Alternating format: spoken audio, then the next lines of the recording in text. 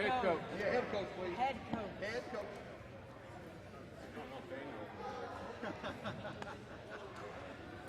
I'm sorry, Coach. I'm sorry. You did pretty good. I thought it was good. So, Thorne Keene. Hey. That's Mr. Davis. I'm Mr. Keene. We're officials for this third place contest tonight. A couple S's. One is horsemanship. All right, keep it in mind all the time. It starts on the floor. The boxes are marked from the hash mark to the end line on both sides. Good. And safety's the other thing too as well. All right, so let's play smart tonight. All right, let's play safe. AEB is right inside that door. If we need it, probably we don't. If we do, that's what it is. All right. Makes me nervous about how long he's taking. Makes me think that he didn't find. Question on handshakes. Okay, as far as I'll ask you, do you want to have handshakes tonight before and after, or fist yeah, bumps? no, it's all just me tonight. No real. Okay. We'll do fist bumps tonight. What can you do with that? That sounds good to me. For a medical professional, either you have one here, a doctor here, in case of a concussion issue. Okay, if we have one, we send a girl off. You can't come back. Okay. Good evening, ladies and gentlemen, and welcome to Notre Dame High School as we get ready to welcome the second annual Peoria City Catholic Girls Tournament. My name is Jim Lynch. Alongside me is my partner, Mike Plunkett. Mike, we have a special evening this night as we welcome 4 Catholic schools from Peoria here to finish off their season-long tournament right here in the kitchen. You know, I'm really looking forward to this. I remember years ago when there used to be the diocese tournament, particularly with the boys down at Spalding. This probably before you were maybe in the area, and they used to play that.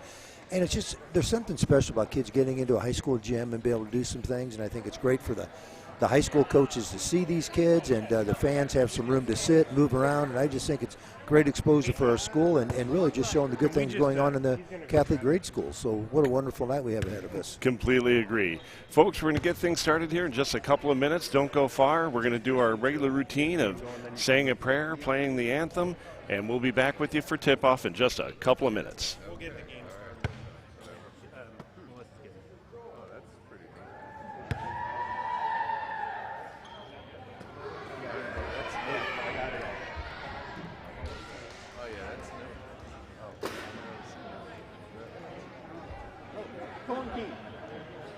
Are you controlling this here? Tori? Hey, on TV. This is going national.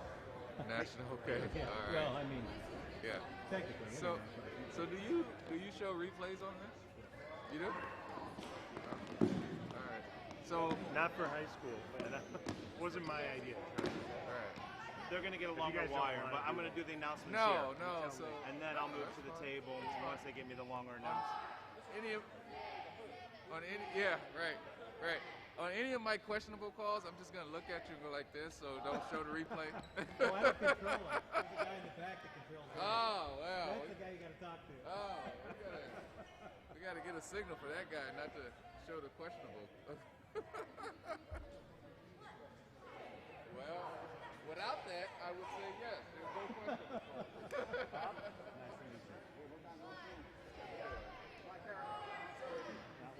So I'm over here in December, so we're gonna have this set up in December.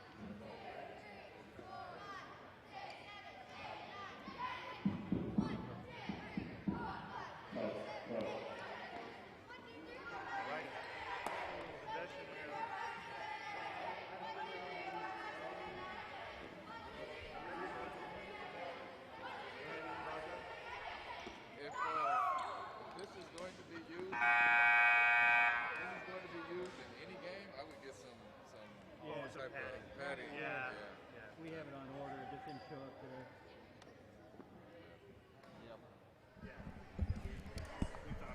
Folks, we're back here for the start of our first game. It's the third place game between St. Philomena and St. Thomas. Before we go live here on our microphones, I'm going to turn it over to our overhead address speaker, Joe Corey, to kick us off for the evening. Don't go far. Good evening, ladies and gentlemen, and welcome to Peoria High School, home of Fighting Irish for the second annual Peoria City Catholic Girls Tournament. Ladies and gentlemen, please rise and remove your hats for our pre-game prayer. In the name of the Father, Son, and Holy Spirit. Amen. Strongly faithful God, as we come together for this contest, we ask you to bless these athletes, keep them safe from injury and harm, instill in them respect for each other, and reward them for their perseverance. We exalt you, reward your kingdom, where you live and reign Thomas, St. Phil, give me Mike. Name Father, Son, Holy Spirit, amen. That's one thing. Welcome once again to Peoria Notre Dame for the second annual Peoria City Catholic City Tournament, Girls Tournament. Today's first game of the tournament features the Tigers of St. Phil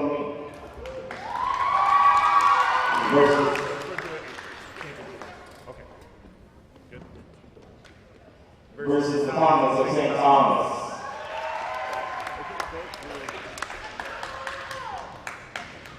And now the starting lineups. Folks, we're back with the starting lineups, and it's my pleasure once again to turn it over to my partner, Mike Plunkett, to introduce you to our two teams' starting lineups. Mike?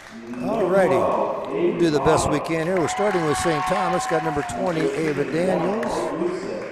Number 12, Avery Potter. 13, Lauren Lustek. 15, Elizabeth Lustek. And number 21, Audrey Edwards. And it looks like we have Natalie Buckhart, who's also a starter. A non-starter looks to be number 20, Ava Daniels. Now the home team on the scoreboard is going to be St. Phil's. Starting lineup, number 12, Mary Jane Donnelly. Number 15, Lucy Cusack. Number 22, Ellie Lawless. 23, Brenna Weaver. And number 25, Claire Hayes. We got Patrick Donnelly, Tim Cusack, Jake Cusack, Bill Waller coaching the Tigers, and it was like Matt Leastack coaching St. Thomas Comets. So looking forward to some good 7th grade action. This is our third place game. This is our third place game. And these we'll two be teams followed. are ready to go, and honestly, they've already battled a few times this year. St. Thomas won, I believe it was.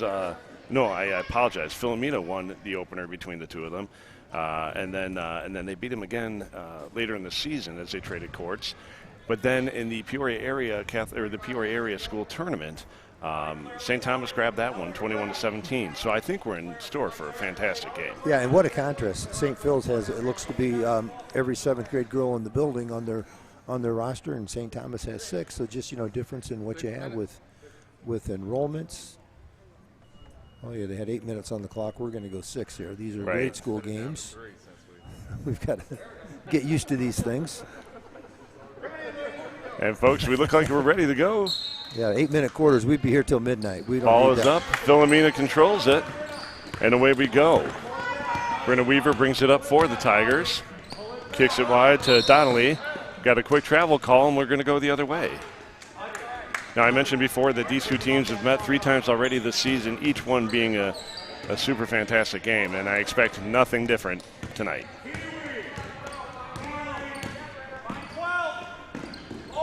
So the Lustek sisters trade it back and forth. They get it over to Edwards.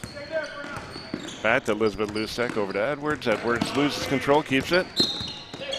And actually, that would you might credit Cusack with a quick steal there before she tipped it out of bounds. Yeah, and I remember, Lucy used to come to camp when I was coaching the girls here. She'd come to camp, and I'm sure a lot of these kids. I just know the Cusack family, so it made me, think of that a little bit, and just to see how she's grown. She was just that little kid we would tease in camp, and like all these kids. I mean, these St. Phil's kids. When I was at St. Phil's years ago, they were just little babies, and now they're 7th graders. Absolutely. Nice penetration there by Weaver. She kicks it back out to Donnelly. Donnelly gets it to Cusack. Cusack will reset for the Tigers. Gets it down inside. Nice pass inside. Number 22. 22 tonight is Ellie Lawless. But the ball is stolen. The Comets look to bring it back. Edwards on the outside with it. And we're going to have our first foul of the game. It looks like that's going to be on Lucy Cusack. She was in the position you wanted to be in, but I just heard Coach say it, and then I agree. You just can't reach. Anytime you reach and it's kind of at an odd spot, it's going to look funny and it's going to be called for a foul. The ball swings back to Lustek. Back over to Edwards. She has the top of the key. Looks to enter it. Can't do it. We're going to have a drive here from Elizabeth. She kicks in to Natalie Buckhart. It is blocked. I believe that was Lawless with the block, and the Tigers will bring it back the other direction. Trying to see what each of these teams is looking to play. Looks like got a little zone here from St. Thomas, but ball's turned over again by the Comets. It'll go back. We'll see Mary Jane Donnelly get it back to Lucy Cusack to set things up. Drives left-hand side to the corner, cuts inside towards the lane, kicks it back out. Britta Weaver with the ball up top, setting over again. Nice look inside. Tried to get inside to Hayes, didn't quite connect. And they look to set up again with Weaver on the ball down in the corner, swings it out to Donnelly. Donnelly over to Cusack. Cusack looks to drive, gets some action down inside, but we're going to get a jump ball called. And I believe it's going to go to the Comets. Should go to St. Thomas. That was a nice block on the inside there from the Tigers. A nice effort. Now, I'm pretty sure Buck out there, Natalie, is only in 6th grade playing up right now. And she does a fantastic job. You're going to see a lot of hustle out of her this evening. So a nice look inside to Buckard, who gets a shot off. It's off the mark. And here comes Brenna Weaver with the rebound, and she'll bring it up. Looks nice to me like kick out. Nice shot from the short corner. Ladies and gentlemen, that's Lucy Cusack with her first bucket of the game. Trying to expose that short corner while St. Thomas looks like they're in a 1-3-1. Now we come back the other way. Nice shot on the baseline there from Lustek. Goes a little long, and the Tigers will bring it back the other way. Looks like St. Phil's, we're looking mostly at Weaver and Cusack handling the ball, but another nice move by Cusack on the baseline. Yeah. And again, finding the holes in the 1-3-1. And nice we see the Tigers. Move. Again, it's not going to be the last time we hear Lucy's name tonight.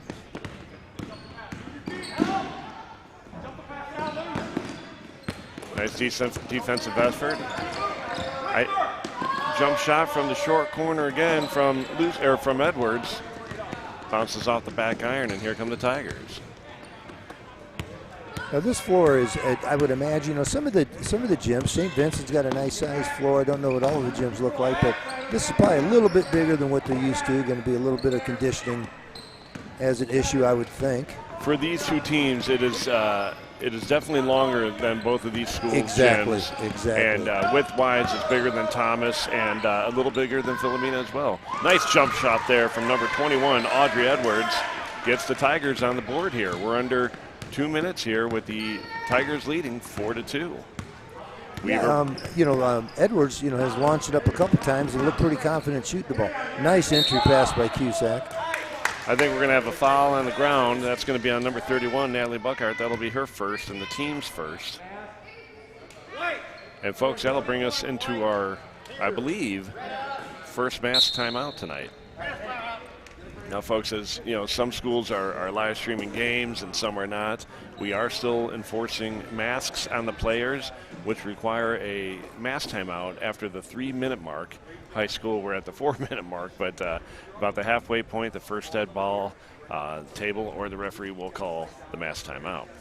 And I was a little, wasn't sure whether they'd be doing the jump ball to start the games, because some of the, last year we had all the balls out of bounds, and then I've been watching some Peoria Public School games this fall with my daughter coaching over at Lindbergh, and some games they have a jump ball, some games they take it out to start the game, so I don't know.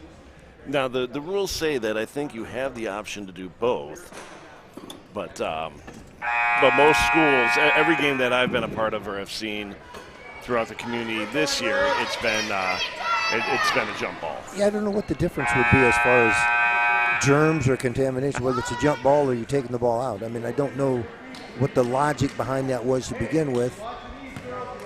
And I know at the high school level, the jump ball will be back as well, so it's good that we're going to see some forms of the game. Just more traditional. Exactly.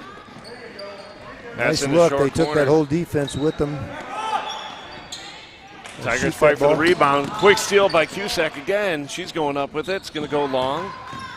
Nice rebound there on the far side from Elizabeth Lustek. Oh, nice hustle by Edwards to get it under control.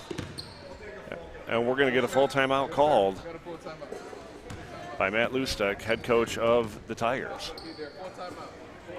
So, folks, once again, we're at about the 1:30 mark here. St. Phil's leads 4-2. Earlier today, the 7th grade regionals were announced, And as you look at St. Thomas, they will be hosting the regional and the sectional this year over there in Peoria Heights.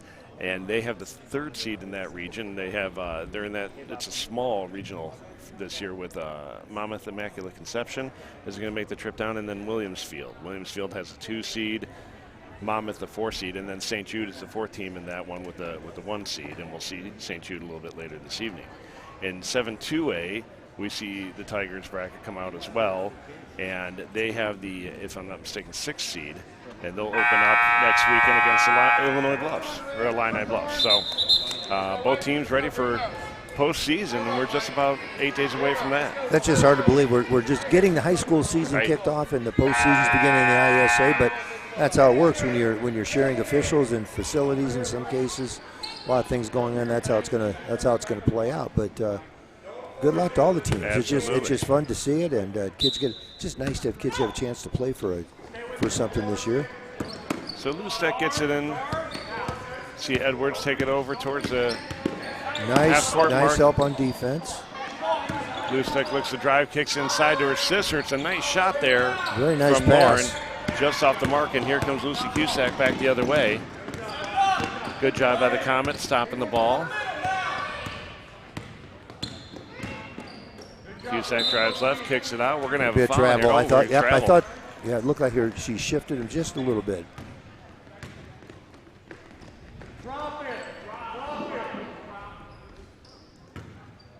So the Comets will inbound the ball on the far side of the court. Elizabeth Lusek will bring it up. Looks like St. Phil's is in a 2-3, but they come out and put a little pressure sometimes. On a good look inside, off the mark there.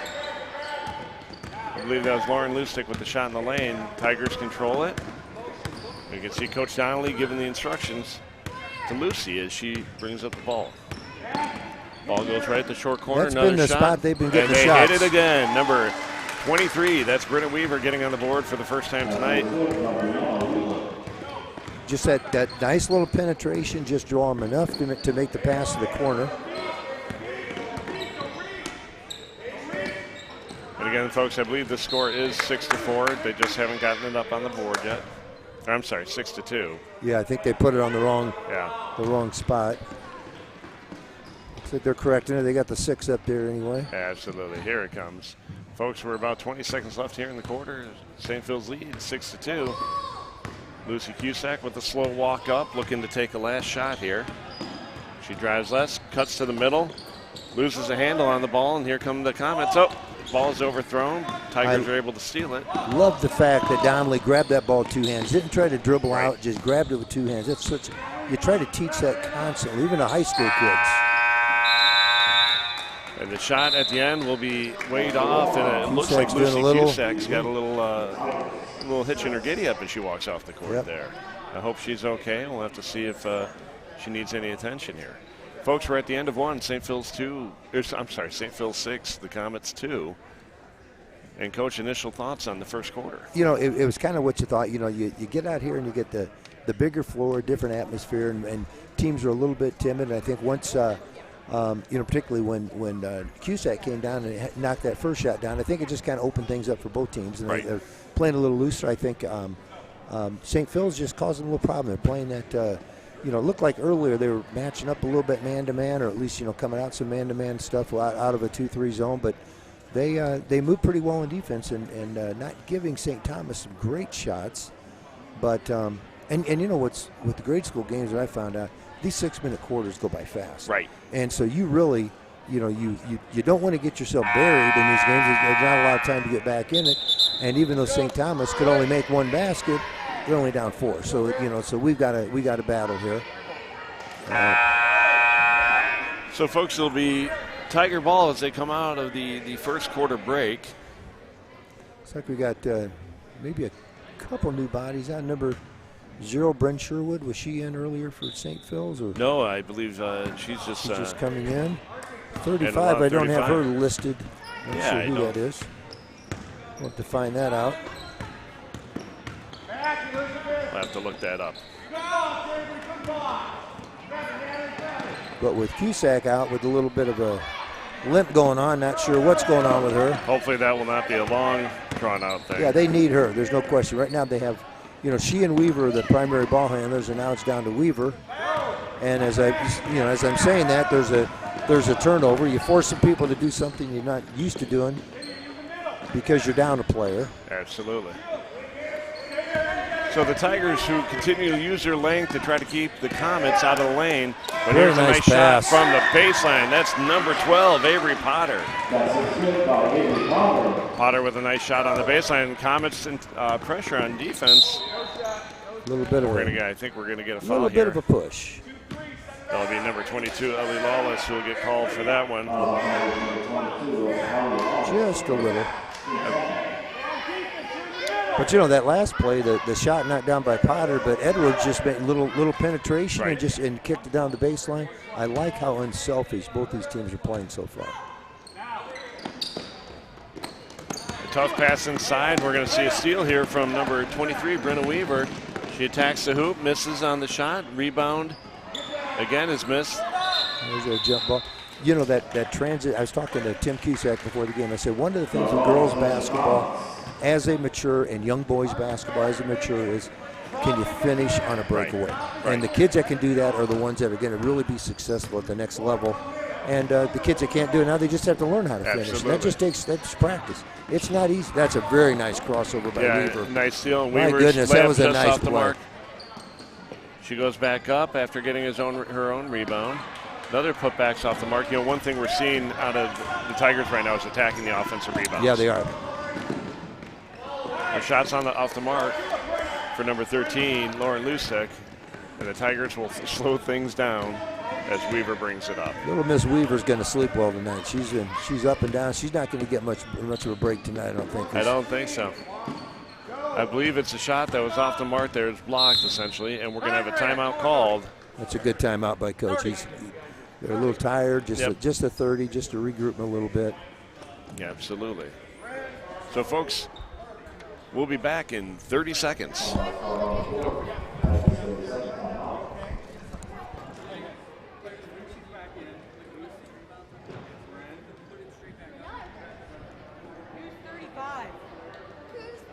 Who's 35? I never. Lydia.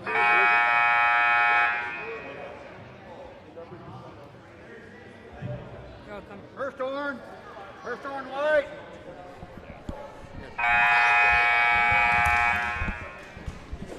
Here we go.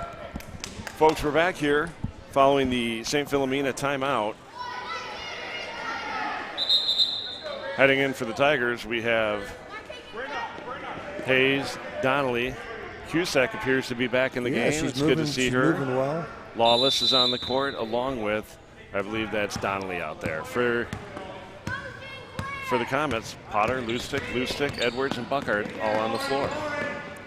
Nice shot from the baseline again for the Tigers. Strong rebound for Another Lawless. offensive rebound. You're right. They're getting their share of rebounds. Nice hustle. Cusack is going to get called for the travel. She took that extra step, it appears, here just to avoid the young lady on the floor. I think it looked funnier than what it was. Right. I think I'm not sure she actually did, but it just looked like she did. So here come the Comets bringing the ball up the floor.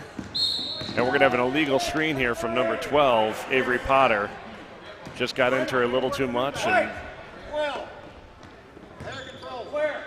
Potter gets called for the player control foul. And sometimes those player control, it's just that communication with the person handling the ball and the person setting the screen, because it's as much the person that's got the ball responsibility to make sure that they're there at the right time. Nice entry pass. Nice pass inside from Cusack to number 25, Claire Hayes. Hayes makes a nice move to the basket, gets fouls here. Looking at that replay, that's just a really nice pass. That foul is going to be on Natalie Buckard. That will be her second, I believe the team's third. And so Claire Hayes will head to the line to shoot 2 shots. And this is another part of the game. Kids that can make free throws. Absolutely. Your team, if you're not making free throws, that's like a turnover. And she crossed a little too soon, I believe. Yep. And again, something I just heard recently, when you're at the free throw, worry about the point, not the rebound. That's right. And is such fantastic advice to give young kids, because they know probably before anybody whether or not it's going to go in or not. That's right. And so the shooter often will try to get a jump on the rebound, knowing that they're off the mark a little bit. But again, you can hear coaches say, worry about the point, That's right. not the rebound.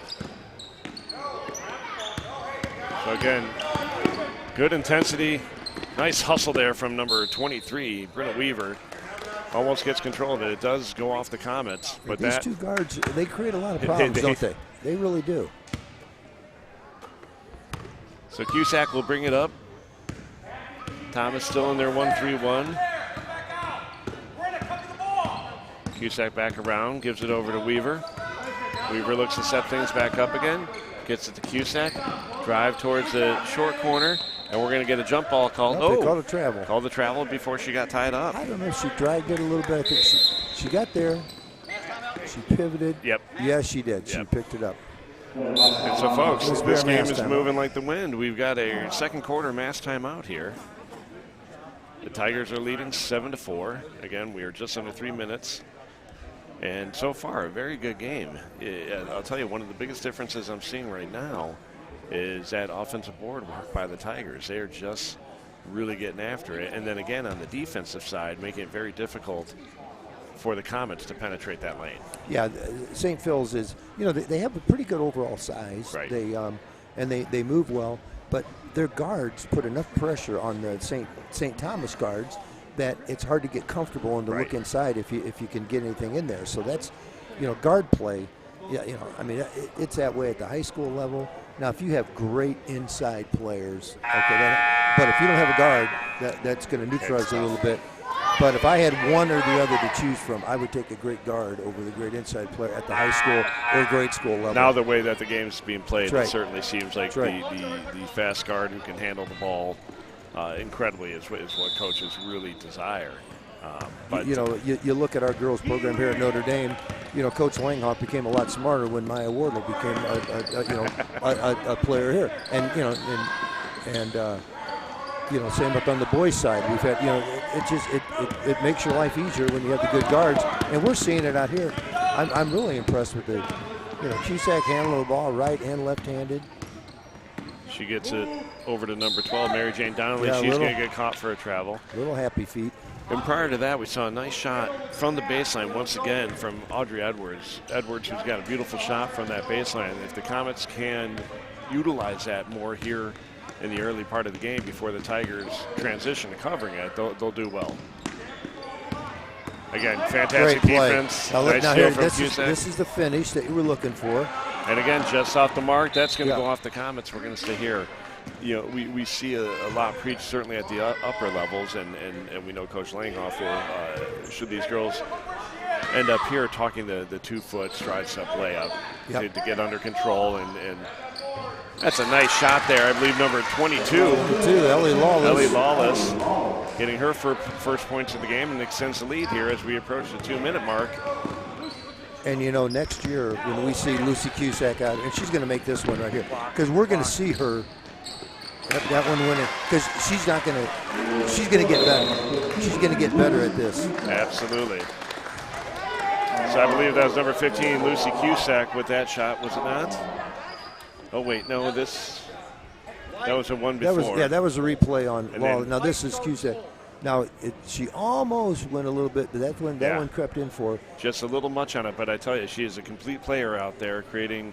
I think she has had at least 2 or 3 layup attempts just off of her own steal. And she's one that will finish. Even the first one she missed, it was right there, but she's under control. She's shooting it the right way. As an 8th grader, she'll be making those. She gets in the high school level. I think she's going to be a nice player down the road. I always liked her as a little squirt in our camps, and it's just nice to see how she's matured, how much better she's gotten.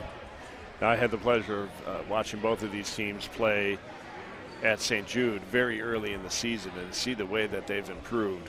Great credit both to Matt Lustek over at St. Thomas and Patrick Donnelly and his staff of millions over there. Tim Cusack, Jay Cusack, and Ben Waller, all who have helped work with these girls throughout the season. And boy, can you see the improvement here tonight. And that's what you want. This is developmental level, and you hope the kids are better on November 12th than they were on October 12th. Absolutely. And if you've done that, you've done your job. You've done a good job. The wins and losses are fine. Everybody talks about those, but develop these kids, turn them into better players, get better. See, those guards are just creating all kinds of problems for them. Comets are having a lot of trouble getting the ball. And and a real heads-up play by Weaver there. And again, a quick foul called on Audrey Edwards. That'll be her first.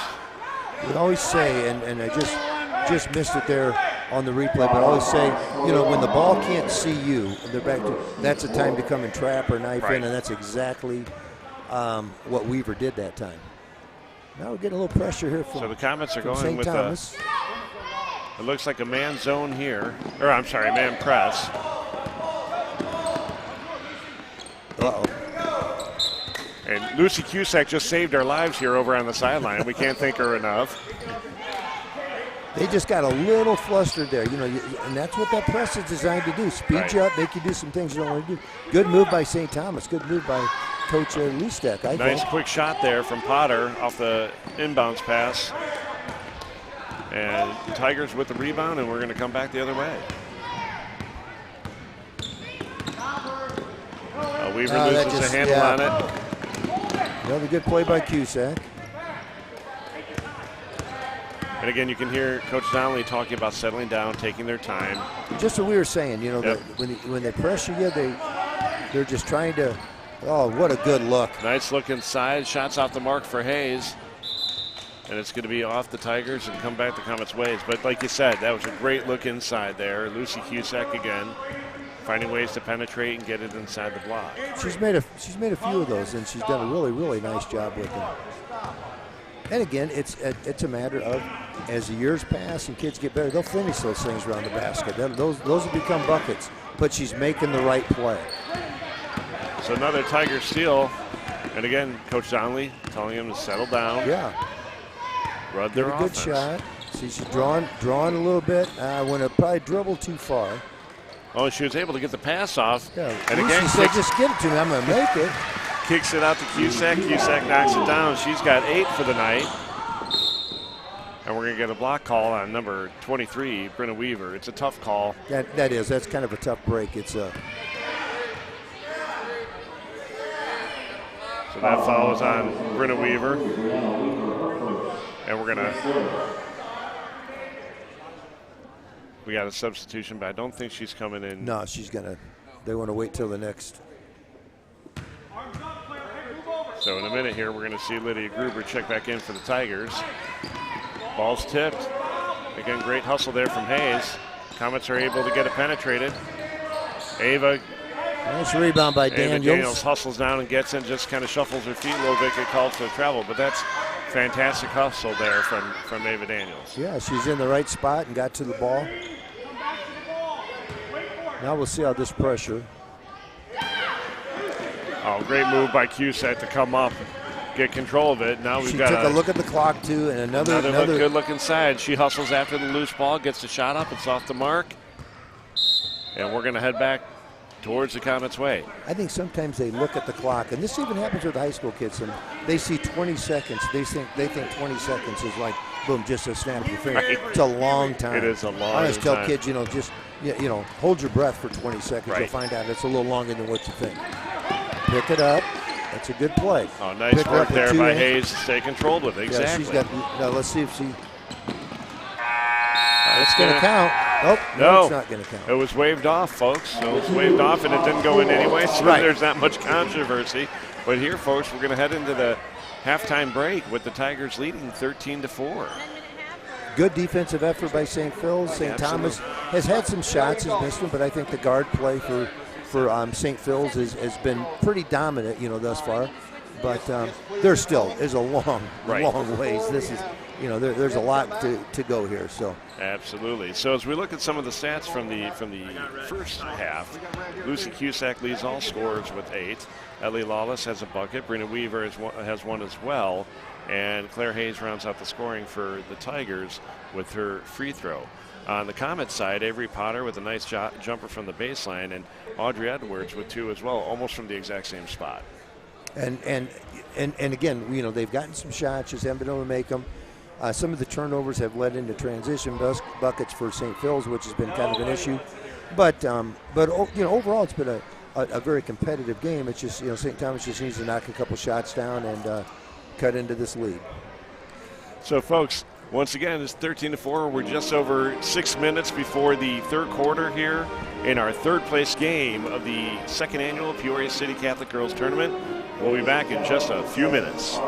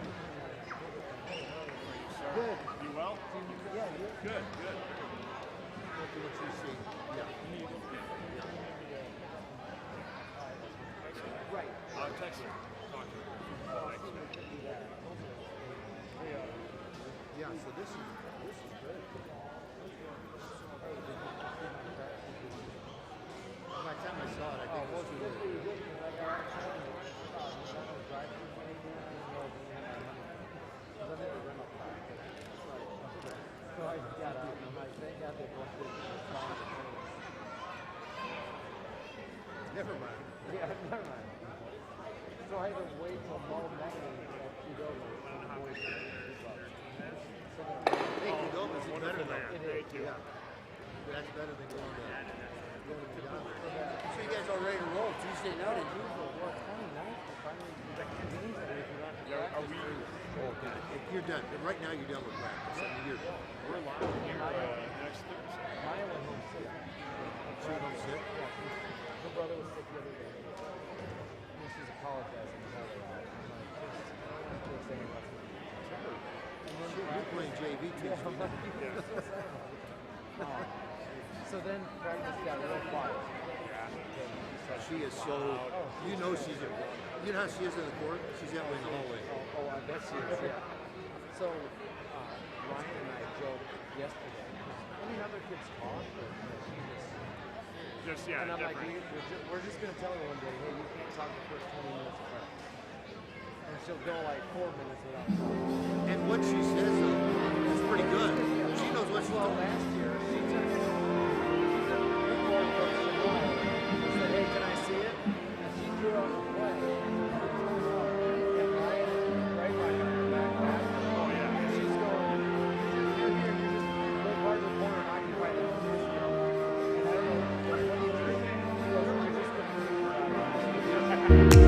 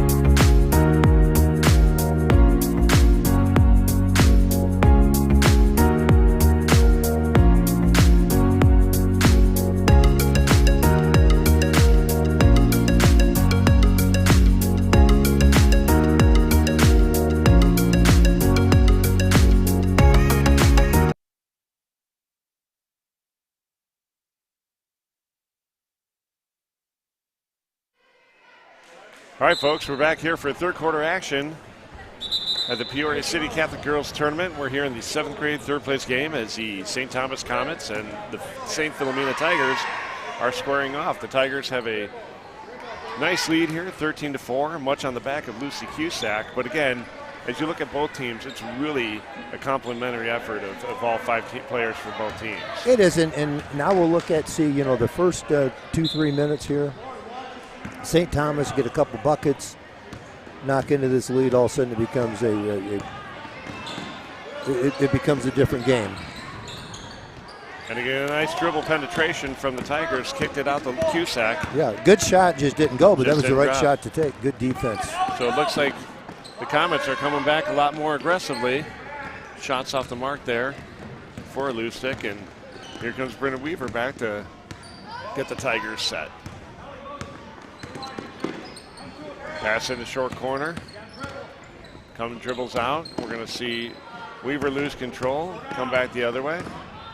Kicks it from the lane outside of Cusack. Cusack with a nice interior pass.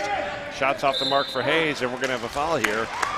I believe on number 15, Elizabeth Lustig kicks it from the lane outside. As 22, Ellie Lawless goes up for the shot. She'll head to the line to shoot 2 shots. Yeah, really good entry pass again by Cusack. Claire Hayes did exactly what you want to do. Catch the ball, turn and shoot it. Didn't make it, but you know what? When you do that, you draw a little bit of the defense, and they got the offensive rebound because the defense will come over to help. So absolutely, that's just playing as a team. So first free throw is off the mark for Ellie Lawless. She'll get one more chance to try to increase this lead to 10 points.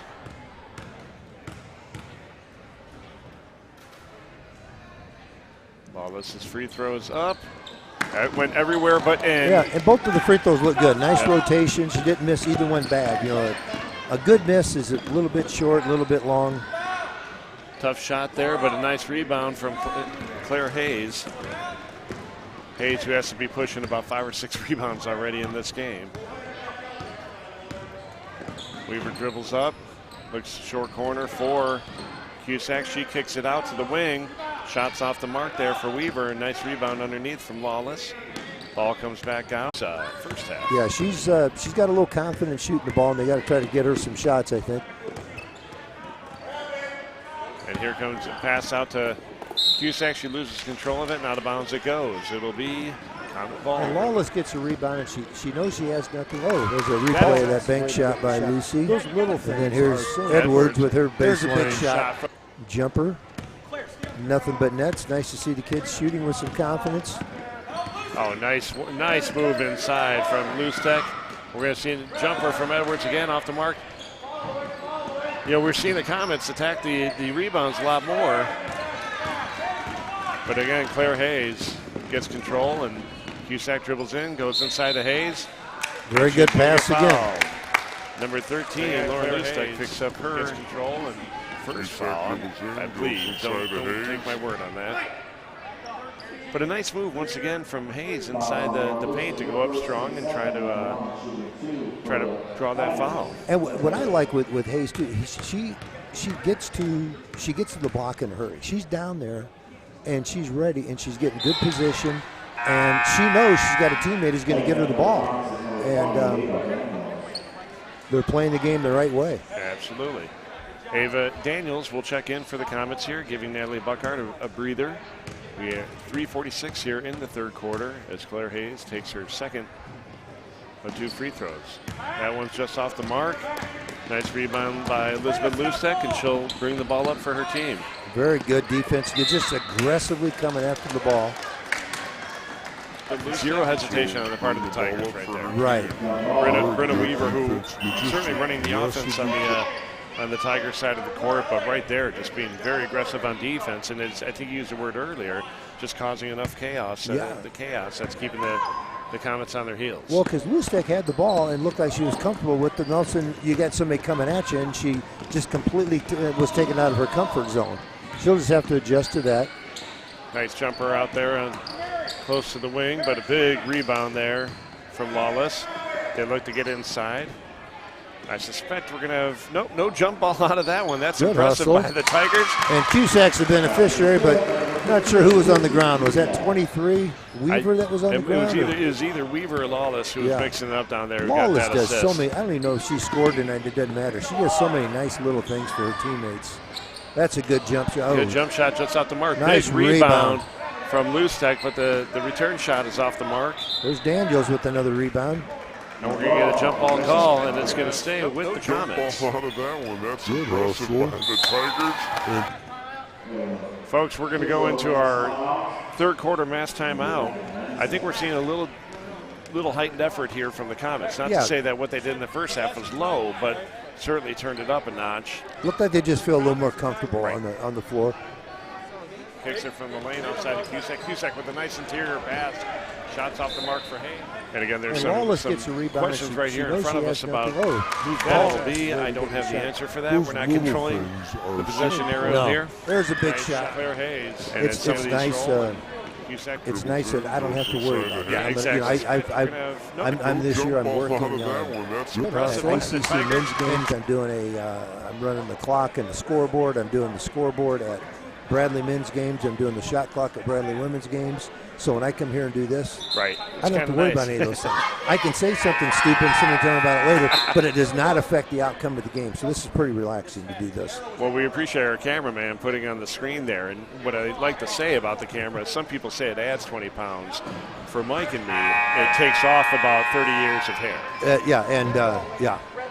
And we both have full heads of hair. You wouldn't know it unless you were here in person. But every time we're on that camera, it just strips it right away. If they said it added 20 pounds, somebody at home would ask how many cameras exactly were pointing at me, because there's. Thank God I'm here to dwarf you, Coach Plunkett. Nice work on the inside defense there from number 15, Elizabeth Lustek. She gets the steal. She'll bring it up. See, that's right now. It's just creating a little unease for Elizabeth Lustek, who's good with the ball. She just has to get a little confidence with it. But as Weaver runs out at her, that's creating her a little panic. And again, there is that the two guards with front as defense, soon as she turns and she can't see the other defender, that's where the trap comes. That's a perfect time to execute that trap. So we're going to have a substitution here as Bryn Sherwood will check back in for the Tigers. She'll give number 25, Claire Hayes, a little breather. Folks, we're at 2:23 on the clock here in the third quarter. Tigers lead 17-6.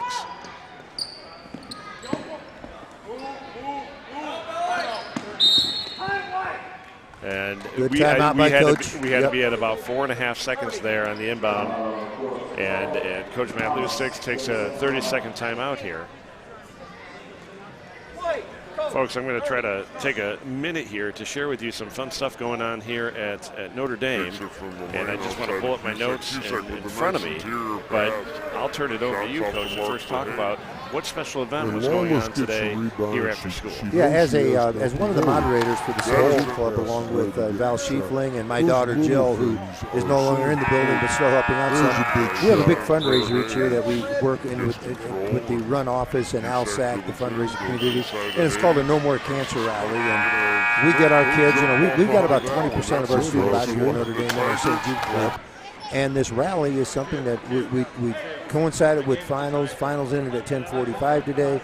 Fed the kids pizza, got them in there. They do some fundraising things. Well, the bottom line is, from the week where they raised a little bit of money coming into today, and as of the last amount that I heard, in about a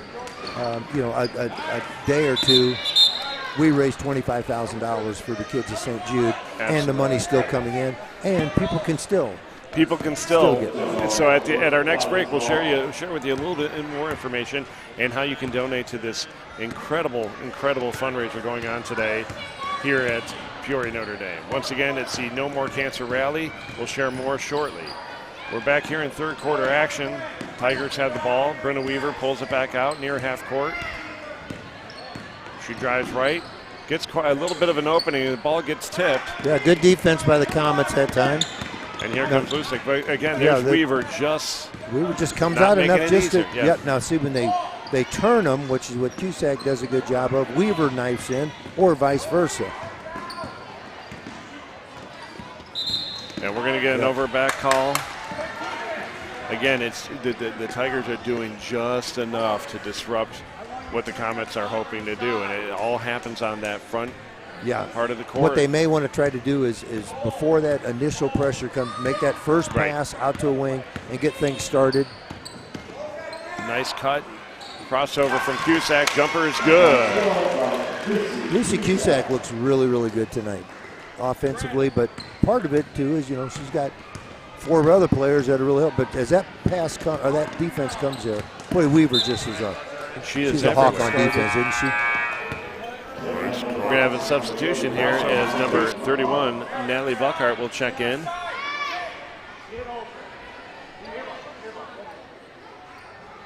Ava Daniels will step off the court here to take a little breather. And the Comets will inbound on the sideline on their part of the court. Ball comes in from loose stick to number 21, Audrey Edwards. And if you could get, a little quicker, if you could get the ball to somebody at the high post, you might be able to operate from there. But now you're in a tough spot with that trap. A nice jump shot there in the middle, off the mark. I tell you, the Comets have had 2 or 3 of those, just kind of rim right in and out. Yeah, and then you get that shot that's and you can't get it to go down. That's just frustrating. Absolutely. For the player, for the coach, for the team. It's just a frustrating thing. We're going to get a travel call. She did a good job of corralling the ball, but as soon as she turned from her side to her back, that is considered travel here. And the Comets did a good job there of mixing it up inside just enough. Audrey Edwards will inbound it for the Comets. I think now she's going to come up at her. Now is where you want to, if you can get somebody in the middle of the floor, maybe just to get rid of it to prevent that from happening. That's a big shot. Three-pointer is good. Audrey Edwards with the 3. Closes the gap here a little bit, 19-9 here. We're under 30 seconds in the third quarter. Ball comes on the outside there to Mary Jane Donnelly. She gets control of it. Nice defense effort there from loose stick. Yep, that's a little bump. And a little too much. Get somebody in the middle of the floor, maybe just. We're going to have that foul on number 15, Elizabeth Lustig. I believe that's her second, team's 3rd. See what they got with this out-of-bounds play. 4 across at the free throw line. Here comes Cusack around. Cusack gets it. She's going up. Oh, I thought she was going to take that. She passes it off. The shot's off the mark for Weaver as the Comets come back the other way. Yeah. And again, just a couple extra steps there. Yeah, that's it. And that's where they'll learn. You said she's just a 6th grader? She's just a 6th grader, and we have to remember that typically these kids will start basketball in 5th grade. Well, Natalie Buckhart didn't get that opportunity. The rest of the girls played in 5th grade, had to take 6th grade off, but this is Natalie's first go at it here in a Comets uniform this year, and I think she's performing beautifully. Yeah, and she'll learn to get that that jump stop, and that comes. That's taught at the high school level on a daily basis. So, folks, that'll take us to the end of the third quarter here. Tigers with a commanding lead, 19-9. We'll see what Coach Lustig has to say to his team as they try to gear up for a big fourth quarter. While they're talking to the teams, just share a little more information about the fundraiser here today, which I think is just such a wonderful thing, the No More Cancer Rally. And again, there's a link that I'm going to share here for you to the P&D St. Jude Club, where you can search for your favorite club member and donate to them, because I know a lot of the kids are having competitions. I know one brother-sister duo is having a competition. Tommy Graham and his sister Josie competing in what Big Sister was able Josie to do. did in her time here as Absolutely. As a matter of fact, she was one of our presidents and one of our leaders in our club, and then obviously Molly Graham, who's one of the who's our local leader, the mom, but also we have Molly Graham, we have Jill Liebert, who both work at the Run office. Absolutely. We got Gina Seghetti, a Notre Dame graduate who works in the office. And so we were to make a point. We were the first high school in America that they ever did one of these No More Cancer rallies. Absolutely incredible. And so, folks, if you're interested in donating, please visit fundraising.stjude.org. And there you'll see the St. Jude events, and the Peoria Notre Dame page will be there for you to take a look at. And I'm going to get you more information on a direct link on that. So, folks, the Comets inbound the ball.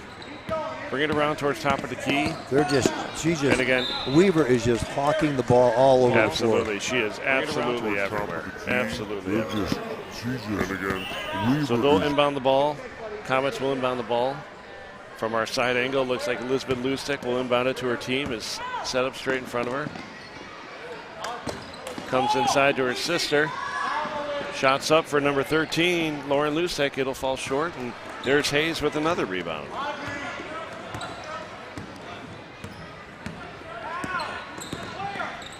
Oh, nice entry again. And there's nice Lawless rebound. again. Lawless with a nice rebound, kicks it out. Oh, we're going to have a Somebody volleyball swing inside. I think that was Weaver. Volleyball's only a couple weeks away. You know There's what? a nice jump shot, number 22, Ellie Lawless. Lawless deserved that. All the work she's done, she deserved that bucket. Good for her. But this game has been, the difference has been just the aggressiveness on defense of the St. Phil's guards right now.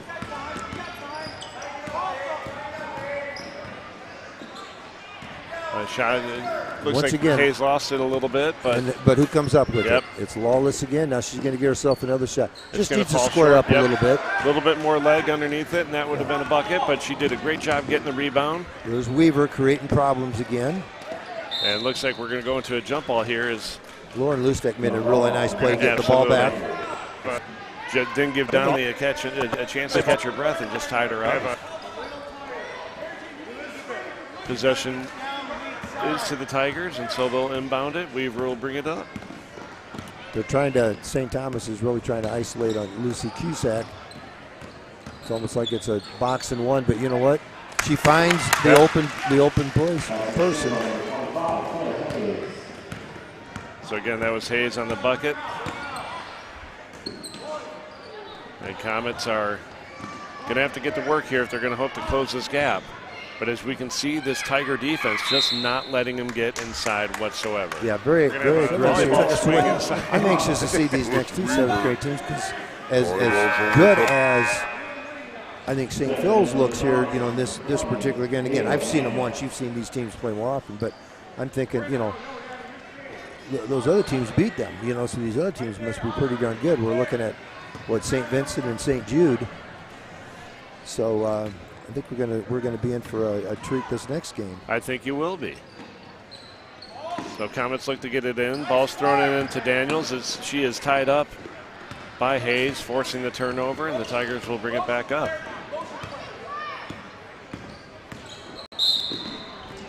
That's going to be an illegal screen. I think that's what's coming. Yep, illegal screen is called on Claire Hayes. Yeah, she came up just a little. It was just a little awkward, wasn't it? And again, you know, a lot of the time, the illegal screen gets called on the screener when you hope that your ball carrier, your guard, or so forth, just sits tight, waits for the screen, gets set, and then goes off the screen. Yeah, it's an art to both set that screen and to come off that screen. Nice drive and jump shot from the lane. Elizabeth Lustig's on the board today. Nice crossover again. Slices into the lane and gets that bucket. Oh, nice rebound underneath again. Once again by Lawless. Ellie Lawless. Ball bounces around. Donnelly pulls it back out. Looks to the interior. And we're going to get a timeout called by Coach Donnelly as you saw Mary Jane struggling to find an open teammate. And he's telling her exactly the right thing. Pivot out. Pivot away from trouble.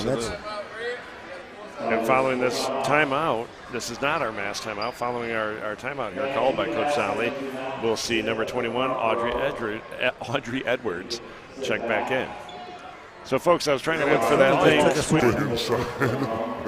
to share with you. But again, the one that I previously gave, it's an art to, which was shared with me by the wonderful Molly Graham. And to come off that screen. Nice shot. We'll get you to the website, and I'm going to share it with you here one more time. Again, the website to go to for the No More Cancer Relay. I think if you go to fundraising.stjude.org. That's correct. And then once you get there, you should be able to find the Notre Dame High School landing page. It'll give you an opportunity, I think, to hit a tab that says donate now. You can make a donation, and it'll just add to our total. And again, if you're so inclined, we'd appreciate your help in helping these kids. Yeah, and the whole thing's a community effort. We get people that donate prizes. You know, we purchase things, and you know, the kids get into it. The kids are very proud of their efforts, and they should be.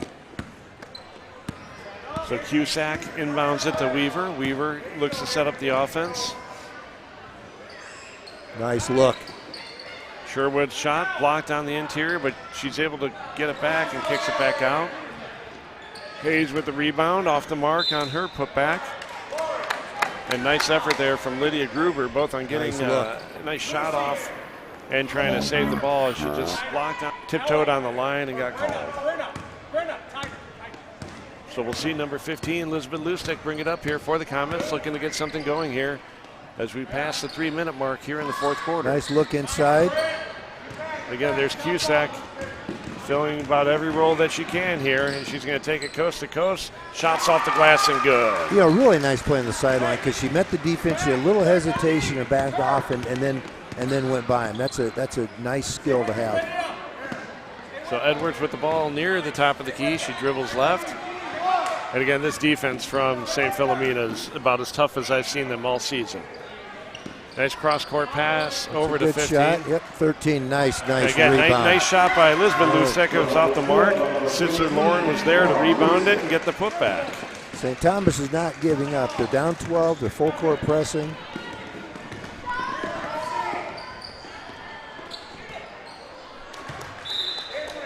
So, folks, we're going to have a couple of substitutions here, but they will not get in the game until the mass timeout. But checking in for the Tigers will be number 22, Ellie Lawless, and number 12, Mary Jane Donnelly. Folks, that'll take us into our mass timeout here. Phil's with a commanding lead. St. Philomena leading 25-13.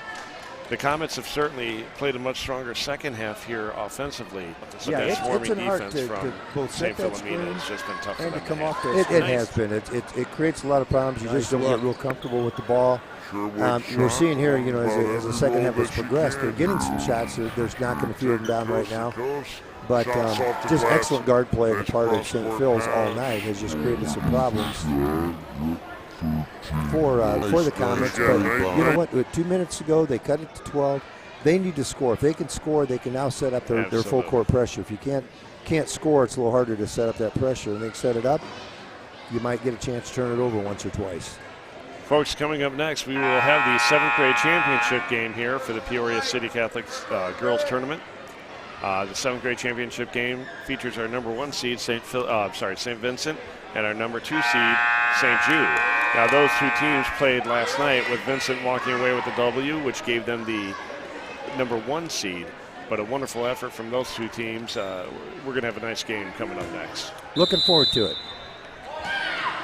So Lawless calls the inbounds play, gets it in to Weaver. Weaver with a nice crossover dribble, goes off the glass. It's off the mark. Big rebound again by Lawless. Putbacks just gone, and we're going to get, I think, a displacement call underneath, number 25. Yeah, I don't know. Let me see how much she bumped her. She might have got her a little bit. Not a whole lot. Not a lot. You know, if you're tall and you reach over, you hate to have that foul, but she maybe made a little contact. So Edwards swings it out to Potter. Potter shot off the side of the backboard, out of bounds, and it'll go back to St. Philomena. Comets will press to try to disrupt things here in the final minute and 46. Lawless to inbound. She gets it to Weaver, and nice defense here. Actually, it went off the Tigers. That was great work by Audrey Edwards. Yeah, good pressure. Create a little trouble there and get the ball back. So ball comes into Natalie Buckhart. She drives right, looks to get it inside. That's a big thing for St. Thomas is if you can score, put that pressure, you can create a few problems, but it's just not that easy for them to score tonight. Not tonight. So Cusack will pull it up. And we're going to get a travel call here. Little hop. On Donnelly. And again, you can see the frustration on her face, but again, she's played a very nice game. She should keep that chin up. I think it looked like there was a little hop. I'm not sure if Pass she comes actually in. did. Shots up and off the glass for Lustek. Nice rebound, and Cusack's coming back the other way. And we're going to get a push down on the ground. Ball will be inbound underneath the basket. Nice rebound. Cusack's coming back. Fouls on number 21. Audrey Edwards, I believe that's her first. And the team's second here. Or it might have been her second. You know, stats are not as important at this table because we just don't have them in front of us. That's right. We need our, I don't know where our stats guy is tonight, but I think I forgot to call him. Nice steal by Audrey Edwards in the Weaver. open court. She's coming down. And a great effort by Weaver to not only steal the ball, get it back to her teammate as she was sailing out of bounds. And the pressure from the Comets will force a jump ball. Nice steal by Audrey Edwards. Goes in the open court. She's coming down. And Yeah, So just again, look at the replay. You're right. That was a really, really good play by Weaver. Nice steal by Audrey Edwards. You can see Weaver tips that ball up, which again, it's so hard to teach kids at this age not to swat down, but to tip up. That's right. You swat down, it's going to be called a foul more times than not. Absolutely. And we're going to have a foul here in the open court. Number 13, Lauren Lustek, going to get called for the foul. Yep, that was definitely a foul. Yeah, a little too much contact again. Try to encourage them to play defense with their feet rather than, you know, slapping at the ball or making the contact with the body. So Tigers look to get the ball in. Donnelly with it. It's going to get tipped out by Elizabeth Lustek, and the Tigers will re-inbound again. We're going to get a timeout called here with 47 seconds left by Coach Donnelly. 30. It's been a long, just a couple minutes. Right, here. it Just really a has. lot of stoppages. Sherwood shot along about every roll that she can here, and she's going to take it. So, So 30-second timeout call. Off the glass. Nice cross-court pass. Again by Coach Donnelly. You can see some of our replays here. That was a nice putback by Lauren Lustek after getting the rebound. Just gone. And Again, again, Foul on Hayes that maybe not. Yeah, you don't know. I'm not going to. Right now we have the big screen on, and sure enough, they can see it up there. And the vantage point from where the official was, it looked like there was contact, and there was a little bit. Look at that guy there. And I want to let everybody know that is my fantastic brother, Peter Lynch. Celebrated a birthday a couple days ago. You wouldn't believe it looking at him, but he's only 17.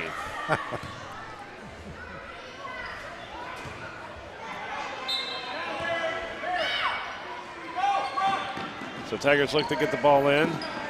Lawless having a little bit of trouble. Hayes is able to get it. Comets get the rebound. Again, that's Lauren Lustek, who seems to find a nose for the ball with rebounds. Sister Elizabeth with the ball, passes. It's going to be stolen by Donnelly. And again, I'm not typically in a favor of a no call, but in that situation, as you're under 30 seconds, probably not a bad idea to let them play a little bit here. And that's where kids will learn when you have the ball late and you're ahead. The other team's going to come after you, and you're probably going to be contact. May get called, may not get called. You got to just take care of the ball. So here comes Weaver, drives hard, kicks it out to Cusack. We're going to get a shot. Travel. And she just hopped a little too much. She struggled to control the ball. I think she lost, yes. She didn't have a good, looking at her, didn't have a good, I couldn't really see it, but it kind of fumbled with it. And so, folks, we're under 20 seconds here in the fourth quarter. Tigers lead 25-13. Again, the Tigers just looking not to foul here in the fourth quarter. Three-point shot is up for Edwards. It's off the mark. And the rebound is going to ricochet off the Tigers, and it'll stay with the Comets. 9 seconds left. We're going to have a substitution here. It's number 20, Ava Daniels, will re-enter the game for St. Thomas. yeah, you don't really need to do much here. You St. Phil's, just sit back, hands up. Don't try to contest anything. Nice rebound there again from Lawless. She kicks it out. Cusack's going to hustle down and shoot it. Just gets a shot off. It's not going to count, folks, and that'll take it to the end. Folks, our 7th grade third place winner here in the Peoria City Catholic Schools tournament is St. Philomena, 25-13. Coach, initial thoughts on this game? Just, we talked about during the course of the game, but I thought just the aggressiveness of the St. Phil's guards kind of dictated what was able to be done offensively and defensively, but particularly defensively. Lucy Cusack shot the ball very well, obviously, but I think it was just the inability of St. Thomas to be able to handle that pressure consistently, which led to Phil's getting out to 10, 11-point lead, and then it pretty much stayed that way. Absolutely. So Lucy Cusack led all scorers tonight with 16 points, a great effort from her, and a nice mix of attacking the rim. And her jump shot was falling as well, which created trouble for the Comets. Yeah, she played a really smart, good overall game. Nice. She Weaver. it just seems to be under control. Right. And then Weaver just, defensively, just the chaos that she creates, what she does defensively.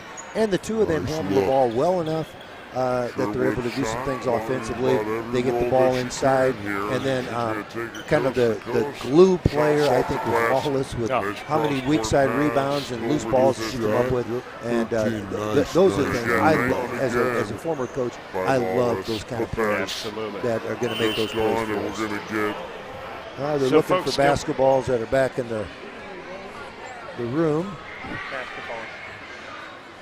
So, folks, coming up next, we have our 7th grade city championship game between our number 1 seed, St. Vincent, and the number 2 seed, St. Jude. Again, we want to thank you for joining us here for the third place game. Wonderful effort from both teams. And again, we talked about Cusack, Ellie Lawless, her effort on the boards, and she chipped in 4 points. Brenna Weaver with 2, running that offense. What a great effort. I'd love to know her assist count. Yeah, and how many turnovers did she create? How much havoc did she create? And if you would have told me, she only scored 2 points, maybe I would have believed it, maybe not. But she was much more impactful in the game. Points a lot of times are obviously they're overrated. Right. You have to have them. You're not going to win without them. Not too over, yeah. But not everybody has to score. There has to be some other people that do the job, and she certainly does that very well. So and then on the Comet side, Avery Potter with a bucket. Lauren Lustig hit a shot, nice shot. Elizabeth Lustig with a basket, and then Audrey Edwards led her team with 7 points. Again, nice effort from both teams this evening, and we congratulate St. Philomena once again for being our 7th grade Peoria City Catholic Girls Tournament team. Great effort, and congratulations to Coach Donnelly, his staff, and his team on that game. Folks, we're about 8 to 10 minutes away from our championship game at the 7th grade level. Don't go far. We'll see you in a few minutes. All right. Is that a hot mic?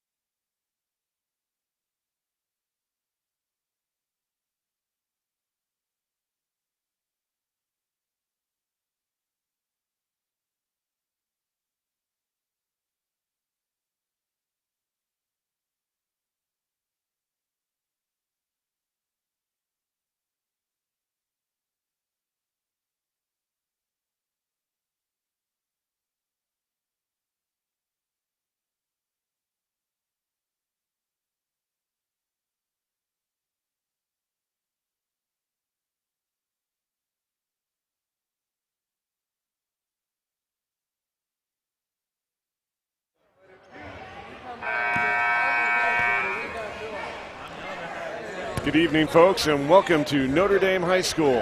We're coming to you live from Kelly Needham Gym, affectionately known as The Kitchen, and we're getting ready for our 7th grade championship game at the 2nd annual Peoria City Catholic Schools Tournament. Earlier tonight, we saw Philomena take the 3rd place in 7th grade with a 25-13 win over St. Thomas. And, folks, we're going to get things started here in just a couple minutes, but first we're going to start, as we always do, with a pregame prayer. In the name of the Father, Son, and Holy Spirit, amen. Faithful God, as we come together for this contest, we ask you to bless these athletes, keep them safe from injury and harm, instill in them respect for each other, and reward them for their perseverance. Lead us all to the reward of the kingdom where you live and reign forever and ever. Amen.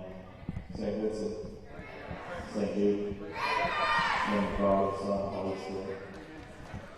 Okay, folks, we're back now, and we're going to get the starting lineups here in just a moment. But as that's happening, I'm going to turn it over to my fantastic partner, Mike Plunkett, to do the same. Coach? Thanks, Jim. We will take a look at our starting lineups. It looks like we'll probably start things off with the Vikings, I believe, from St. Vincent, but we'll see. Actually, I think it's going to come from the Fire. The Fire should be the guess. So I think they're... we are going St. Jude. Yeah. Starting number 10, Shay Larson. Number 15, Nora Gould. 34, Allie Kenning. 42, Izzy Corey. And number 45, Cora Hines. St. Jude's coached by Tracy Corey and David Gould.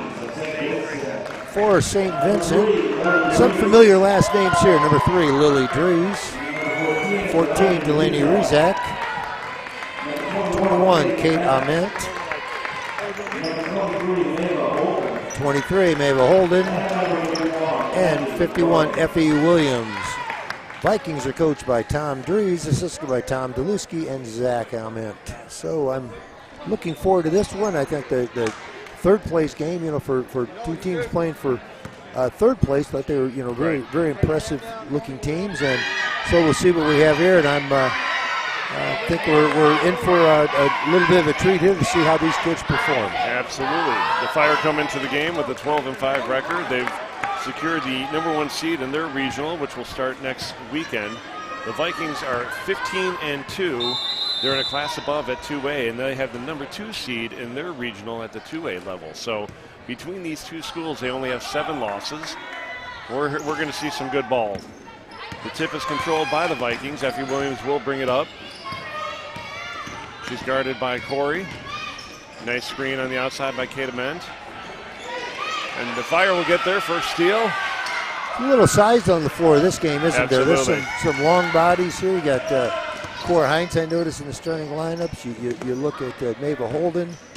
Again, there's a little bit of size here. And again, you can see some nice pressure here from the Vikings to start the game. Larson with the ball. She goes to penetrate, kicks it in to Hines. Hines drives as well, but gets stolen. And here come the Vikings back the other way. Point guard Effie Williams looks to drive. She's going to get caught for the dragging her feet. And again, I think we're going to see out of both these teams phenomenal point guard work. Both Shay Larson on the side of the Fire and Effie Williams for the Vikings, both very strong point guards. Yeah, this little Larson's not very big, but she just looks like she's in control. Right. Another and then you look at the other side where, Williams has a little height to her. Right. So the Vikings work the ball around. Williams with it. Gets down into the corner. Comes back to Ament. Tough work there from Dries, but she gets it off. Back to Ament. Dries with the ball near the top of the key, and Larson ties her up, and we're going to have a jump ball. It's going to go to the Fire. Near the top of the key, and Larson so again, the Vikings did a nice job of working the ball around. It just happened to be that Shay Larson had enough of it and decided to tie it up. Larson brings the ball up for the Fire. Kicks it out to Allie Kenning. Back to Larson. She checks off Gould, goes inside to Cora Hines. Hines kicks it back out to Larson. She almost loses it. Hines goes short corner, pulls it back. Oh, and she goes across court. And Hines is going to go up strong after the interior pass from Kidding, and she's going to get fouled. Oh, and she goes across court. That falls on number 21, Kate Ament. That'll be her first. Hines is going to go up strong. We'll see Cora Hines head to the line for St. Jude.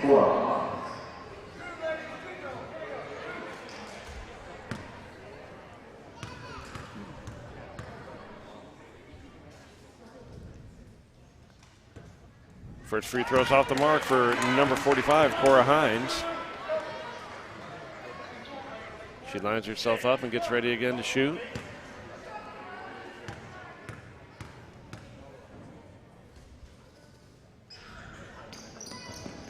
That one's off the back iron, controlled by the Vikings on the rebound. That was Kate Ament with the rebound. She'll get it out to Williams, and Williams look to set up the Viking offense. Williams does look very under control. Bringing the ball to the left side now. She's got a little height. She can see what's going on. Comes from some pretty good athletic older brothers. Pretty good pedigree right here in this gym. I think so. Larson again trying to mix things up. We're going to see Ament with a nice drive. Kicks to the opposite corner, and that's going to go out of bounds. Tough ball to handle there for Delaney Rezac. Just fumbled a little bit, and we're going to see Coach Dries call for her Vikings to get into a full court press here.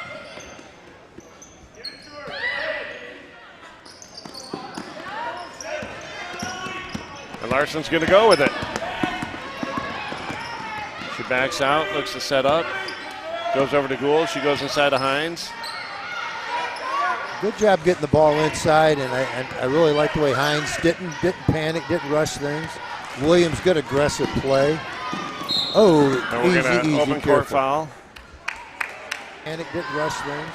Williams, it won't be a shooting foul. I believe that's going to be on number 42, Izzy Corey. Very good hustle by Corey, though. She, that was a layup that looked like it was going to happen, and she just hustled and unfortunately caught off her feet. She went to go opposite side to try to block rather than trail behind her, and just kind of caught her foot a little bit, and thank goodness Effie popped up quickly. Nice tip by the Fire. Unfortunately, number 3, Lily Dries, did not enter the court again quick enough. Dries had the right idea. She tried to get in there, and she looked at the official like, you didn't see that, did you? You're looking the other way, I hope. Ball comes in to Corey. Gets it back to Larson. I do nice like this Larson. There. You're right about a little point guard. She's got the mentality. A little push off there, and shots off the mark. I thought they might have called contact on somebody, but folks, we're at 2:59, and that'll be our first mass timeout. We've got a little defensive battle, a couple of offset shots here, and we are knotted up at zeros. Coach, your initial impressions? Yeah, it's again, you're talking about a defensive battle. I kept thinking, is this a, we got a little pitcher's duel going on here, but I think both teams again just kind of, you're just kind of feeling each other out a little bit. What do we have? And you said these teams played yesterday. They played just last night. Yeah, actually, less than 24 hours ago. They played at St. Jude in their second part of their home and away series that they have. And, yeah, so that so obviously they're very familiar with each other. They know what each other's doing, and so it's and Hines is going to go up it is just kind of who's going to almost like who's going to blink first. Let's see what's going to happen, and then we'll attack. Absolutely. But you can tell the teams appear to be pretty well balanced. A good guard play. They both have some size. Should be a battle. Absolutely. Somebody's just got to get the ball in the basket, and then I think it's going to open things up, loosen it up. Number 55, Tabby Stickelmeyer, checks in for the Fire. Again, the Vikings still pressing. Nice pass from Corey to Larson. Larson gets it across court and looks to set up. Stickelmeyer with the ball, goes back to Larson. Larson approaches the wing, gets inside to Corey. Corey looks to drive, gets a little tangled up, holds on to it. Hines goes baseline. Oh, a nice pass back in the interior. Corey struggled with it. And she's going to call for the travel. I guess she wasn't on the ground yet before she quite picked it up. We'll take a look here. Possession and down. No, that's a good call. Yep. So the Fire are going to press right back. Yeah, we're going to see now, again, who can handle some pressure. Sometimes you press teams into a layup. Sometimes it's a bunch of turnovers. That was really, I know she just got called for traveling there, but that layup sometimes it's really a nice. That was really. It was a good nice look on the catch interior. by Holden. I mean, yeah. just to catch the ball on the sideline. My goodness. And it's good open court defense from Tabby Stickelmeyer. Ball comes into Corey, guarded by Williams. Corey loses it. Williams struggles to control it. She's going to look to get things set up. Oh, and just as she looked up, and it'll go to the fire. I'm pretty sure somebody's going to score here. Yeah, I'm pretty sure it's going to happen, but we'll see. They're just, I mean, they're battling each other. They know each other, and nothing's going to be easy for them. Larson with the ball, guarded by Williams. Again, neither team having a ton of success getting the ball into the interior. Hines looks to go, guarded tightly by Ment. Hines dribbles around, kicks it back to Larson. That's a shot you got to make right there. You just, when they penetrate and kick it out. And that was not a bad shot. So Williams looks to attack. She goes down, and we're going to get our first shooting foul of the game. Shot. So fouls on number 45, Cora Hines. I believe that's her first, team's second. And we'll see number 55, Effie Williams, head to the line to shoot the first of two. First shot is off. A little short.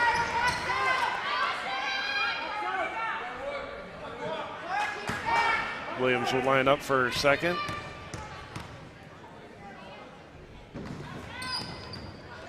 That's off the mark, and we're going to get another shooting violation.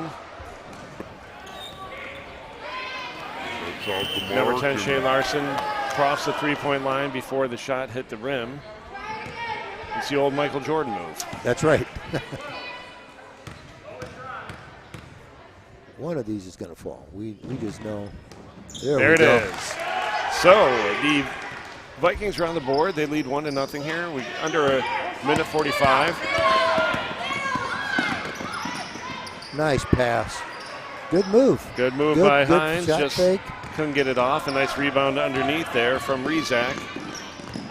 And Williams is going to attack. Kicks it outside to Dries. Dries back up to Ament. And back to Williams to get things set up.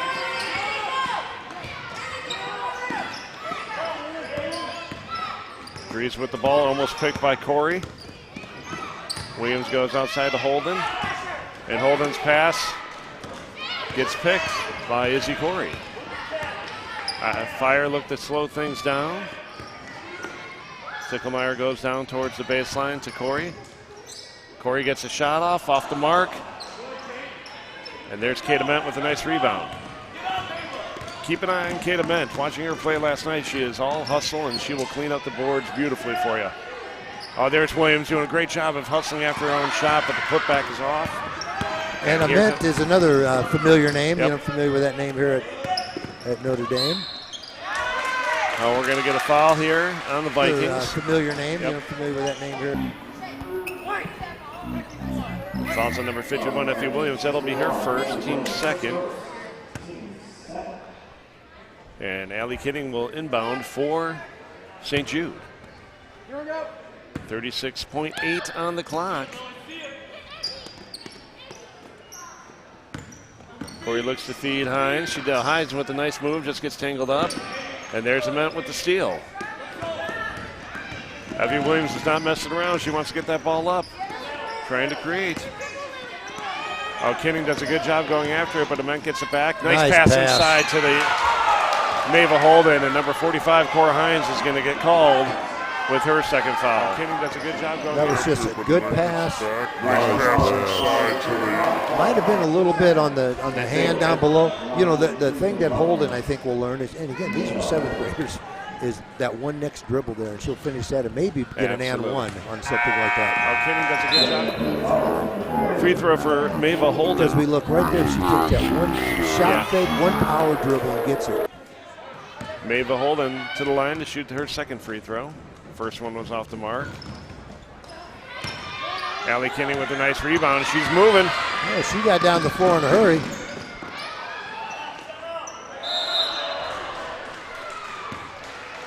And we're getting a 30-second timeout called by St. Jude. I think that, you know, with the coach understanding that points right now are hard to come by. Right. You got the ball down at your end. You risk a jump ball where you may you may lose. I think you're going to lose possession of the jump ball. Why not set up, run an out of bounds point, maybe get a bucket there? She goes across Not a court. bad timeout. Right. You know.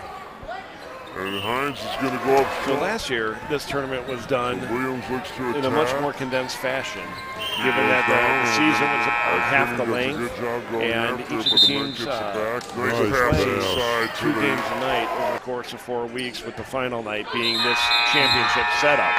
Last year at the 7th grade level, the St. Philomena Tigers won, and at the 8th grade level, the St. Jude Fire won. This year we can already tell that we're going to have some new names in the mix. Yeah. And that parity is wonderful in this Catholic school basketball. Tabby Sticklemeyer will inbound for the Fire. Now this is just the city tournament, correct? It's just just the city. So this is nice shot shot move. fake. Oh, big block by Mava Holden. It's a nice shot fake by Sticklemeyer. And folks, at the end of the first quarter, St. Vincent 1, St. Jude 0.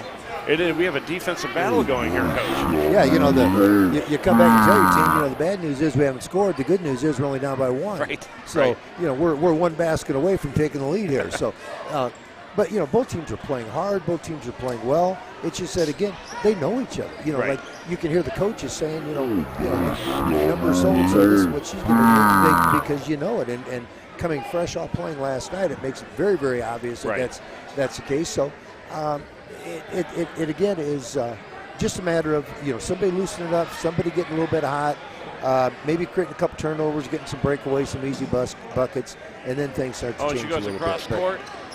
For a 1-0 game, it's been very entertaining. Absolutely. Yeah. And Williams looks to attack. She goes So, down. folks, I believe it's St. Vincent's ball coming out after the first quarter. Nice pass inside to the. Oh, nice shot. Again, this St. Vincent team is 15-2 on the season. With I see the some of our fans in the crowd. Now the Vikings have only lost to Dunlap Valley and Germantown Hills. Dunlap Valley being a 4A school, Germantown Hills being a 3A. And the Vikings sitting very nicely in 2A. I'm expecting to see them go a little deep in the postseason. Yeah, you know, you never know as you play that tougher competition over the course of the season. But then you're going to find, you know, there's going to be somebody else at that 2A level that's played some pretty good teams along the way too. So you wish them all well. Williams with the ball near the top of the key, almost stolen by Larson. Get it over to Ament. Ament drives left hand through the Good lane. move. It's up, off the mark. Nice rebound there. I think we're going to have a jump ball called. That was a heck of a rebound there. I believe that was number 14, Delaney Rezak, who got her hands on it. And we're going to see Tabby Sticklemeyer check in, giving Allie Kinning her first break of the night.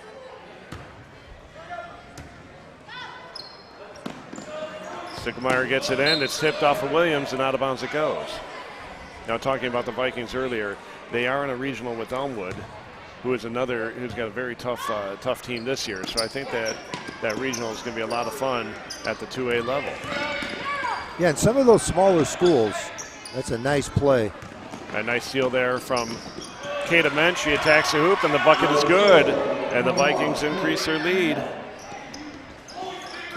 But yeah, a lot of those small schools, those communities, those kids have grown up playing together. If you get the right group of kids, that's going to be a pretty tough competition. Absolutely. That's a nice play. I believe that foul is going to be on 23, Mabel Holden. That'll be her first, team's third. Fire.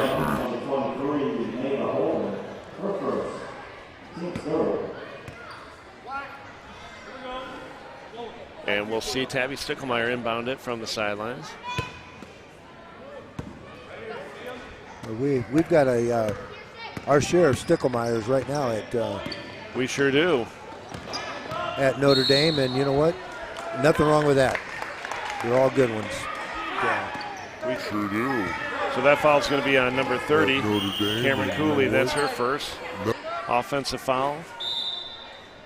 And the Vikings will be able to inbound it here.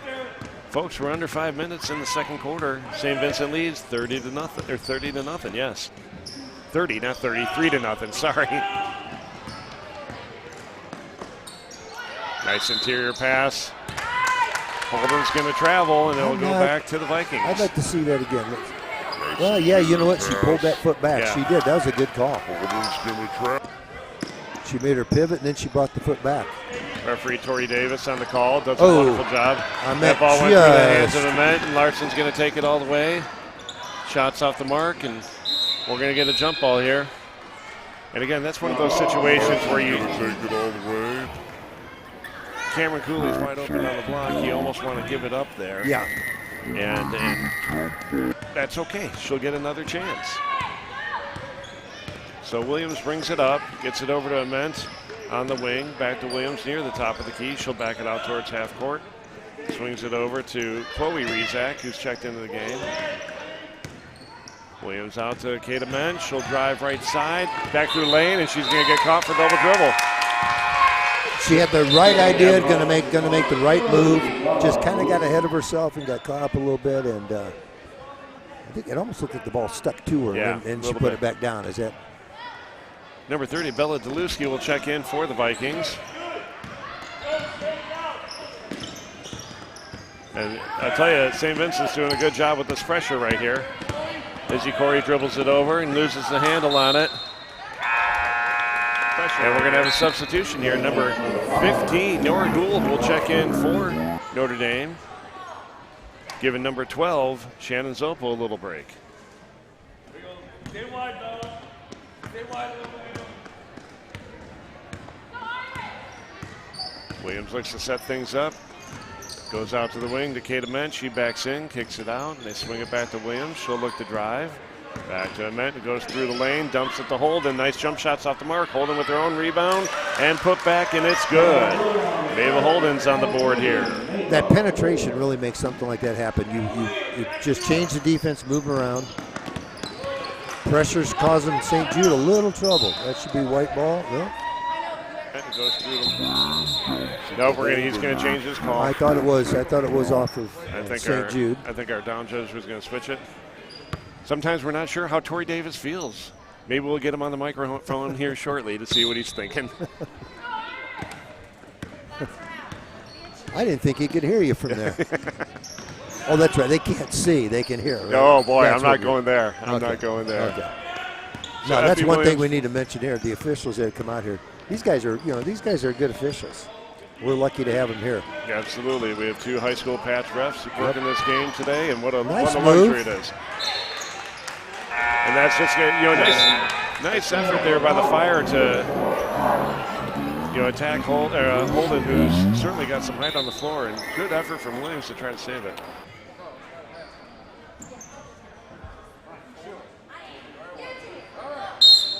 So a little banter between St. Jude's coach, Tracy Corey, and our official, and we're going to get a full timeout call. I think he was telling her you got a mass timeout coming, and so this will probably take the mass timeout away, won't it? It will not. Typically at this level, both at the high school and the IESA level, the mass timeout has to happen at the 3-minute mark. Oh, it's got to be under below. that. That's right. It's got to be beyond half. So it won't take. Because you could call one, but then if it's under that time, they could switch to that mask and save you that timeout, right? Absolutely. Yeah. Absolutely. So, folks, here we're at 3:04 left in the second quarter. The Vikings putting in a defensive performance here. That's a nice and play. I will say the Fire's done a good job of getting to the hoop and taking some nice shots. They're just not falling yet. On that replay, you saw nice work by Kate Ament to get through the lane. Holden gets her put back. Yeah, nice. And you know what I like, too? She goes and she gets it, and she keeps the ball up. She didn't bring it down. She didn't mess around. She kept up. She gathered herself for just a second and goes right back up with it. That's a good play. On the floor for the Fire, we have Gould, Larson, Sticklemeyer, Corey, and Kinning. On the other side, Williams, Rizak, Ament. On the far side, I believe I see Bella Deluski and Mava Holden. This pressure is causing a little problem for St. Jude. We're going to have a jump ball called, Ava Holden, and it's going to stay with the Fire. This pressure's causing like a you said, little this pressure from the Vikings is tough. Well, yeah, and you just look. There's a mass timeout, but you look at there's probably per player you've got 3 or 4 inches maybe per player with St. Vincent, and so they're able to just create the problems in the passing lane. It's hard to throw over the top of them. And at this level, when the skill level is still being developed, the size can be a big difference. Even as we talked about, how good Larson is as a point guard. It's still hard for her at her size to see over and throw over the top of these kids. Kata Mensch, she's through the lane, dumps at the hold, and nice jump shot. So, folks, one thing I'm happy to share with you is that high school basketball is back. This Thursday we'll be back on the air here on P&D TV on the Notre Dame Athletics YouTube page, and we're going big right out of the game here, Coach. We are. It's a conference game. It's a city rivalry. City rivalry. The Irish will welcome the Knights of Richwoods here Thursday night. That is the 18th, with the sophomore team kicking off at 5:30 and the varsity to follow at 7. So we're looking forward to seeing that later this week.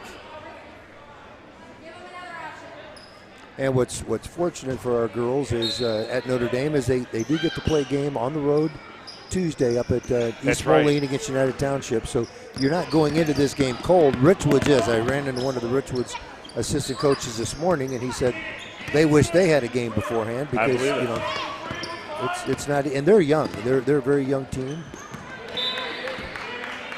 And so the Irish look to get the ball on the inside. It's tipped. So here's this. Ball is inbounded to Corey. Corey loses control, gets it back. They just got to get some composure, get a good shot here. Again, you just look at the size. It's just, Vincent can cause him a little bit of problem. Fire just have to find a way to break open the scoring. And we're going to get a little happy feet there on the far side, on the far wing, Adley Kinning. And as you watch Kinning play, who started for this St. Jude Fire team, never played basketball until first practice for St. Jude. Is that right? Right. So she's only about 2.5, 3 months into her basketball career. And look where she is. Absolutely. Hard worker and hustles constantly. Looks like we're going to have a jump ball here. It'll stay with the Vikings. As we see, number 31, Molly Callahan, checks in to give Chloe Rezak a little breather. Callahan immediately passes it in to Williams. Williams looks to set up their offense. Drives sideline, goes baseline, puts the ball up. It's off the mark, but there's Holden on Williams. Good hustle, good to get right there. Absolutely. Williams has a really a good motor. She's moving a lot. Corey tips the ball away. She'll go down. Oops, she loses the handle on it. She's going to put the ball up. Off the mark. Williams with the rebound. We keep saying one of these is going to fall for St. Jude, but in the meantime, it's still only, they're only down 5. Nice interior Good pass look to inside. Holden kicks it back out to Callahan. Callahan over to Ment. She'll drive right side of the lane. Goes right in the lane to Holden. Holden struggles to keep control of it, but there's Effie Williams tracking it down. Ment near the top of the key, drives right side again. She's going to look for that interior bounce pass to Holden. Back to Ment. She goes up, off the mark. It's on the ground. Oh, and Williams again. Williams just is so active. Like I said, her motor is just constantly going.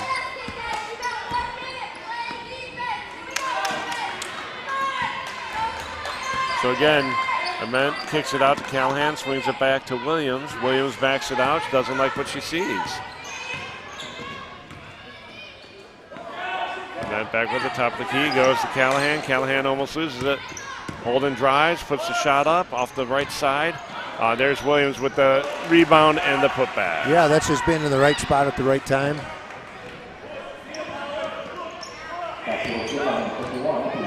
Vikings lead here. We're under 25 seconds. Shea Larson with the ball. Looks to start making something happen for her team. Shot goes up from Hines. Gets blocked, and the Vikings will come back the other way.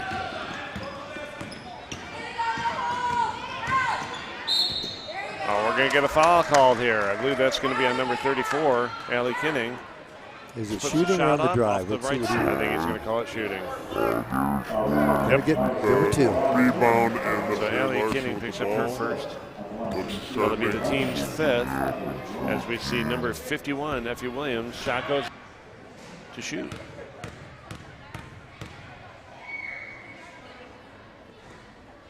First free throws off the front of the iron for Williams.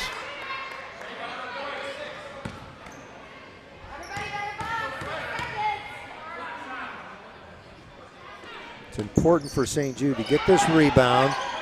Don't turn it over and see if they can get one in. Hard off the glass shot from Tabby Stickelmeyer off the mark, and we'll go into the halftime break here with the Vikings leading 7-0. Coach, your first thoughts? It's been a grind to try to get any baskets. Both teams. I mean, you go in at halftime with a 7-point lead, but you've only had 7 points, so it makes it pretty tough. But both teams are playing hard, and again, we've said it before, but continue to say it. These teams, these girls know each other very well, and they're pretty used to what each other's doing, and they're usually maybe a step ahead of where the other team wants to go because they know what they're trying to do. They know what their strengths are, but St. Jude's going to get a couple buckets to fall here. Then things are going to open up a little bit. So, but very competitive game. 7-0. You look at that and you don't think that that it's a entertaining game. It is an entertaining game. It has been. It's been a fun game to watch. Wonderful defensive game here. So, folks, again, the score on the live stream here says 5-0. It is 7-0, and I think the scoreboard just hasn't picked up the score up top. Folks, it won't be long before we're back here for the second half. We're going to take a few-minute break, and we'll see you shortly.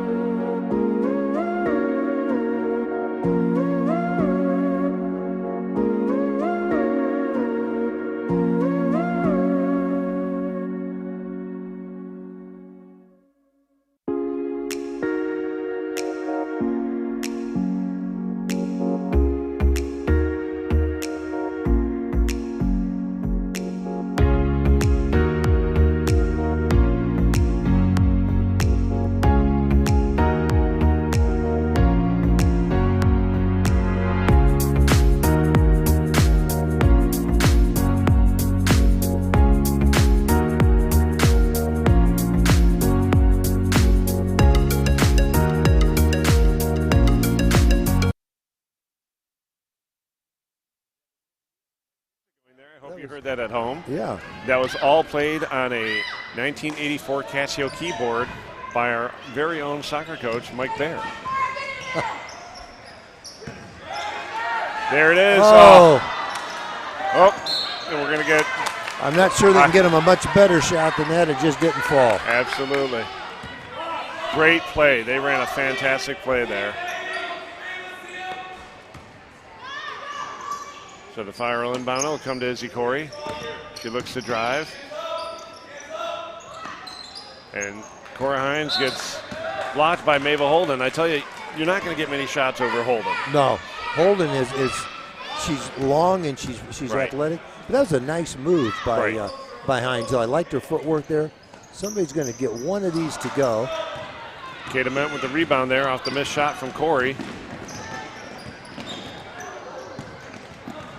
She was looking to go that bounce pass along the baseline. It just got disrupted, but it was a right look. Effie Williams with another steal. I think there's something there. We're gonna, yep. Effie was a little out of control, but she got bailed out on a foul. That's a tough foul on Cora Hines. That will be her third, I believe. Team's first. And we'll see Effie Williams to line to shoot two.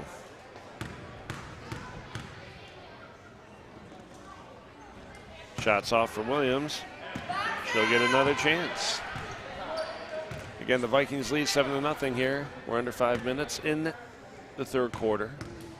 7th grade championship game here at the City Catholic. Much better. That first one she missed wide left. Right. She looked at her teammate and just started giggling like, I'm not sure what that was all about. Nice effort there by Dries to try to get after that. Larson's in trouble, kicks it back to Corey, gets it up to Kinning. The press is broken. That was a travel. She just couldn't quite gather herself. The Fire are going to press. Izzy Corey up.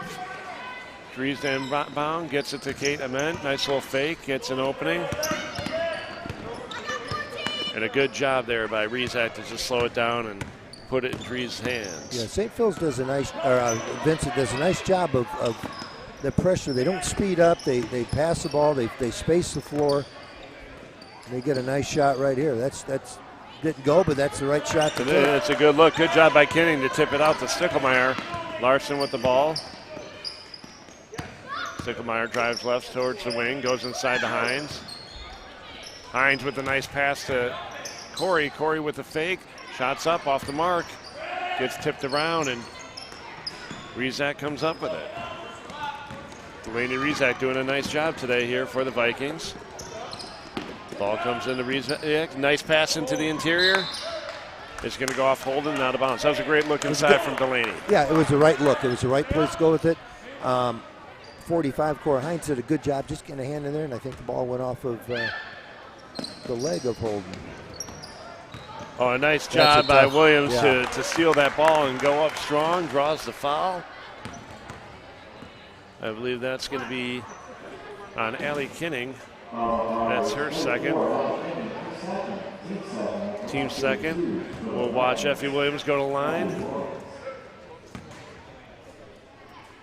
Williams is just, we've said this earlier, she's just in constant motion. And again, as I told her before the game, I think she may be the best Williams ball player. She didn't disagree. And if she is, that's gonna bode well for Coach Langhoff and the group down here down the road, because the two older brothers were and are pretty darn good. Exactly.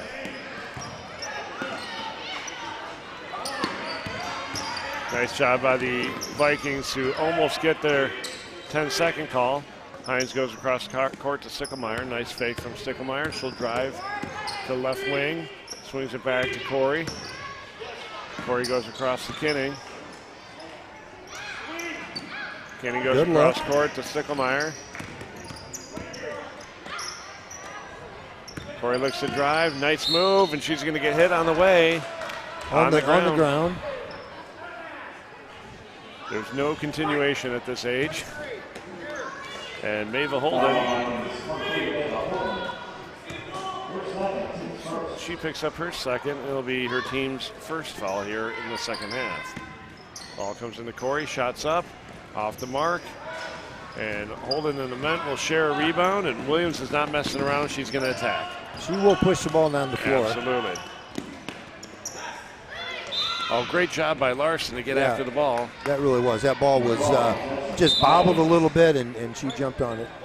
And it'll stay with the Vikings. Couple subs coming here. We see number 11, McKenna Murphy, checking in, I believe, for the first time today.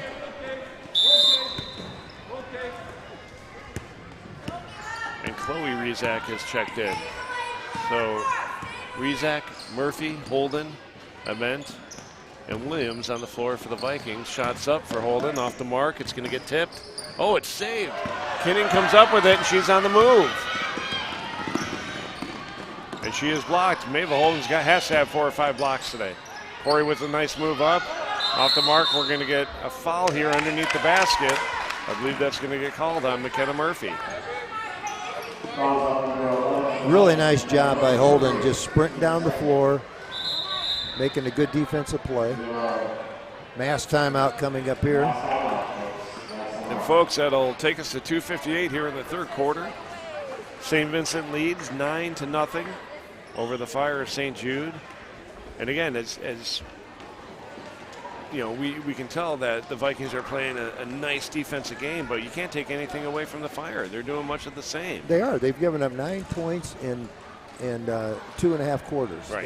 That's not bad at all. That's a pretty good game. They just need to get something the to seal fall. taken off that basket. That's right. And sometimes you have a night like this, and you know, shots will look like they're going in, and they pop back out. They'll roll around. They'll do everything but go down for you. Then you get the first one, and then it seems like the floodgates open. Exactly. And they still have plenty of time for that to happen here.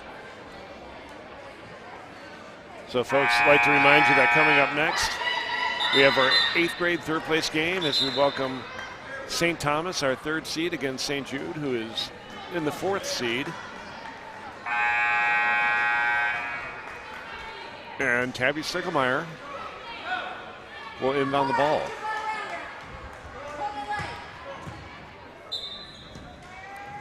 Let's see what coach has drawn. Oh, he got 34 was open.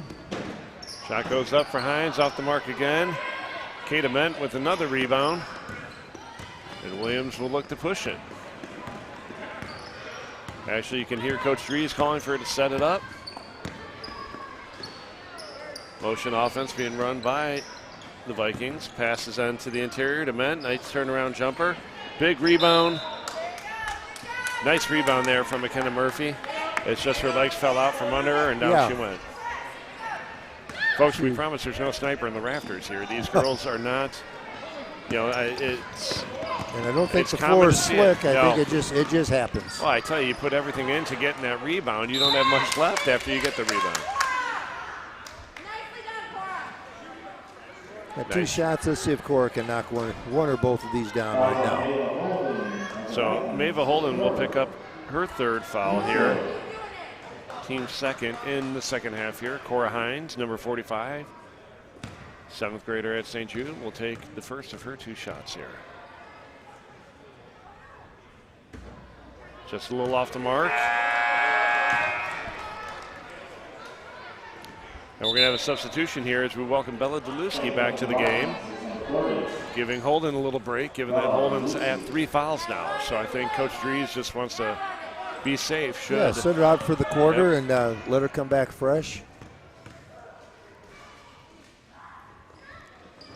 Second free throw's up and off the mark. Oh, nice steal by Isabel Corey.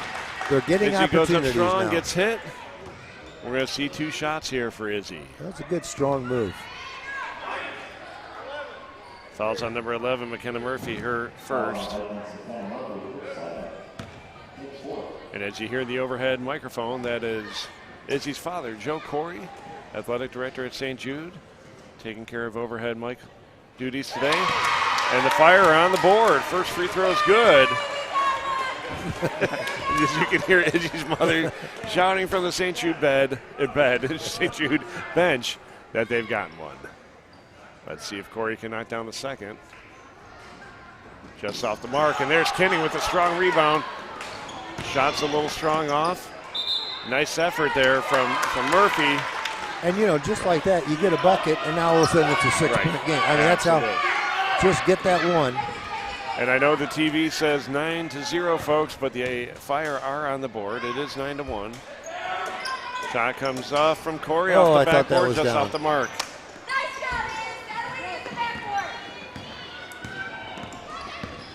So Williams brings the ball up. We're at 2 minutes here in the third quarter. Vikings lead 9-1. And a nice jump shot from Ament, just off the mark. Oh, great effort and hustle from Williams. Yep. And again, the Vikings just continue to rebound offensively beautifully. And here comes Allie Kinning. Oh, nice pass. Look. Nice pass.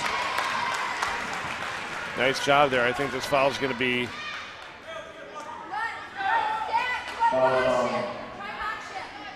Not sure who that foul was on.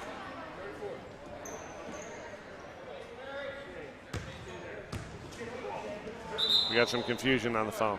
All right, that's what I thought. I thought it was on Chloe Rizak. That'll be her first, team's fourth. Sicklemeyer will inbound. Corey looks to drive, steps back, nice shots up and good. Nice shot by Izzy and just Corey. like that, we got a ball game exactly. again. Oh, that's going to go off White. Oh, I'm sorry, that must have been off of Sticklemeyer. Good play by Sticklemeyer, though. She's where she's supposed to be. Nice little step back from Izzy there, showing the athleticism she received from her mother, not her father.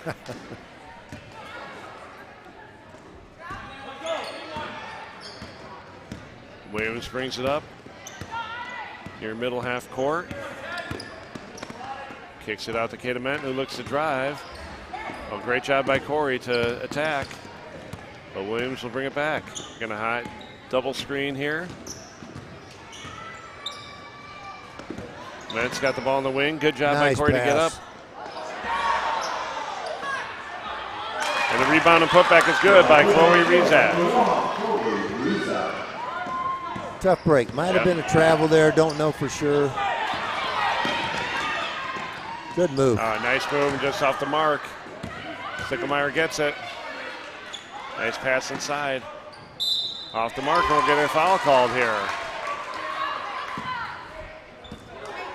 Foul's on number 21, Kate Ament. That will be her second. And that'll be the team's 6. Cora Hines will shoot 2.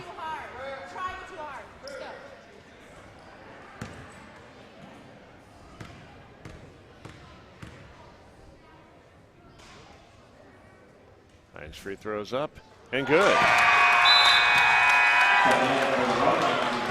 So we're going to see number 3, Lily Dries, and number 14, Delaney Rizak check in for the Vikings. Folks, we've got 33 seconds left here. The Vikings lead 11-4. We're in the third quarter. Second free throw's off the mark. Nice rebound there from Dries. They'll get it to Ament, who'll bring it up. Something else we might want to note, that Fire now in bonus. Could be a factor. They can knock down some free throws. So Vikings will be pressing here. 22 seconds left. Ball comes in the Corey. They go back to the middle to Kinning. Back to Larson. Larson trying to dribble through people. That's a tough. They're down the floor. They're looking at a 10. Yep. Too late. Coach tried to get a timeout, but it was post whistle and the turnover. And so the Vikings will inbound far side of the court. Dries inbound. She gets it in to McKenna Murphy, goes back to Williams. We're going to get a foul here. That's a tough break. That foul was on 10, Shea Larson, her first. What she needs to do Williams. is rather than turn her body, just to stand there and as soon as a little contact drop, and she's probably going to get a charge. Easier said than done. Yeah. Unfortunately for her, it does look like the foul's committed offensively due to Williams' speed and strength. But no, that's a defensive foul right there, and it's a good call. You can see it there. She just turned. Yep. She doesn't turn, stays square and drops. First free throw's good for Williams. Second one's off the mark, and tough pass from a little collision at half. And that'll take us to the end of the third with the Vikings leading 12-4. Coach, we've seen some good basketball here today.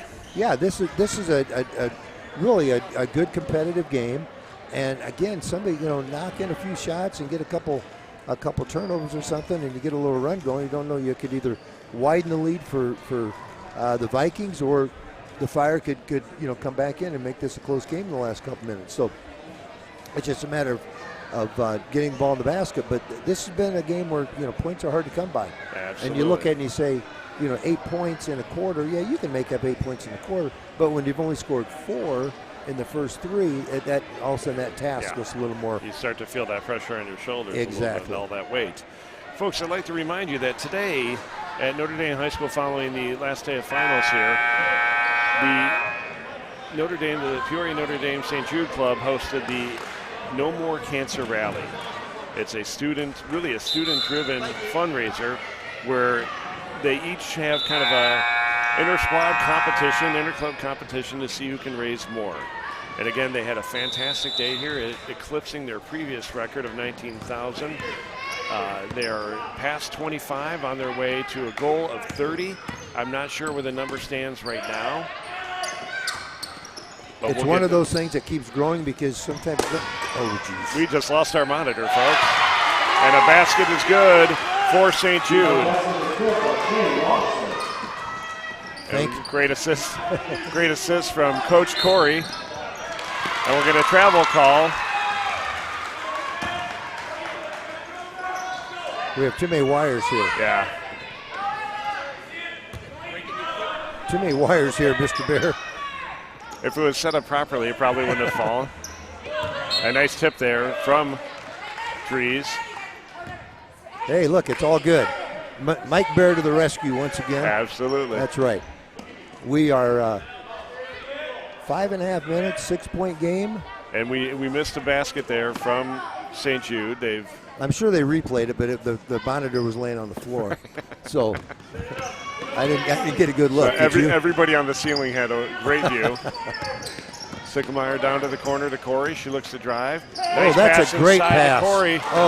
Or to Cora Hines. Corey, what a good pass that was. It was. It was a fantastic pass to Cora Hines, whose shot was just off the mark. Yeah, it just didn't fall, but it did everything right. A nice steal there from Shea Larson. Picked by number 21, Kate Ament. She wants to go up with it. Holden struggling with it. Nice move. Williams swings it, top of the key. St. Jude has increased the defensive pressure just a little bit. Yep.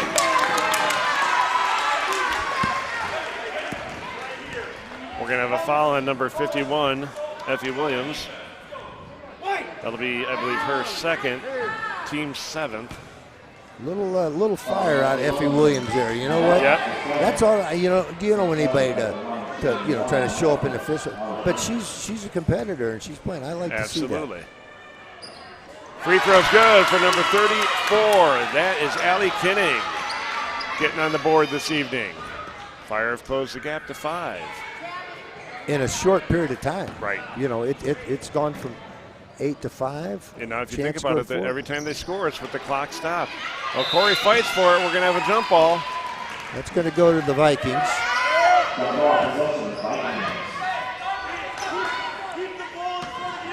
Corey is very, very active. Yeah. Nice job by Kate Ament to get it up to Rizak. Tough pass to Holden. She'll look to drive. Swings it back. It's stolen by Sticklemeyer. And we're going to get a travel call. That's the right call. It was. You're right. As you can see right here, just kind of caught her foot. Yep, drag that back one just a little bit. But, you know, that St. Jude has forced the action. We said that the last time down, they forced the action to where now they have sped up the Vikings. Nice work by Shea Larson to tie up that ball, and it's going to go back to the Fire. Now, St. Vincent is a team now that needs to get a bucket. Right. You know, we've talked all game long about St. Jude, but St. Vincent needs to get a bucket. They're feeling a little bit of pressure here. St. Jude has to be able to handle the pressure here. And we're going to get it. And like you said, absolutely right in front of us. Yep. That foul is going to be on number 21, Kata Mentz. I believe that's her third. And they'll be shooting 2 before too long. Yep. And that's an 8th team foul, if I'm not mistaken. We're going to see Izzy Corey head to the line here.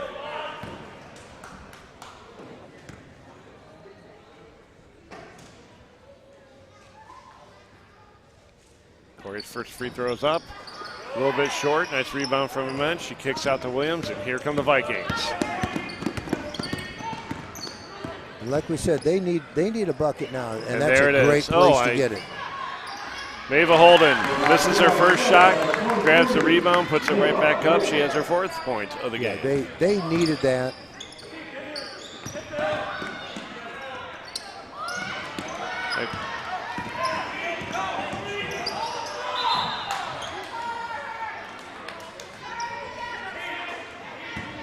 So we're going to see here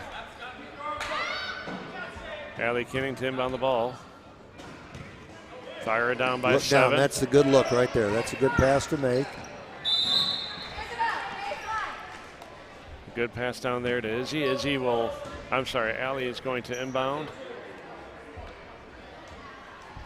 We're having a little trouble with our score on the monitor. It's Yeah. kind of been jumping around a little bit, but oh, that's a tough. Tough pass, but controlled by Tabby Stickelmeyer. She'll look to drive. She goes cross court to Larson. Larson gets control. She'll go up with it. Nice pass to Hines. Hines' shot is good. Assist to Shea Larson on that. Larson has no fear, does she? There's Kenning with another steal. And we're going to get a push. It's either going to be a travel or a push. But more free throws with the clock stopped. Yeah, she probably traveled, but the reason why she traveled was she got pushed. Effie Williams picks up her 3rd. I believe that's the team 9th. As Allie Kenning, pure hustle on that rebound. Still 1 and 1. Yep. Probably the next one is probably the double. It is. But again, great effort by Kenning. Let's see if she can knock a couple down here. First one rims in and out. And Corey, with incredible effort, gets reestablished. She tries to get to the... Corey has made some really good hustle plays.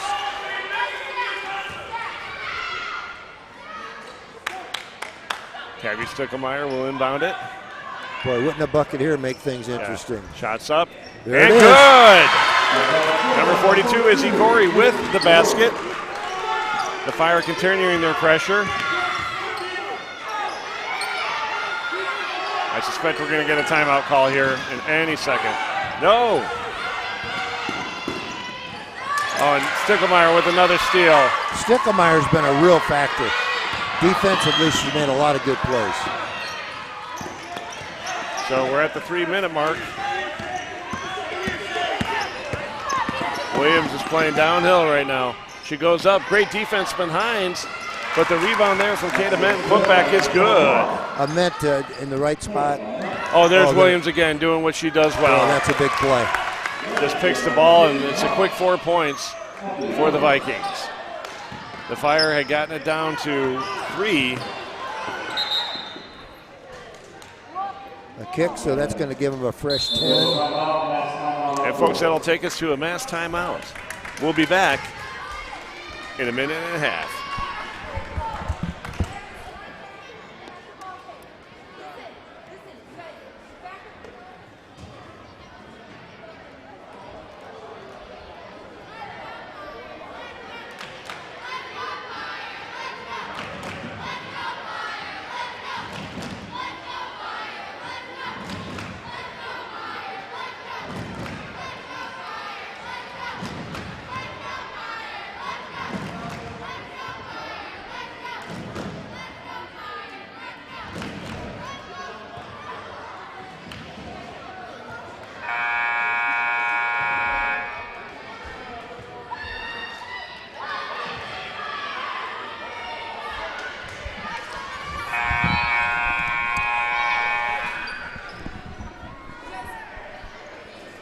Okay, folks, that's our final mass timeout of this game. We're at the 2:32 mark on the scoreboard. Fire down by 7. Ball comes into Corey. Vikings continue their press. Do a good job getting it through the middle. And wonderful effort by Kate Ament to get that ball. Gets it to Williams, and she's not wasting any time. Kate Ament has done a really nice job. Made a lot of good plays. Always around the ball. Holden with a nice jump shot. Oh, great effort there. And we're going to get a foul called here on the inside. That's going to be number 55, Tabby Sticklemeyer, her first. Was that Rezak who pulled down that rebound? Yes, it was. Was that Rezak? I think that was in fact Delaney Rezak. And but just to be in there and you know, among the trees and pull that thing down is pretty impressive. Kate Ament to shoot her first free throw. It's off the front of the rim. She'll get one more try. The Fire are going to have to do everything just close to perfect here for the remaining 2 minutes. Well, the bulk of the timeout, Coach was talking to him about, you know, how to beat this pressure. That's the number one thing. First of all, you got to get a defensive rebound. Ament with a nice spin move. She'll look to pass it, and it's stolen by Corey. Here comes Larson. A tough shot against Mava Holden. Mava Holden, who I think just got her 322nd block. Oh, we're going to get a foul right in front of us. That one's going to be on 34. Allie Kidding, that's her third. That'll be the 5th team foul. Right in front of us, we have Lily Drees ready to inbound it. So that's another thing. St. Jude has to be aware of the fact that they still have one more foul to give. Right. Make a play. If they call it, they call it. No big deal. If they don't, you got a chance.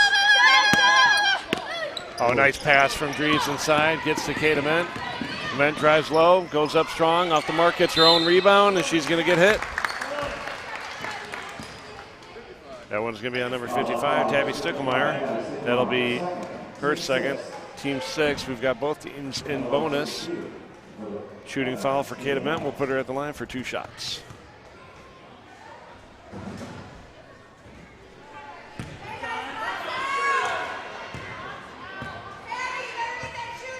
Kate Ament with the second shot. They get a miss. Jude's got to get the rebound, and they got to go with it. Another tough one. But long rebound's hard to get. And once again, that's Ament. Now, if you watch that, Shooter left the line early. Wasn't caught by the back judge, but I'm still going to reward Kate Ament for pure hustle right there. That was fantastic. She does hustle. Good she does Kate play Ament. hard. Yeah, she did leave early.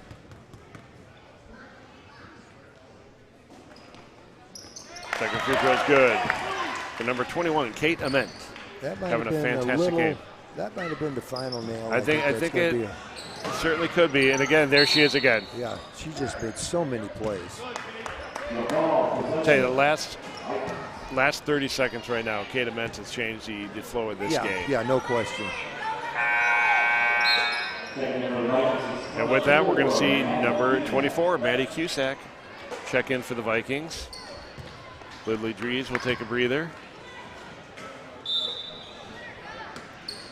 Delaney Rezak to throw in, gets it right inside to Ament. The shot's off the mark, and here comes Hines. She's going to get fouled. I think Kate Ament got caught up with her. And that'll be 2 shots, I believe, for we're going to keep shooting for the Fire.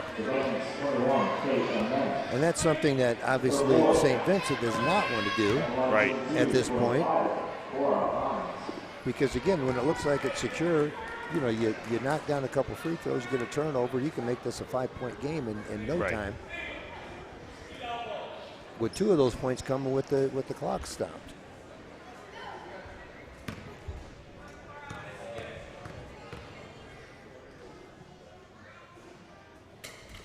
First free throws up, off the back of the iron.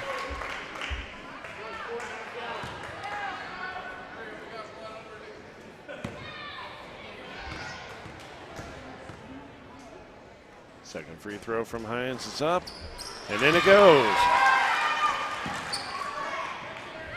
Now it's a matter of breaking the pressure. Right. For St. Vincent. Oh. We're going to get a jump ball. I believe it's going to go to the Fire.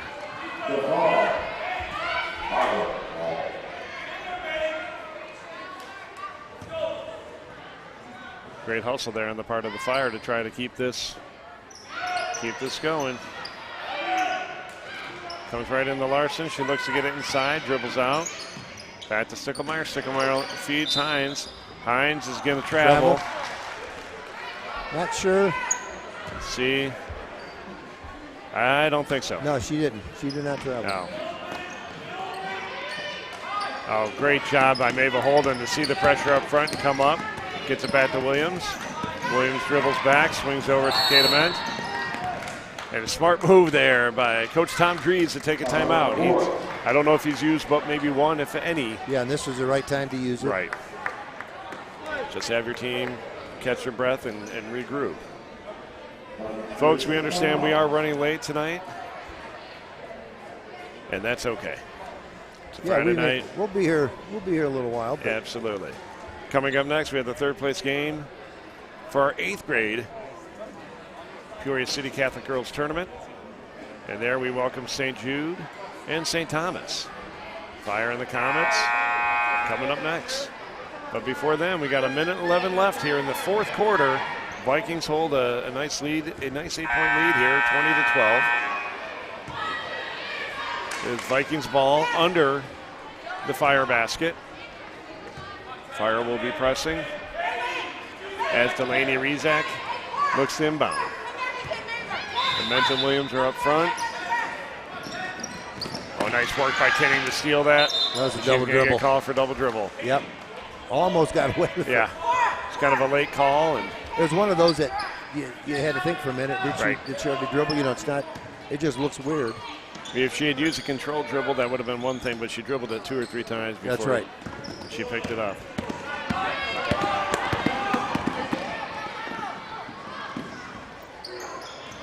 No, nice effort by Larson to get after the ball. And we're going to get a timeout called here by St. Jude. Full timeout called. Great effort there by Larson to get after that. As you can see, if we have a replay here of the fast break, Hines and Larson were both guarding the ball.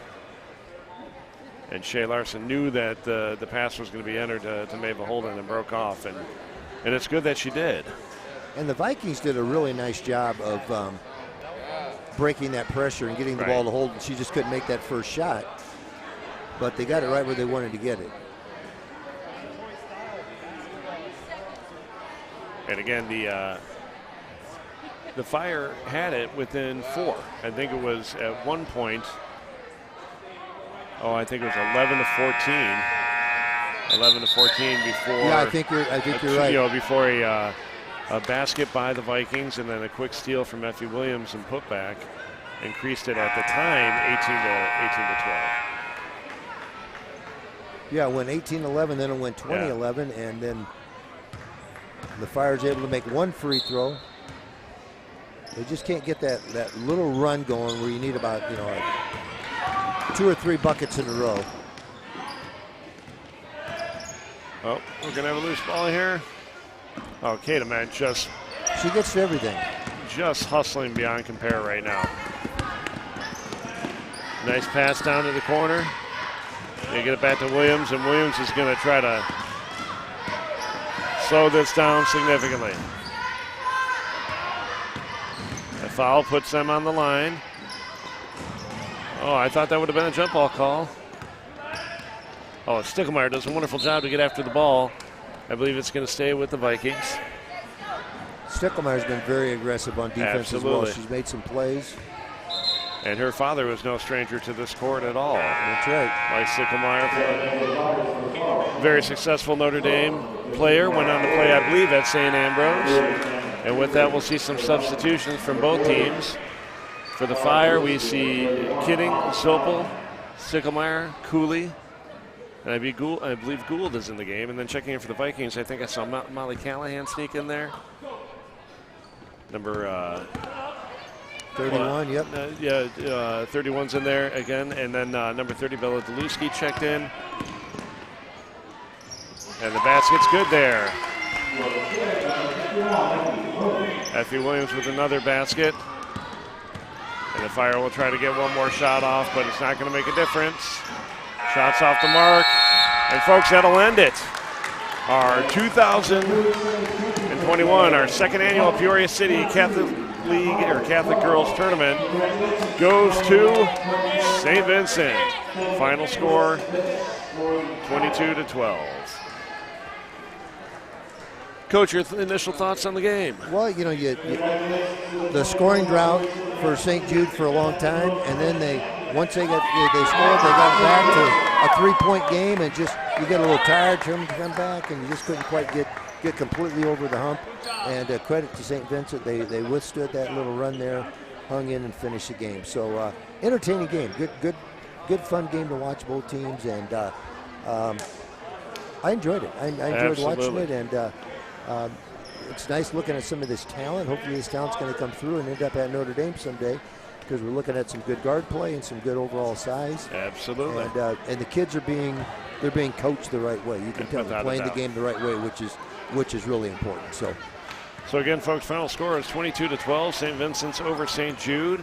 That is the second tournament I witnessed them win this year, as they were winners of the Peoria area girls tournament back in October. Very talented 7th grade team. I'm looking forward to seeing them continue to grow and have a nice run through the playoffs.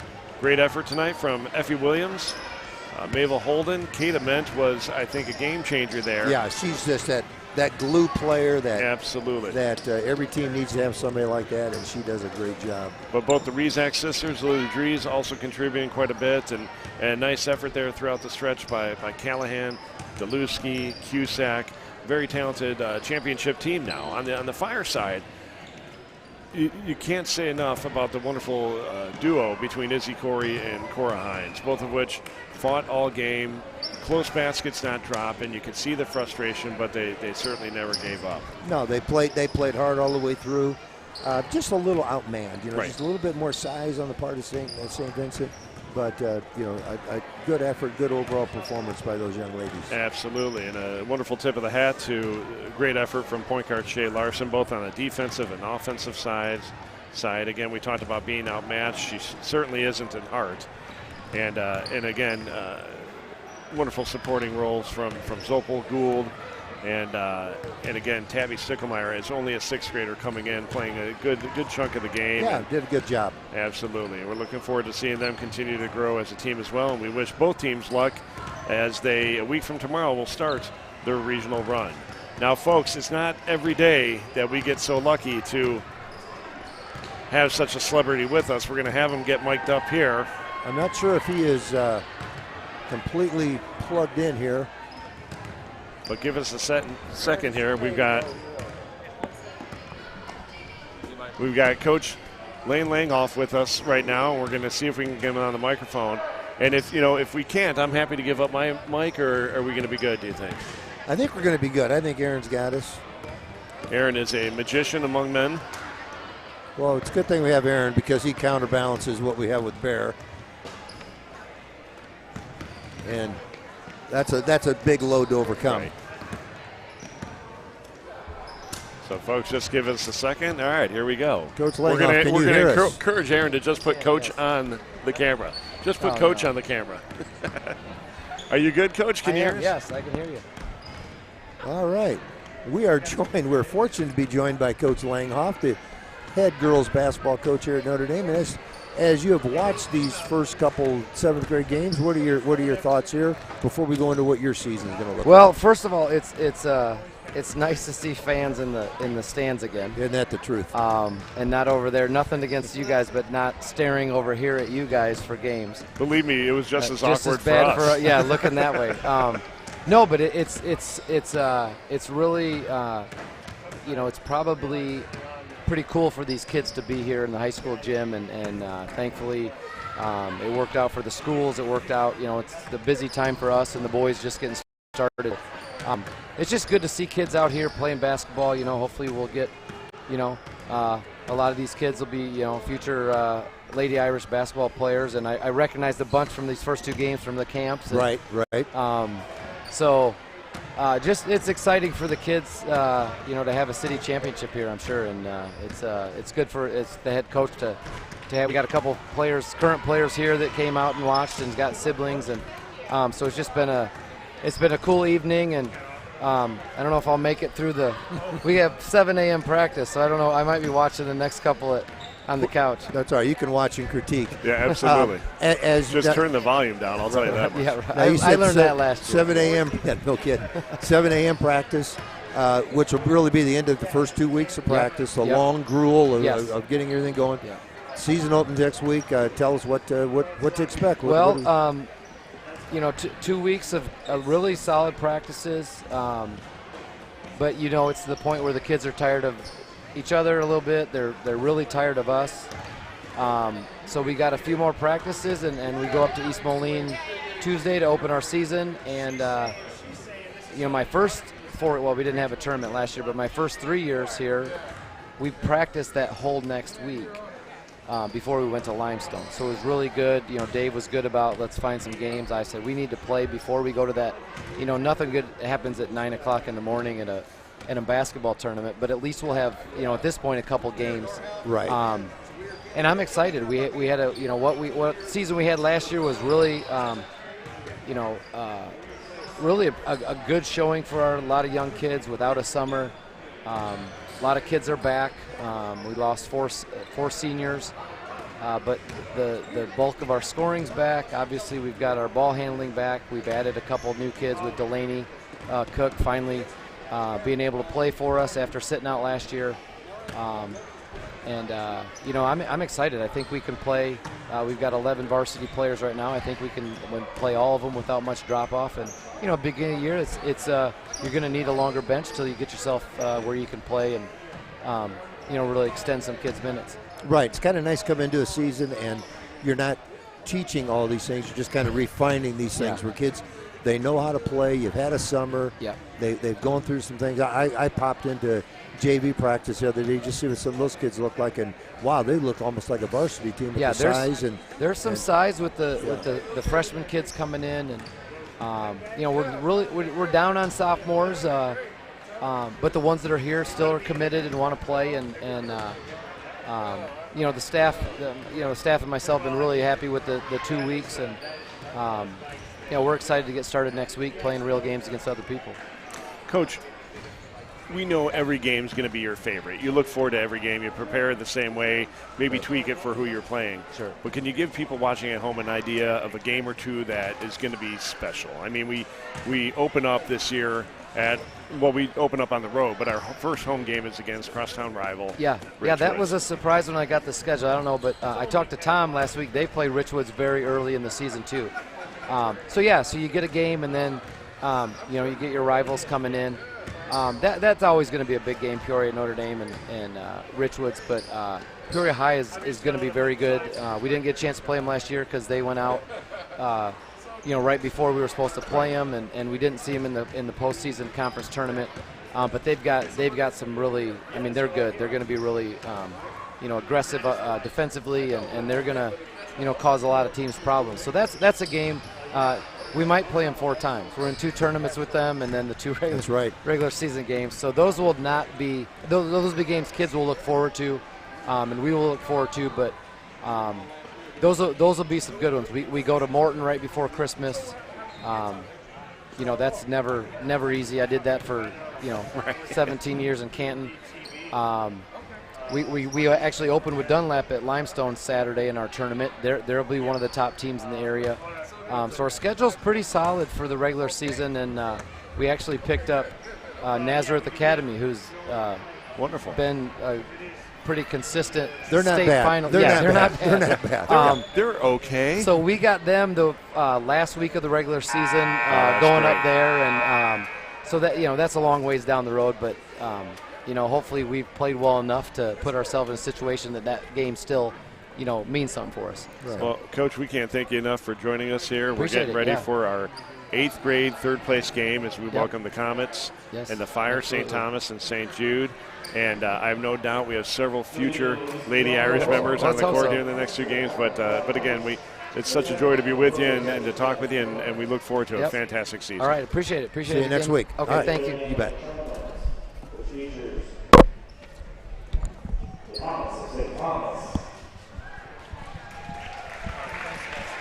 So, folks, we're here for the third-place game. We're going to take 60 seconds to catch our breath, and we'll be back with you in a minute for starting lineups.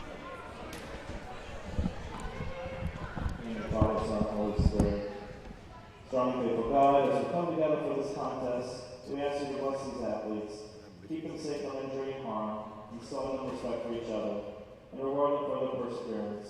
Lead us all to the rewards of your kingdom, where you live and reign forever and ever. Amen.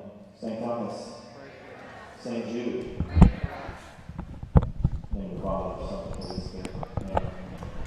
Folks, welcome back to Notre Dame High School here in Peoria, Illinois. We're coming to you live from Kelly Needham Gym, affectionately known as The Kitchen.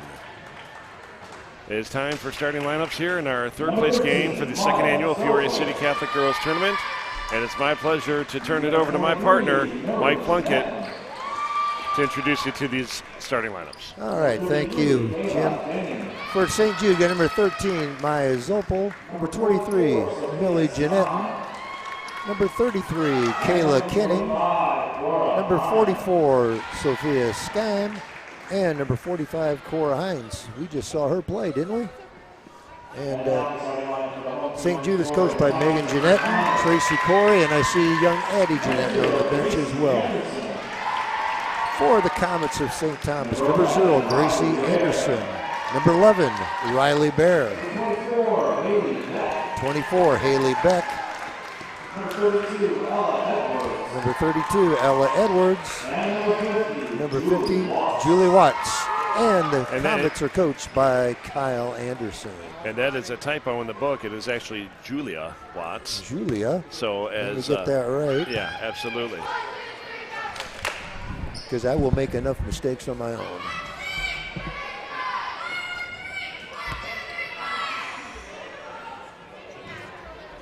We got both teams ready to take the floor.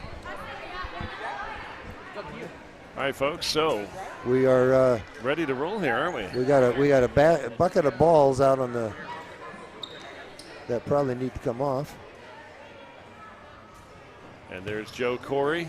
Doing it all. That's the fastest I've seen him move in about 3 years. Until his wife tells him to. Yeah. Okay, we're ready to get things rolling here. And we're underway. Sophia Skym controls the tip, gets it back to Kayla Kenning. Kenning looks inside, gets it to Hines. It's up, off the mark. Oh, great job by Sophia Skym to fight for it. And a big rebound there by number 11, Riley Bear. They get the ball down into Haley Beck. She'll swings it back out to Bear. We're going to have a steal here. Millie Jeanette down. Layup is hard off the glass, no good. Riley Bear with another rebound. Again, can't emphasize enough the jump stop. And that's the, again, we talked about it, but, the finishing, and if you need to do the jump stop, whatever you need to do to finish. And Nice those are things you work on.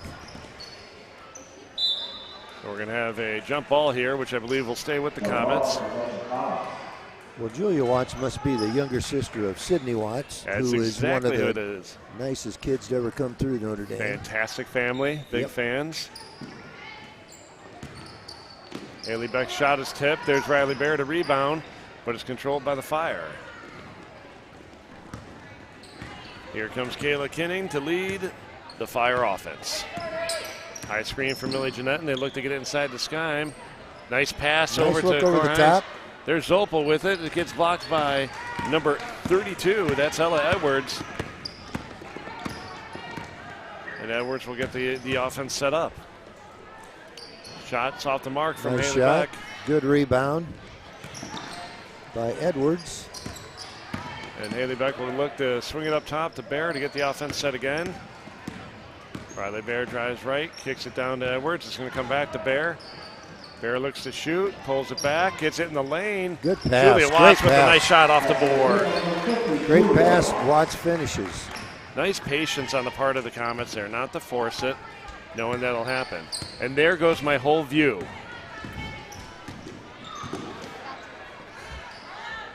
And the ball comes in to Jeanette and off the mark. We're going to get a save attempt here. Yeah, nice effort from Kayla Kinning.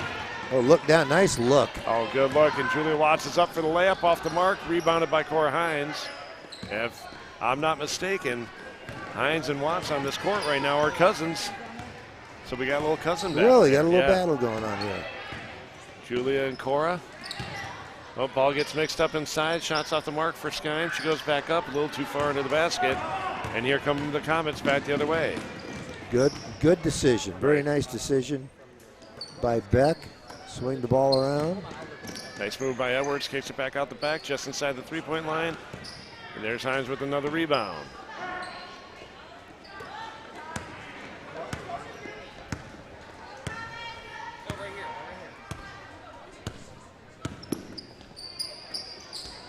Jump shots up for Jeanette and off the mark.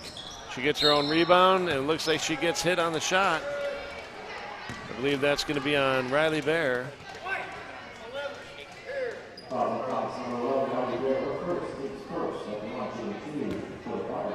So we'll see number 23, Millie Jeanette, to head to the line for 2 shots. First free throw off the glass and in. The Fire on the board. Number 3, Celeste Cogdell checking in, giving Gracie Anderson a little breather. A lot of familiar last names. Trying to bank them both in. Cora Hines with a nice rebound, pulls it back out. Goes off the glass, no good. Big rebound for Riley Bear. Boy, Riley Bear's going to be strong around the basket, isn't she? Good height, good strength, good athlete.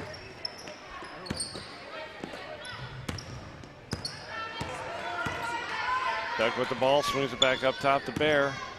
Bear drives, nice screen from Cogdell. Oh, nice pass inside. That's a great look by Watts, who's mixing it up inside. Good work by Julia. And we're going to see Kayla Kinning bring it up for the Fire.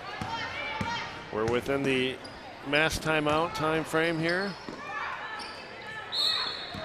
And we're going to get a foul here. That should be our timeout, huh? I think it is. I think that foul is going to be on number 32. That's Ella Edwards, her first. Team second. And folks, at 2:18 on the clock, we're going to take our first mass timeout. Initial thoughts from these teams, Coach? Just, you know what? Again, they're 2 solid teams. They move the ball well. Again,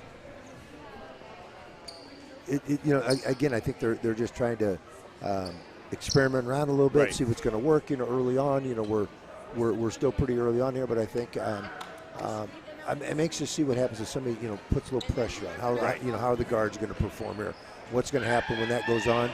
But for the most part right now, it's just 2 teams that are just fighting each other and trying to figure out where they're going to go. I don't know how they've done head-to-head this season. You probably know better than I do. St. Thomas took both games. Okay. Back in early October, actually on the 1st of October, they won 26-19, and then the Comets won again just 18 days, 2.5 weeks later. They won 34-18. Tough cross-court pass, but controlled by Jeanette. Ball's loose, corralled by Cogdell. Good look down. Celeste gets it up to 32. That is Ella Edwards. And the back kicks it out to Bear. Bear dribbles around. Nice screen again by Cogdell. Edwards checks off the shot, brings it back around.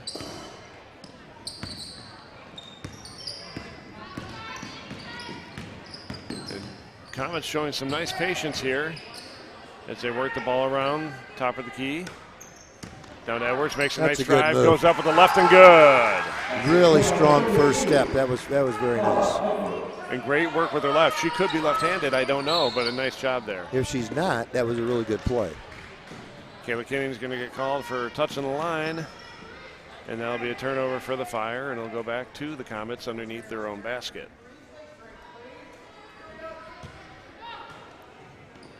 Cogdell to throw in. Beck with the jump shot. Off the mark. Nice box down rebound by Bear. Kicks it out to Julia Watts. It's good for 2. Julia Watts is a nice looking player. In the early going, what I'm seeing here. Nice steal by Cogdell.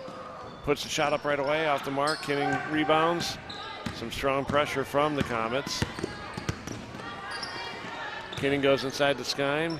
She goes up. It's off the mark, and it'll stay with the Fire. Checking in for the Comets, number 00, Gracie Anderson. Kinning to throw it in. That's a travel. And she's going to get caught for an extra step, and we'll come back the other way. Cora Hines just played 24 minutes of basketball. And I was going to say, she's got to be a little tired. And as did Izzy Corey, the two of them, just finishing a complete game, and here they are again. To be young. My legs are tired just sitting here. I agree. I feel like they got us at the kids' table now. Where we belong. Yeah, exactly.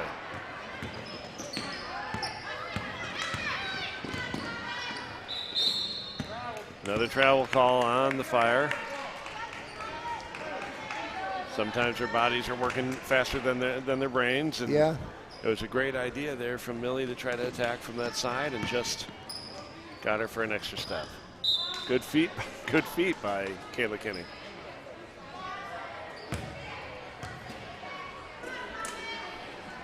Riley Bear to throw the ball in.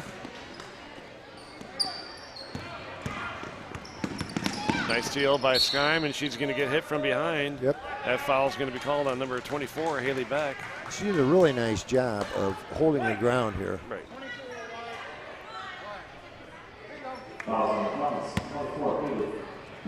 And Sophia Skyme, very talented volleyball player, fairly new to the game of basketball. I think this is only her second year, so you think she's had an abbreviated season. Right. And now the full They're not season playing here. here. Quite a little athlete there. Good hustle there. Riley Bear showing strength that she did not get from her father. And the ball gets entered to Watts. Watts looks underneath, but it's tipped by Corey. And it'll stay with the Comets. You know, it is kind of amazing the Bear kids have turned out as well as they have. Mom is strong. So number 32, Ella Edwards, will check in, giving Julia Watts a little breather.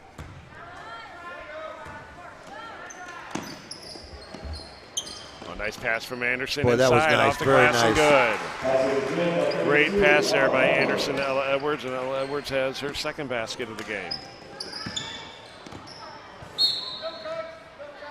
So it's not going to get no call. No touch at all. It's going to go back to. It's going to stay with the Comet, or it's going to go back to the Comets. It should go. Well, I don't know if Skyme's trying to do a little Jedi mind trick, but I love that. Stay there until they tell you to move. Yeah. Gracie Anderson inbounds for the Comets. Gets it into Celeste Cogdell. Celeste looks for shots off the mark. Fire able to control it. 10 seconds. Are they aware of that? Oh, and Kinning's not waiting. Oh, great what work. What a good play by Hines. Oh, Hines gets hammered on the shot, but no call as time runs out. I'd love to see a replay of that last shot here. And I'd like to see that too. Let's see if we have that. See if they've got that back in the booth. If they do, they'll throw it up there. Folks, we're at the end of one. Comets lead 8-1. And again, a lot of pressure from the Comets here, creating trouble for the Fire early in this game. I don't think we're going to get a replay of that. I don't think so either. You know, St. Thomas is just they just seem to be a little bit bigger, stronger, and you know, have kind of just dominated the floor of this game so far. And they got a couple people that can get the ball in the basket on the inside, which is crucial here, because one thing I've noticed during the course of the night, has been 2 7th grade games. Has anybody shot a three? No. This is a new era of basketball where people are launching threes all the time. Have not seen one yet in 2 7th grade games and in one quarter here of the 8th grade game, other than that desperation throw right there at the end.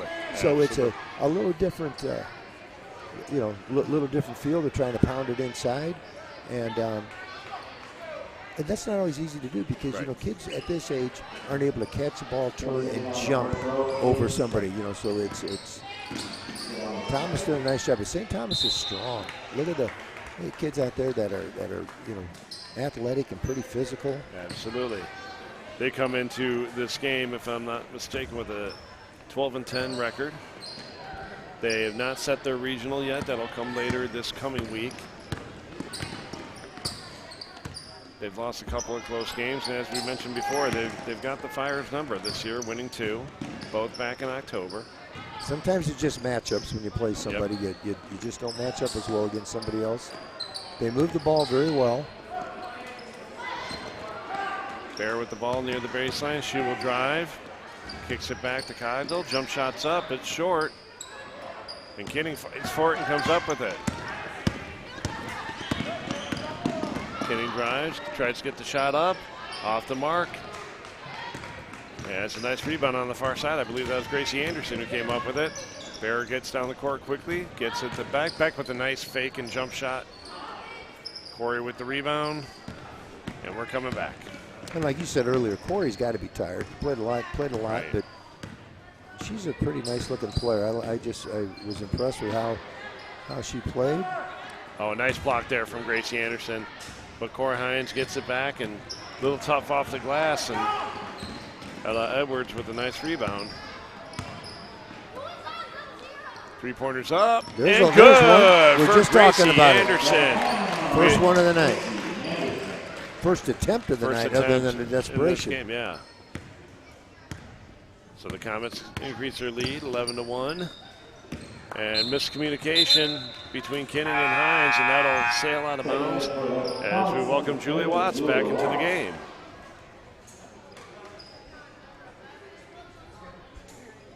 Riley Bear to inbound. Edwards and Beck are up. Beck looks down court. Decides against it. Comes Nice back look. the other way. Nice feed inside to Watts. Watts off the glass. Doesn't get it. And Cora Hines swoops in for a quick rebound. Again, a little miscommunication between the Fire girls, and a nice steal from Haley Beck. Edwards with that quick move. She is a lefty. I've I've decided she is a lefty. What do you think? Well, she's not. She's got a phenomenal left move. That foul is going to be called on number 33, Kayla Kinning. I believe that's her first.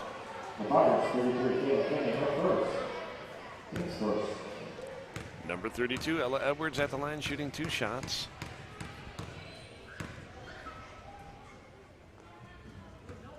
You know, I love the routine that any player has at the free throw line because nobody seems to have the same. No.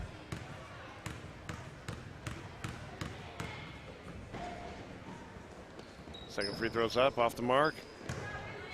Corey fights for it. We're going to get a jump ball here. It's going to stay with the Comets.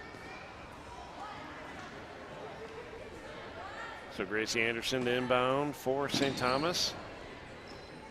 Comes into Julie Watts. She'll swing it to Haley Beck. Beck pulls it out, swings to Edwards. Edwards back to back. Beck back to Edwards. She'll go across to Anderson. Anderson with a strong left move. Off the glass. And Kayla Kinning with the rebound. So the Comets are keeping the Fire from any field goals at this point. Only points coming on the free throw. Yeah, it's been tough. They try to penetrate. The help is getting there, and they're not able to break down the defense. They've gotten the ball inside a couple times, just couldn't get the ball to fall. What St. Jude's got to hope for now is maybe get a turnover or two on this full court pressure and get a layup, get something you can finish. Did that jump ball just go to the Comets? A little out of control shot by Beck. I think so. Nice work by Edwards to get under control, take a nice jump shot off the mark, and Hines with another rebound. Folks, we're approaching the mass timeout here. Kinning calls her play. Now she looks inside quick to Corey. Nice move by Corey. She gets tangled up with Julia Watts. It's going to be a jump ball, and it should stay with the Fire, and we're going to go into the mass timeout.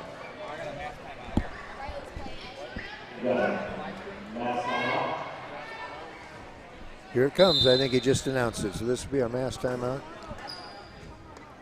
So, folks, that'll take us to our second quarter mass timeout. The Comets lead 11-1. We'll be back in a couple of minutes. You guys kill it? Well. How many goals did you score? Didn't I tell you 6 to 1? Were they any good? Oh, like they scored at practice? Casey never comes to practice. Yeah, I just haven't told you. Wait, is it just us? I think it's going to be harder tomorrow. You guys gotta be ready.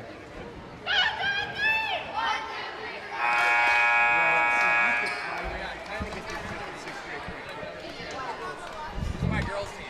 Hi, girls team. Are you going to be on the live stream?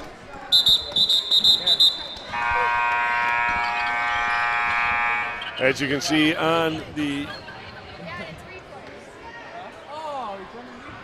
Now I think we can get them on now, Coach. Coach, you can grab a shot of them right now. Now, who are these girls? Do we need to mention any names here? Hey, there they are. Hi, girls. These poor young ladies are coached by Mike Bear. They're in Indianapolis playing a soccer tournament, checking in with their coach. Fantastic young ladies. We feel sorry for them. So it looks like we have a foul underneath the basket. You won without me. I don't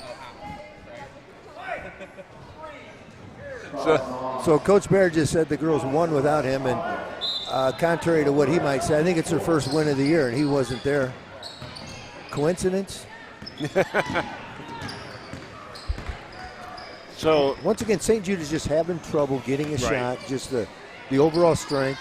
Edwards with a nice strong move. And we're going to get a foul called here.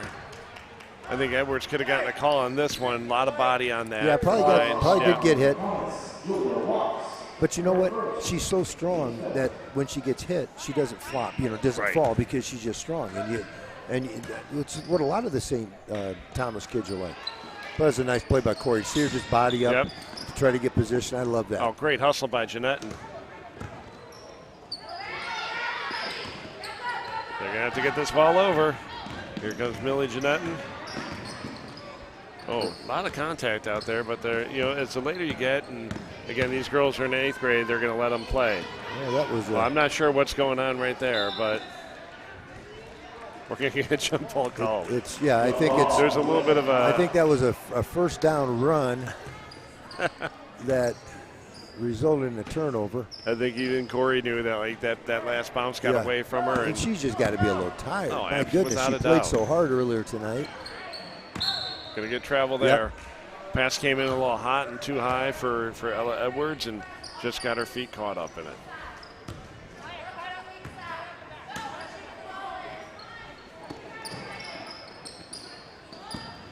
So nice pass in from Sophia Skime. Oh, nice idea from Corey, just a couple seconds late. Yeah, or if who she threw it to takes one more step and lead with the bounce pass, but again, that's easy to say. Sitting over here, it's a little harder to execute. Exactly.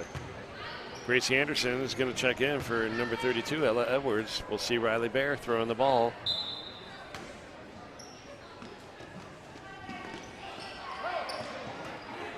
The Fire are giving some pressure here now. Oh, nice pass from Bear down to back. She gets it under control. Steps back for the corner three. Off the mark. There's Watts once again with another rebound. Back to back. And the jumper's good. Assist to Julia Watts. Great job. Beck is really a nice-looking player. She does a lot of really good things. And Watts, she gets the ball, and she doesn't ever try to force anything when she gets it. She gets it to the right people. I believe that's going to be on 0-0. Gracie Anderson, that will be her first. The team 6 foul. Fire almost in the bonus.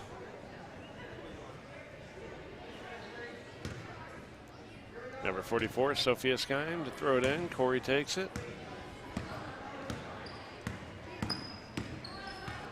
Nice screen there from Hines. Good move. Nice floater through the lane. Just went a little right. I like Hines is trying to do some things. He did it earlier tonight and doing it again here. Gets her for the travel. And we're going to see number 33, Kayla Kinning, check back in for St. Jude. 44, Sophia Skym will pass in. Corey and Kinning up to receive. And nice hustle there from Celeste Cogdell. Almost gets it under control, but tips it out of bounds.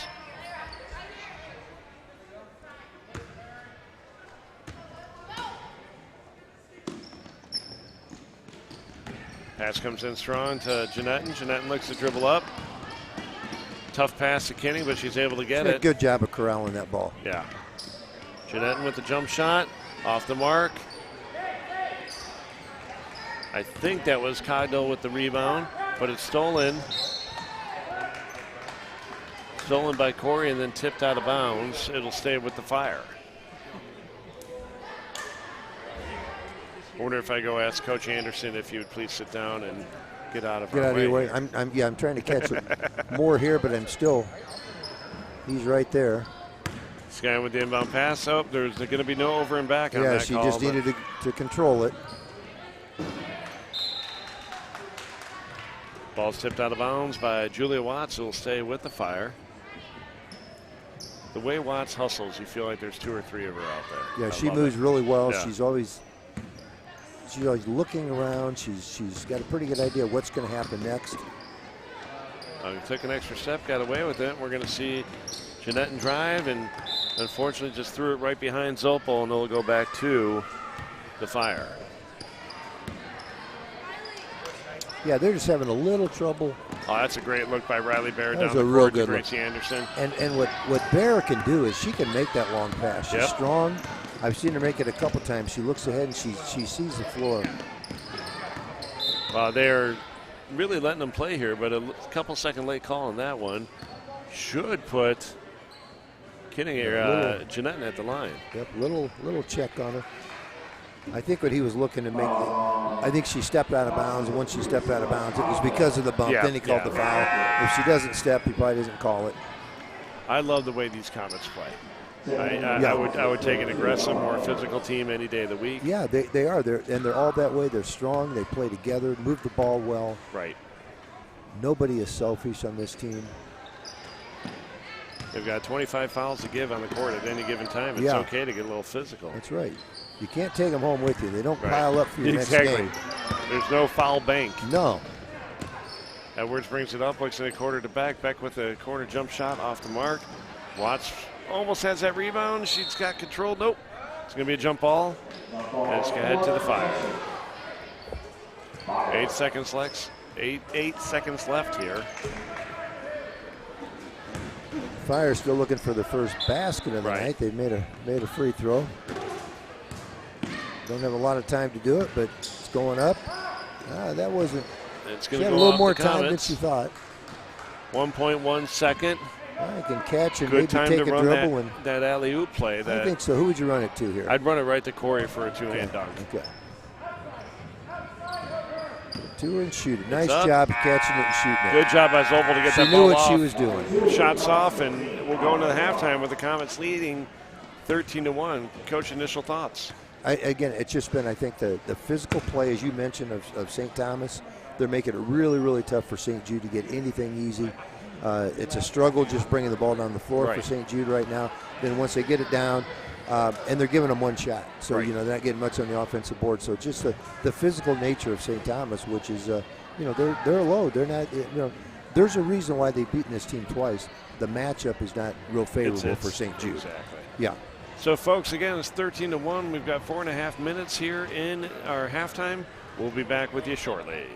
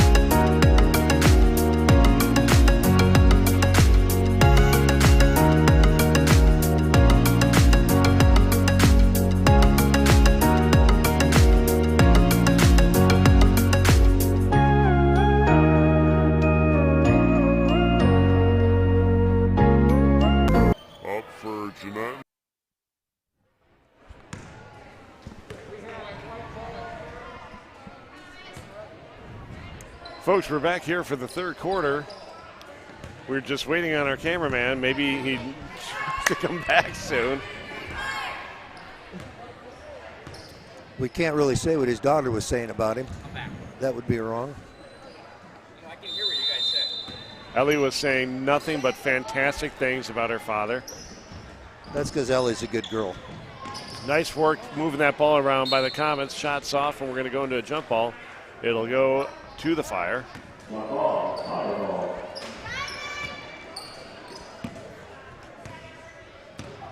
Kayla Kinney brings it up. Fire still looking for their first field goal of the game.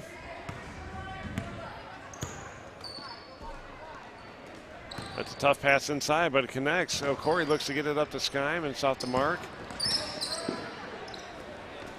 Ella Edwards with it out on the wing.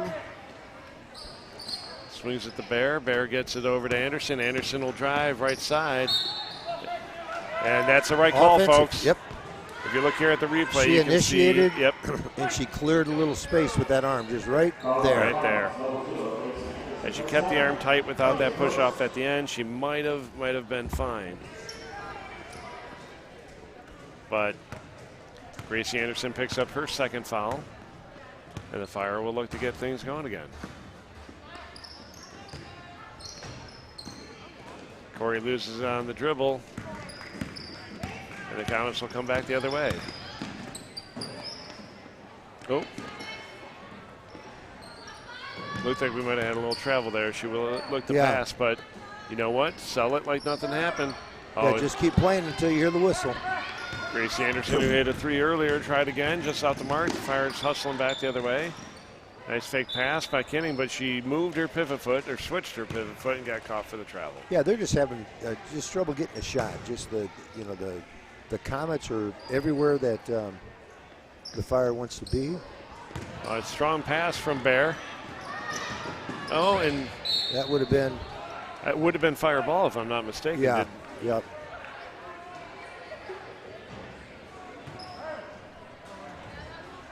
I noticed that the Comets continue their almost sense of urgency with their hustle. They're attacking, they're moving quickly. The Fire down 12 here. They haven't scored a field goal yet. I wonder how much the coaches are talking to them about, like, turning up the heat a little bit, getting after it. Tough pass across the lane underneath the other team's basket, but thankfully the Fire control it. Yeah, they're just having a little difficulty getting anything going offensively. Almost too much patience. Yeah. You got to start attacking the basket. It looked like a similar push-off there, but we're going to get Jeanette with a foul. That'll be her first.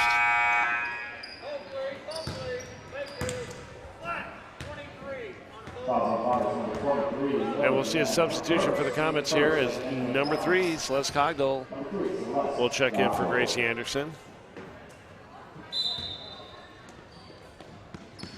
Bear sends it in to Cogdell, back to Bear.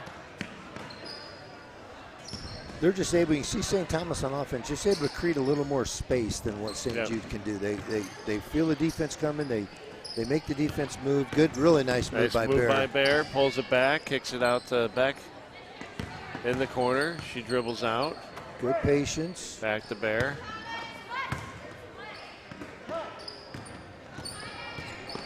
Given the strength of St. Thomas, they are able to spread this offense like this and still complete the passes. Because, I was going to say, they can make those a little bit longer passes and are successful in completing. They don't float, they're sharp passes. Right. So jump ball is going to stay with the Comets.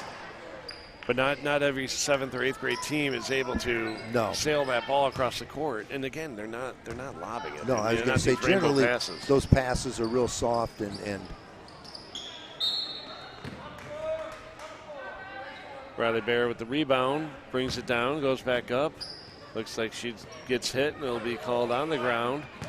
Fouls on number 44, Sophia Skyme, her first, team second.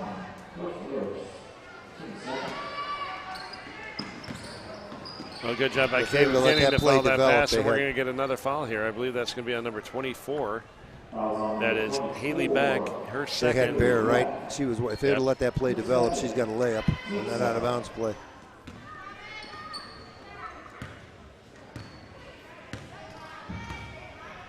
So Kinning brings it up. Almost stolen by Cogdell. Cogdell with some strong defense. That's going to go off the fire. Oh, yes, it is. It's going to go off the leg. Yep. We're going to have a substitution here. We're going to see number 45, Cora Hines, check in for St. Jude.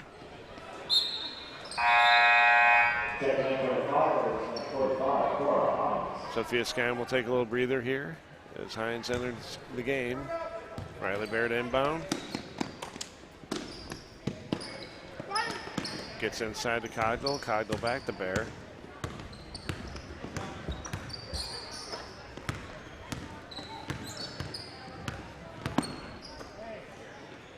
Nice patience from the Comets here in this game. They keep the floor spread. They make, they can make that skip pass. They're strong enough to make it. They pop out. They get the ball to the person as they're moving. They don't wait till they get there for the defense to get there. Edwards feeds inside to Watts. Watts off the backboard. Nice rebound and putback off the mark there for Cogdell. Watts again gets the rebound, goes back up. Cogdell with another offensive rebound. She'll kick it out. Beck with a nice jumper from the side of the lane. Big rebound there from Edwards. Bear feeds Cogdell in a short corner. Getting off the mark, and Fire get a rebound. Here comes Kayla Kinning back the other way. She goes across and back. Nice give and go there. Oh, and a nice rebound from Cora Hines off the missed shot from Kinning. That was a great job there from Maya Zopel. The pass from Kinning to Maya Zopel and right back to Kinning was exactly the right thing to do.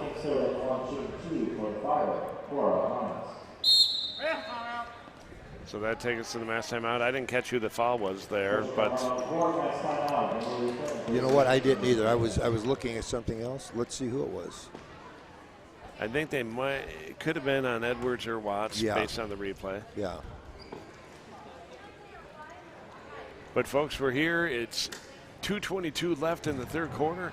Comets have a commanding lead, 13-1.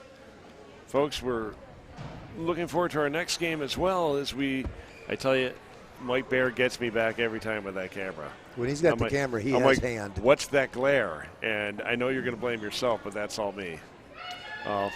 You're lucky this is a family show. Folks, coming up next, we do have our 8th grade championship game as we welcome the Tigers of St. Philomena and the Vikings of St. Vincent. Again, I'd like to share that this St. Philomena 8th grade team won the same tournament last year as 7th graders. They'll look to hold on to the title for another year.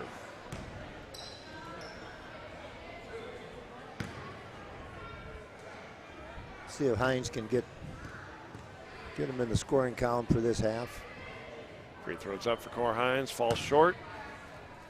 I have no doubt that she is a little bit tired here. I would think so. Free throws up for Hines. Nice and it's adjustment. Good. Nice adjustment there. Nice free throw from Cora Hines. Closes the gap to 11. My fast math isn't so fast. That was pretty good, though. Didn't have to take the shoes off to get there. So the Comets get it down in the corner to Cogdell. She'll go back to Bear. Bear feeds Julia Watts. Nice pass by Watts out to Anderson. I thought Anderson might she was open, but she thought better of it. Nice rebound and put back by Beck. It's off the mark. And again, the Comets underneath this hoop are tough. Yeah, it's just hard for St. Jude to get around. Just physically, they're just not as strong. That's a nice rebound there by Corey. And now the Fire will get their offense set up. Shots off the mark. Good hustle by the Fire to get the offensive rebound.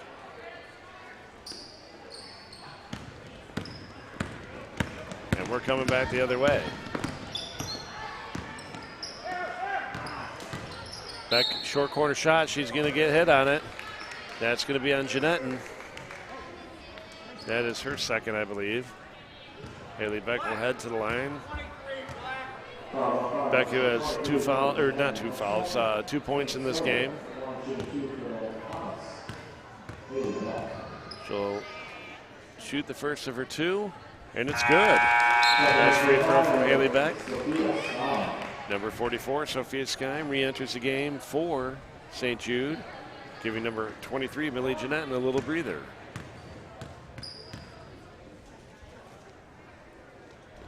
She's very good on both those free throws. She's got a great form on all her shots, and she's going to continue to just get better. Corey with a nice pass to Hines underneath. Shots off the mark. Kayla Kinning fights for it. She looks to dribble out and hits the line, and out of bounds it goes. On the far side of the court, we can see the St. Vincent 8th grade team heading up to talk to their coach up in the balcony. Looking forward to that next game. Cogdell gets the ball, looks down court. Zopel gets a hand on it. Oh, Anderson with a nice pass, but she's going to get caught for traveling before the pass is made.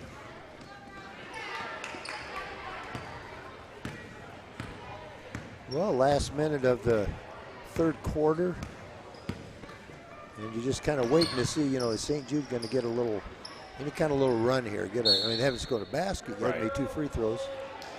So Gracie Anderson's going to get tagged for that foul, just giving a little too much love underneath the basket here.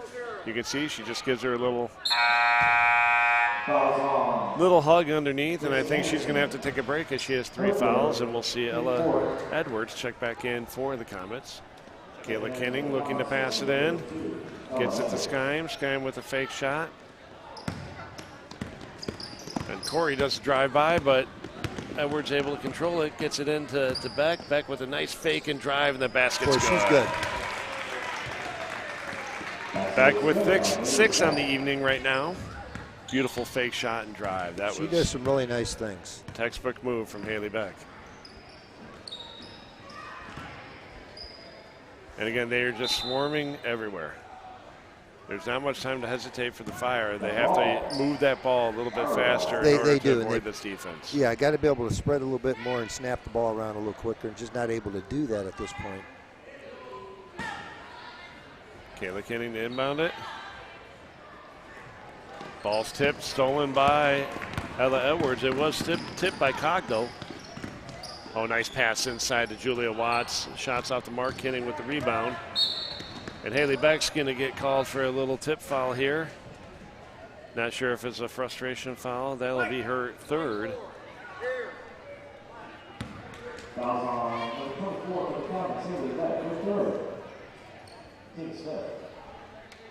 Yeah, just that little reaching that a lot of them, I don't know if it's a little fatigue setting in, if somebody starts to go by them when you reach. And that's just not a great habit to get into. Right there, she got away with one. Oh, we're going to get a foul called, and if you look at the replay here, it's a good call. Let's see that one more time out of the booth. Her hand just comes right across. It comes a little fast on the screen, but right in front of us here, you can see her hand just comes right across. And there's no need with 3 seconds. That's what she'll learn. That's things kids learn as they get older and mature a little bit.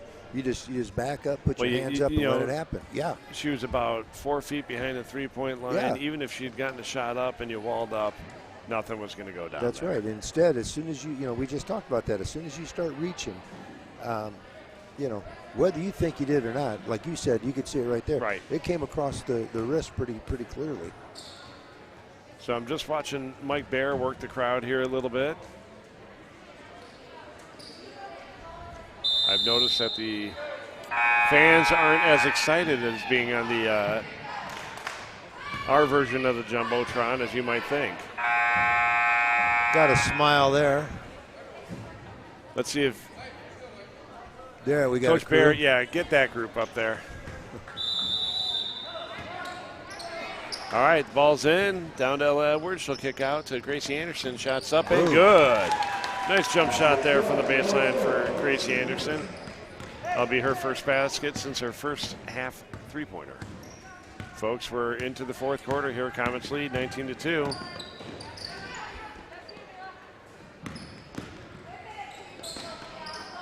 Kinning with the ball. She looks inside, kicks at the Corey. There we go. That's a shot to take. That's a good shot. Nice rebound by Skyme. Passes off the mark, but Corey's able to handle it. Jeanette looks to drive, kicks down to the baseline. Shot from another Kinning. Good shot. Off the mark. And nice shooting by the Fire. It's just not dropping. Really, nothing wrong with either one of those shots. Those are what you want. If they don't make them, they don't make them, but they're the right shot. Right. Great. Nice pass inside. Great cut pass. Shots off the mark from Ella Edwards. Kinning's coming back with some speed. Good job by Bear to wall up. Corey's good jump shot. shot. Good. That a girl. Good play by Kenning. Did not try to force anything and gather herself and kick it back out. Picks up a nice little assist for Kenning, and Corey's first field goal of the game. First for her, first for the team. Nice cut. Another nice pass. Just got to finish. Really like the way Ella Edwards plays. She's always moving. Oh, again. And she takes the ball right now, and she doesn't wait. She goes. Goes with that left hand, high off the glass, misses. But the rebound and putback from Celeste Cogdell.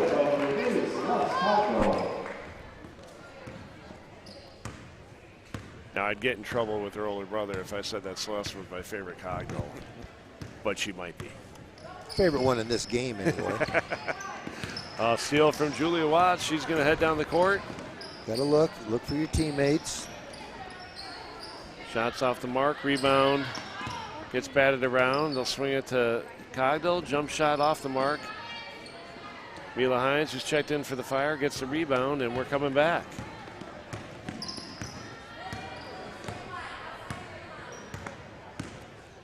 Corey looks to drive, gets it to Kenning. Kenning looks inside to Skyme. Skyme goes up, shots off the mark. Looks like a block there from Watts. Here comes Cogdell. Nice move off the glass. Good little hesitation and pull up. Nice move. Cogdell going coast to coast, picking up her second field goal here in just about a minute. Yeah, that was very nice. You know, nothing bad about the defense down. there. No. But the shot. She made herself a little harder to guard just by slowing down there. There she goes there again. She is again. Nice generous move by her to pass up. But good steal there from Millie Jeanetton. Kenning gets a cross-court back to Jeanetton.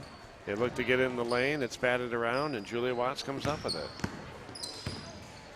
Jeanetton somehow comes up with it back on the other side. And nice move by Corey to drive. Gets inside the Sky. Mass timeout coming up, and it looks like St. Thomas is getting ready to empty the bench. So get some other kids a chance to play tonight. Nice catch. Pass underneath. Watts misses two close shots. Kenning comes back with it. She's done so many good things and just can't get one to fall this half. But again, look at her hustle right here. Oh, yeah. She wants that ball back. So, folks, we're going to have a mass timeout. So these substitutions that are getting ready to come in will go in after the mass timeout. It's been a long stretch. Oh, nice pass from Bear underneath Julia Watts. There, Watts gets one. She's been working.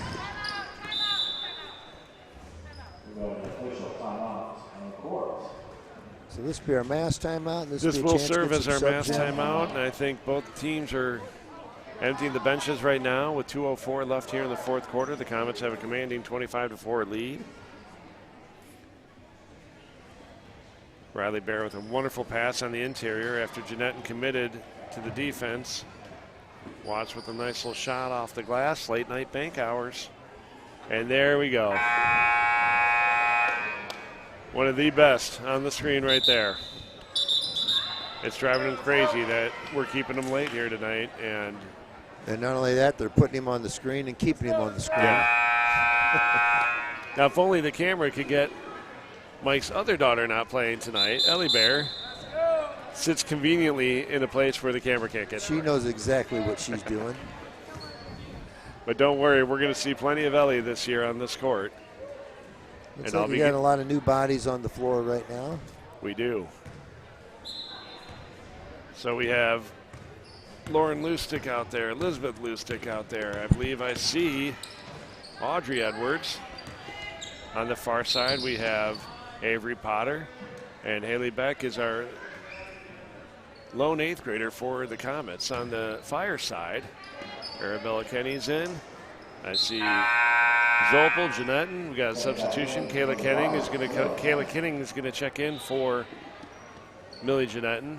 And then we have Mila Hines. Ruby Fouch checking in for the first time today. Haley Beck brings it up. Swings at the Potter, who tries to go cross court to Edwards. It's going to go off Edwards' fingertips and out of bounds.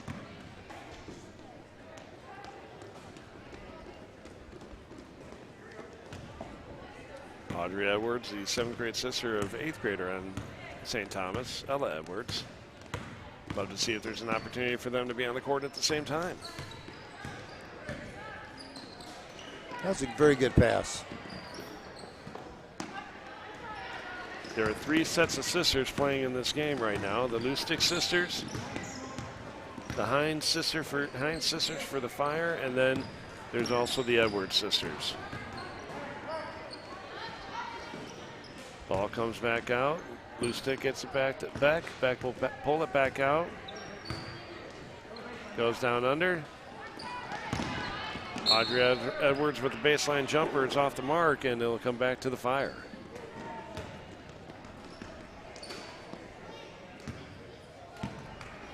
Ruby Fouch inbounds it.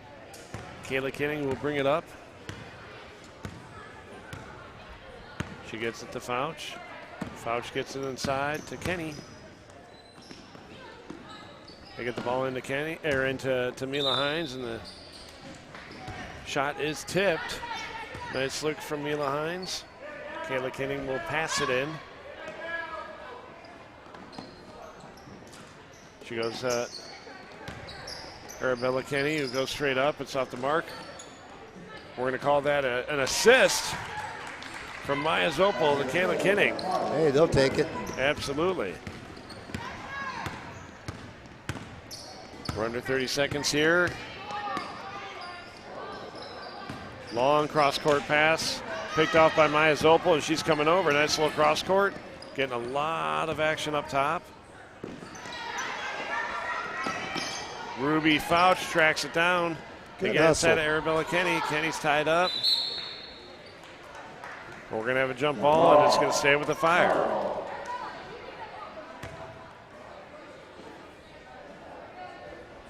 Kayla Kenning to pass it in. Looks inside to Arabella Kenny, who gets the shot off. She's hit on this shot.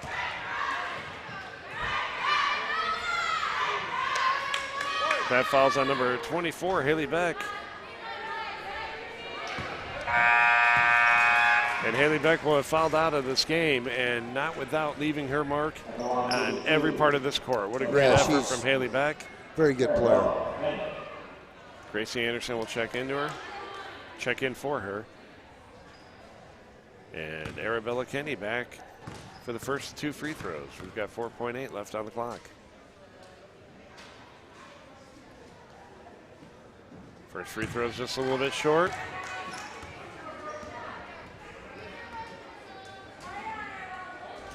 Arabella Kenny back to shoot one more. Yeah, the girl. Off the front of the rim. Nice hustle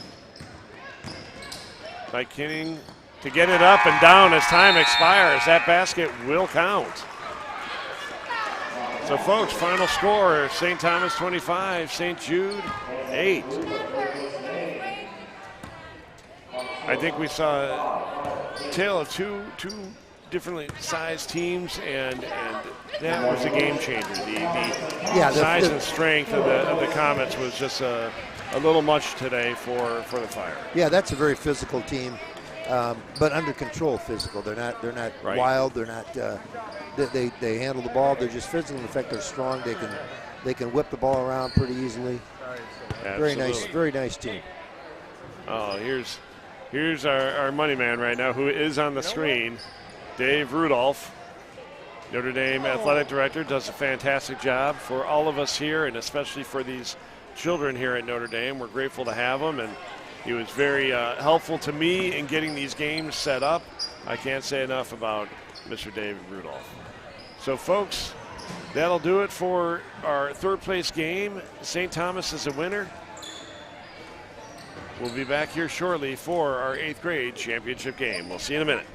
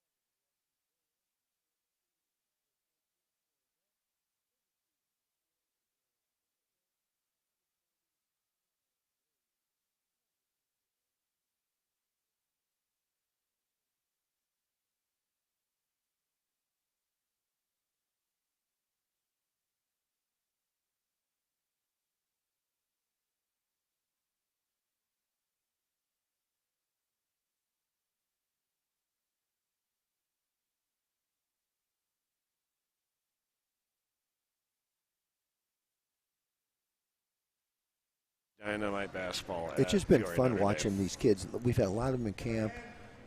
Lexi Bear, as a young, we just knew she was going to be a really good player and was going to be tall and I mean, is that a basketball body out there? And she's just a great kid, and it's just fun to see her out here playing as an 8th grader. And wherever these kids end up next year, I'm really looking forward to watching them play. So it looks like we're kind of in a 2-3 zone for St. Vincent's. They pick up the steal, or St. Philomena, they pick up the steal. Vincent's is back.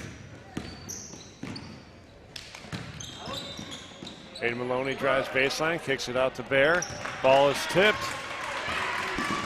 I believe that's Abigail Chaddock who got a hand on it. Looked inside, and it's going to get tipped and out of bounds. You're going to see a heck of a point guard here in Abigail Chaddock. She is able to see the court.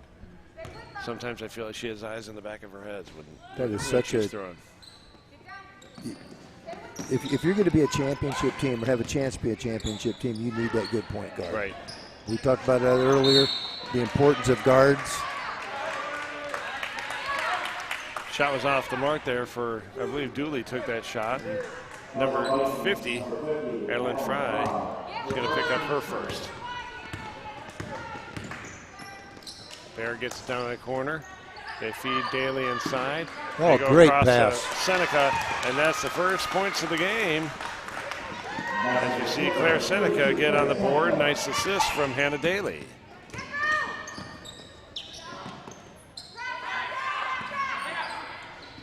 Well, they're aggressive on defense, They aren't certainly are. And they're going to be long. They got some long bodies. Nice play by Ginglin right there, just saving that ball. Dooley gets it over to Jinglin. She'll swing it back to Dooley. Dooley across to Chaddock. Chaddock with the jumper. Off the mark. And I'm going to guess, I can't see the floor there, but I think Cora Best might have stepped on the line. Yeah, it was one of those, if you let it go, you're not quite sure. Right. But you can see right there, she decided to go for it, and her left foot's on the line. That one's going to sail a little bit far, and Lexi Bear will bring it up.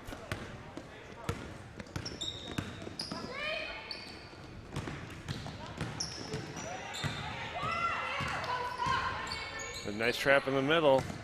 We'll see Daly with a nice spin move. She's going to get called with a foul. I believe that's going to be on number 50 again, Adeline Fry.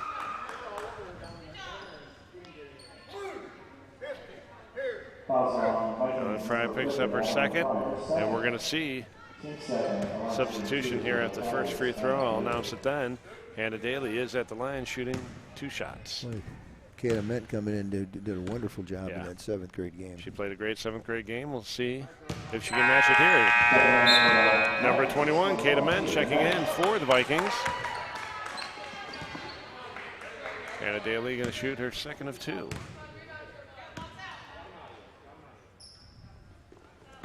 Free throw falls short. Rebound controlled by Chaddock, and we're coming. Yeah, I like the way she just kept her body between. Oh, and here we go. And Catherine Dooley's shot is going to get wedged in the hoop. There goes. Here comes some young man from the crowd, showing his father's hops. I think he could jump higher than me than I ever could, probably in about 3rd grade. Now Elliott's all over the screen and thinking he's kind of a big dog, so we need to put him in his place. What do you think? He made that look pretty easy. He did. Nice interior pass from Daly to Seneca. Gets knocked away. Best controls it. Let's go off of Lexi Bear and down.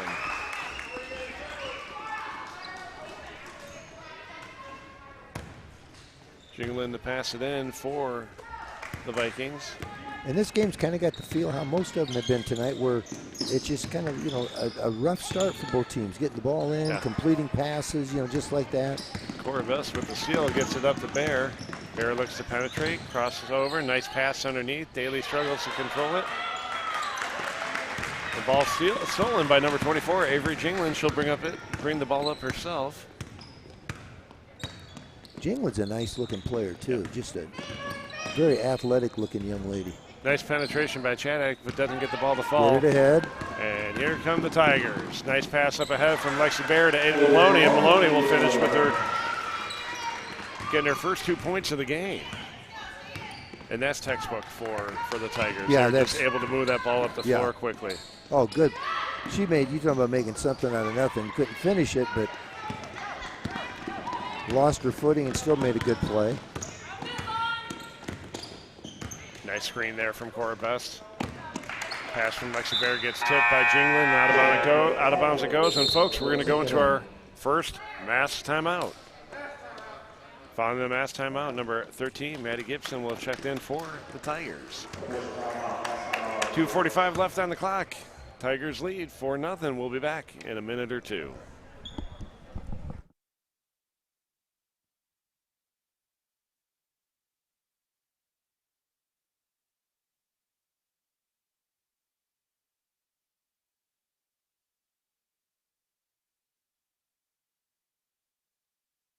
And here come the Tigers. Nice.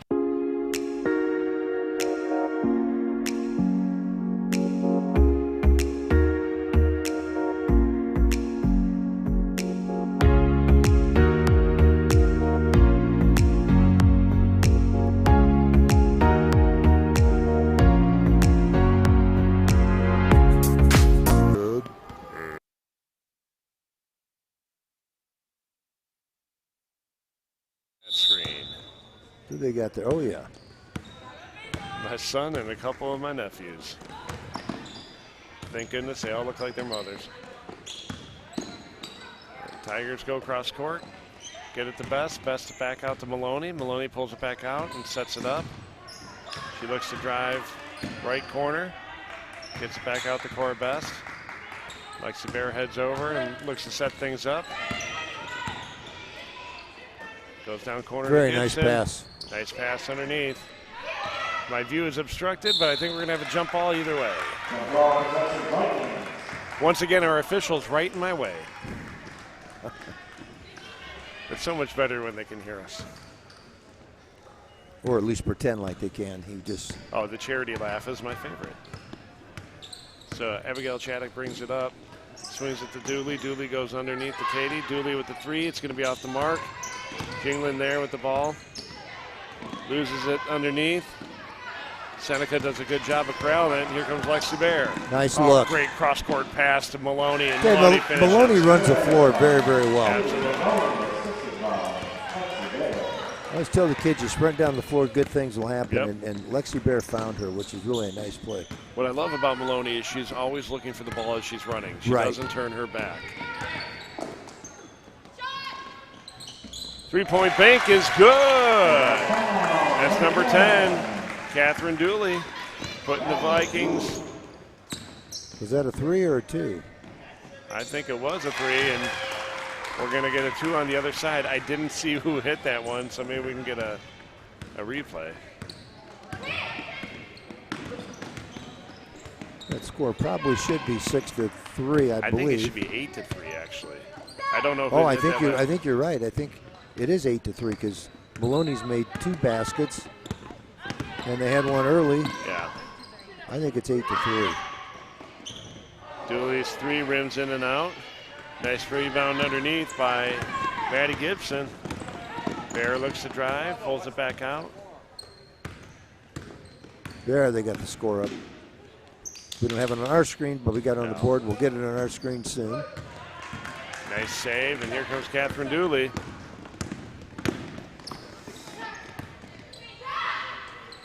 Shots up for Chaddock, falls short. She gets her own rebound. She kicks it out to Dooley. Dooley with a little drive and jumper off the mark. And again, just seeing the length here. That's a nice block from Cora Best. And again, look at Maloney this connection. again. Again, what a pass from Bear underneath, but Maloney to get it, knowing that there's time dwindling on the clock, turns, squares up, takes a nice shot, and gets fouled. Again, she just gets down the floor before everybody else. Yeah. First free throws out the back iron for Maloney. And we're going to see number 40, Hannah Daly, check back in, giving Cora Best a little break, and Cora's having a nice game. Second free throw's off the mark for Maloney, and here come the Vikings. We're down to 8 seconds. Chaddock swings it to Jingland. She'll drive. Gets picked by Bear. We'll see if Bear gets a shot off. It's a little much off the top of the backboard, and folks, that'll end the first quarter. Tigers with an 8-3 lead here. So good overall quarter. Yeah. It was, I think that in the half court, St. Vincent almost was executing a little bit better in the half court. But, St. Phil's, they get out and run it a little bit. When you've got somebody the size and the ability that Lexi Bear has, and then you have Maloney who's going to run the floor with her, and then the supporting cast is not bad. It's just going to be tough. Yeah, so it makes it tough. You're right, Cora Best, played really early. Daly made a great pass to Seneca, I think, for the first basket of the game. So it's just a matter. I think St. Vincent is going to have to make some shots from the outside. They knocked in 1 3, and I think they're going to have to make a few shots from the outside. Getting around the basket's going to be a little tougher, some of the length. But I like what I'm seeing with both teams, and I look at it as a former coach who's looking and saying, "Man, I hope all these kids come to Notre Dame." Right. Whoever wins, that's fine. They'll be happy about that.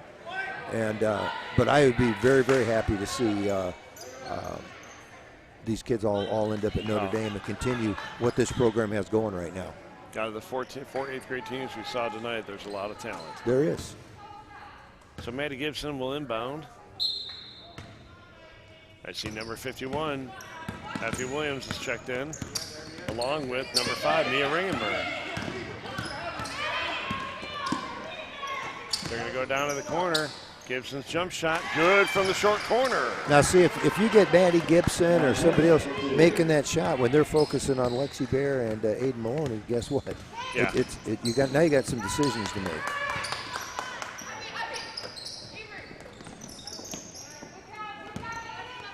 Ringenberg, the tough pass to Jingland. It's going to be a fight here. Oh, she gets it out. really like Jingland. I just like her. She's pure hustle. She is. I like her the way she plays. Ringenberg swings it back out to Williams. Williams over to Jingland. She's still got her dribble. She'll take it. Williams swings it back. Very good patience. See if you can break them down. Chaddock with a nice pass to Ringenberg. She'll look to drive, loses control, and loses the ball.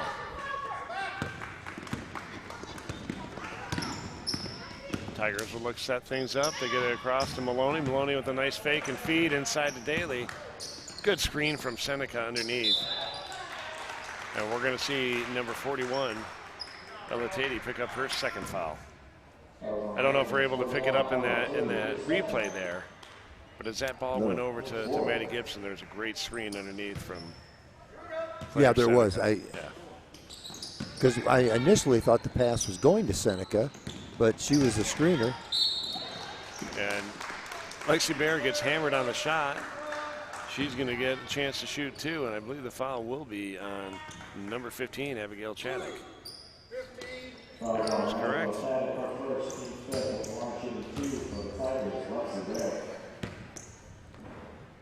This is Lexi Bear's first time at the line tonight, and it's good. She makes it count. Unless she hit that jumper, I'm not sure about. That might be her first point. Yeah, I missed that shot too.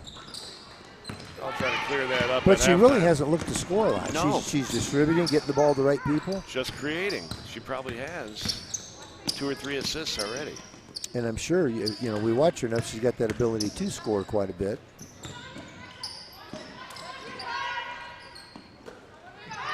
Shot from the baseline's off the mark for Mia Ringenberg. And they'll go right into a jump ball possession between, I think it was Jingland and Gibson fought for it. Possession will stay with the Vikings, and we'll see Mia Ringenberg throw it in.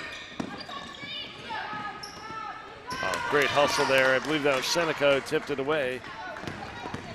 Claire Seneca is going to run through a brick wall for a coach if if the coach asks her to. She is just tough and willing to do just about anything for her team. Nice effort there from Effie to try to loosen it up, but Maloney controls it. And the Vikings get the rebound on the missed shot.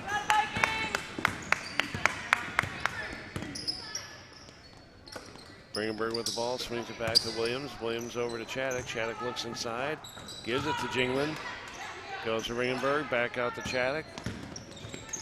Chaddock tries to dribble through traffic, loses it. We're going to get a jump ball call. That's going to stay with the Vikings. We're going to have a substitution here. Yeah, that overall size for St. Phil's just makes it really hard for Vincent to. I don't think it is white ball, but I've been trying to watch that arrow. I thought they just got it here. That arrow up there, they're not using. Oh, I guess they are now. Sometimes they are. I've watched it sometimes.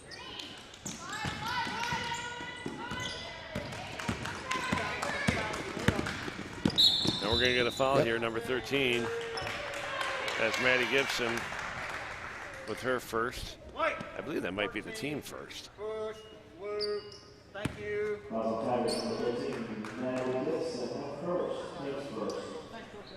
Catherine Dooley to pass it in. Here we go.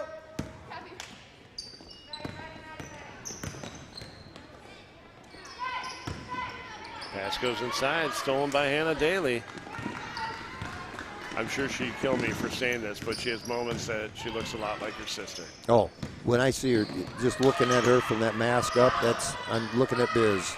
And I'll tell you, that's a compliment in our book. Nice effort on the part of the Vikings to fight for that ball. Williams with the ball. Gets over to Dooley. Dooley looks inside back to Williams. Vikings showing some patience here.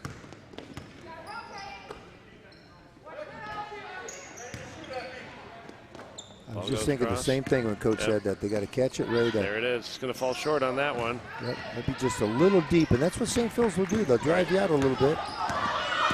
Maloney with a strong drive. It's going to be on the ground before the shot. You can see Maloney take that hesitation here if we get a replay. If she had gone straight to the hoop, I think she might have had a better result, but you can see. Oh, no, she went after it. She went after it.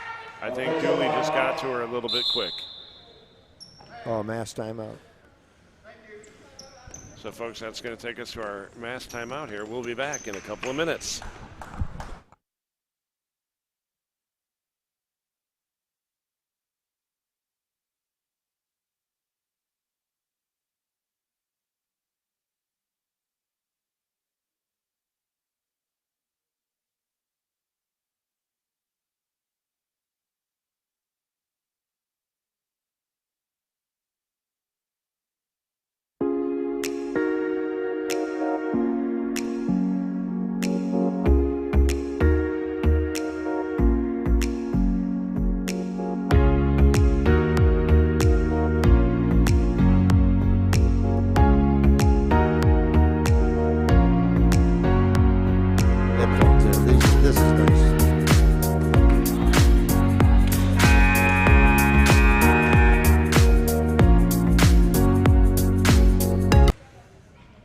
Folks, we're back here for second quarter action coming out of the mass timeout. Tigers will inbound it. This can be tried. Still get it. Yep, there's plenty no problem. of room. You got the whole court to use when you're inbounding. She looked at one. And kids don't quite understand that. That's why whenever I have the ball here, I want my guard to get it in the back court. Don't ever put yourself in a position where you're going to have an over and back.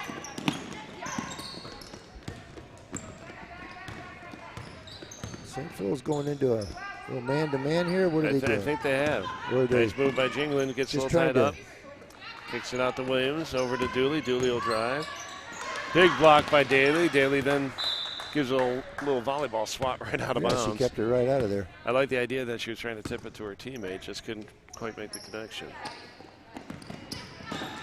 Oh, we're going to get a foul here.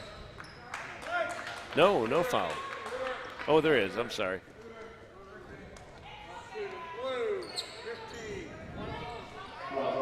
Fouls on Abigail Chaddock. She'll pick up her second. It's a team. That's a bonus. And we're going to see number 13. That's Maddie Gibson heading to the line for one in the bonus.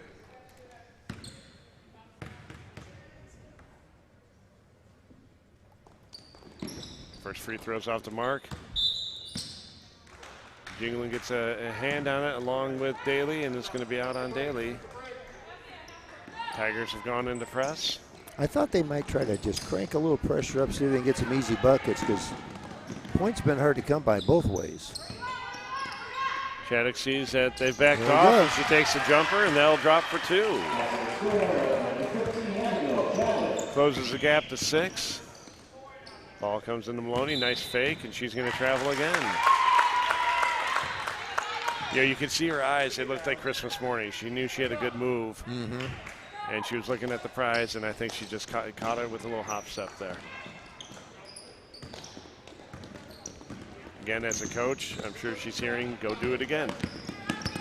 Go take the ball to the hoop every chance you get. Nice pass from Shattuck. Shots up and good. That's very nice. That's number 50, Adeline Fry. Great pass from Shattuck down to the short corner. Fry took her time, and they're right back in this thing.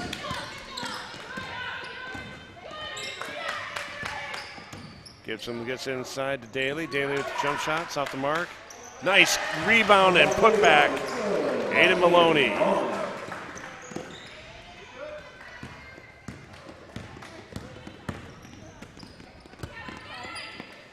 Ball goes across. Nice work to moving the ball here from. Oh, good work by by Dooley to fight for it. And Jinglin's going to get fouled going up. I believe that foul is going to be on number 11, Lexi Bear. That'll be her first. I think it is a very good, very strong move by Jinglin. Jinglin will shoot the first of 2 right here.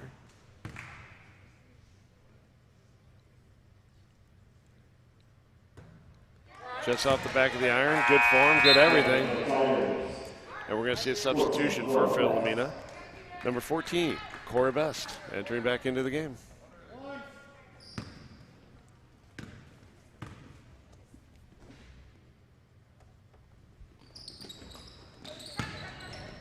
Daly, there are 3 Tigers there looking at the ball, and Daly said, no, I'll just go. I'll get it.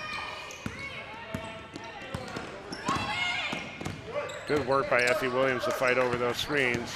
Gibson drives in, kicks out. Cora Best looks to shoot. Maloney gets it back to Best. We're back to Gibson. We're resetting. Gibson with a good drive, goes out to Bear. Nice fake by Bear. That's a good move, very good move. Off the mark. We're going to see a little Tiger collision on the far side. But I tell you, if you have 2 players colliding out there, attacking the ball, trying to get the rebound, and it goes out of bounds, I'll take it. That's right. That's just a hustle play. Now we've seen some fire here from the Vikings in the last couple minutes. Let's see what they can do here. In the Yeah, last bucket 20 here seconds. would give them some momentum. Right. Going into halftime. Shots off the mark from Catherine Dooley. And I tell you, Ada Maloney was wide open. I know Bear was in a little bit of pressure. Whoa, big screen from Daly. Last second shot's going to be off the mark. And folks, we're going to go into halftime with the Tigers leading 13-7. Got a good ball game here. Absolutely. Folks, we'll be back in 5 minutes.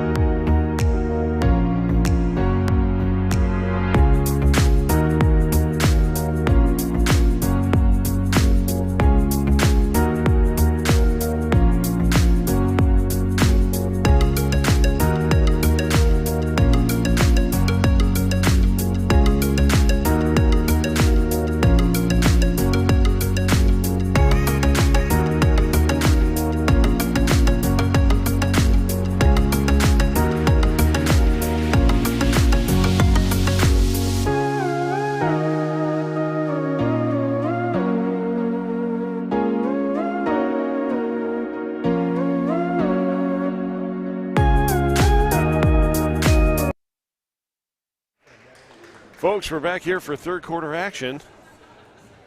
It's the second annual Peoria City Catholic Girls Tournament. We're in our 8th grade championship game earlier tonight. In the third place game, we saw St. Philomena outlast Comets of St. Thomas 25-13. In our 7th grade championship game, St. Vincent's beat St. Jude. That one went 22-12. In our third place 8th grade game, we saw St. Thomas over St. Jude 25-8. And here we are getting ready for the third quarter as the St. Philomena Tigers lead St. Vincent Vikings 13-7. So the Vikings will get ready to throw on the ball. Sorry for my chuckles. Mike Bear has me laughing tonight. Well, you get to this point of the day and everything's a little bit funnier. We're all a little slap happy right now. Got to get this crowd into it. Got a kick ball from Philomena. We need a official to make a really bad call or something. Just get somebody up in there. Just get somebody riled up. Even the crowd. Dooley looks in. Oop, almost tried that foot. Was able to keep it controlled. Nice look underneath.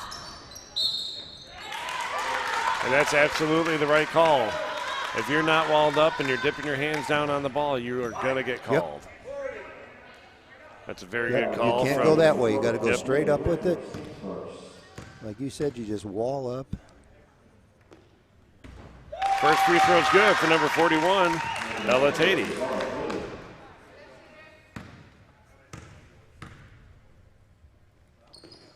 Ella Tatey's second free throw is good. Those are two big free throws. That's a nice first possession. Absolutely. For St. Vincent. Couldn't quite get it, the bucket, at the end of the half and come out being the first to score. Nice defense from Vincent's. Good hustle by Daly to corral that. They'll go down in the corner to Maloney. She looks to back down the defender. Doesn't get far. Great job on the ball defense. Away. Chaddock made a really nice play, just helping, anticipating. That ball's going to get tipped, and it should stay with the Vikings. Going to have our first substitution this half as number 32, Claire Seneca, will check in for number 14, Cora Best.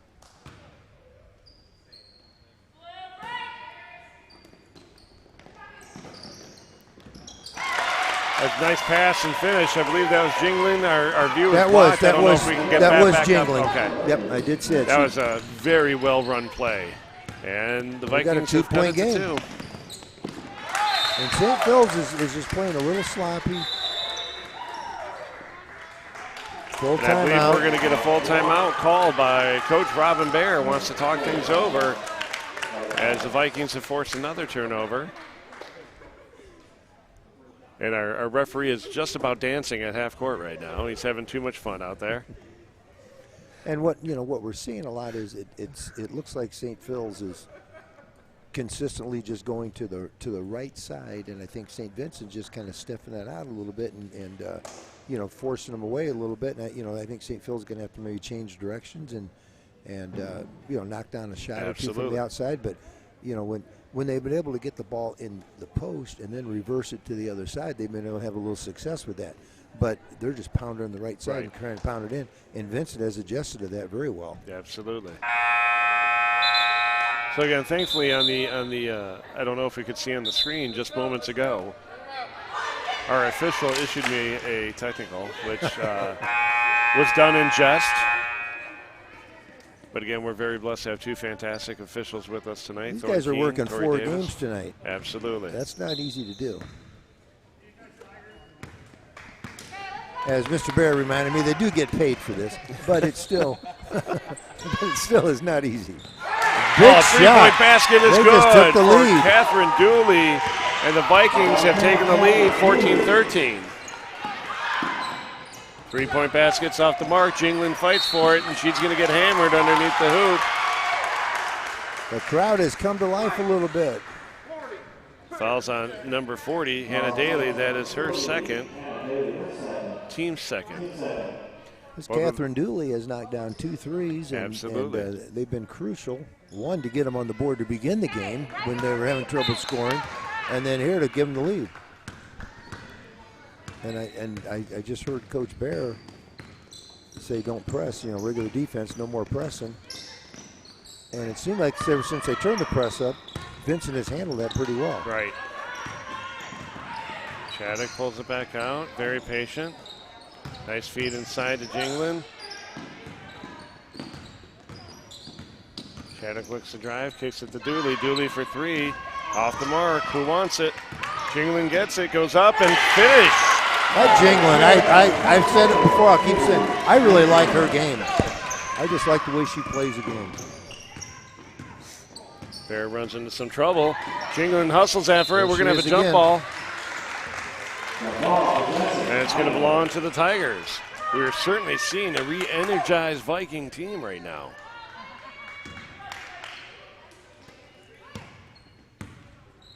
Maloney with the ball, looks to the wing. It's tipped. It'll stay with the Tigers. But again, definitely a different game than we saw just at the end of the first half.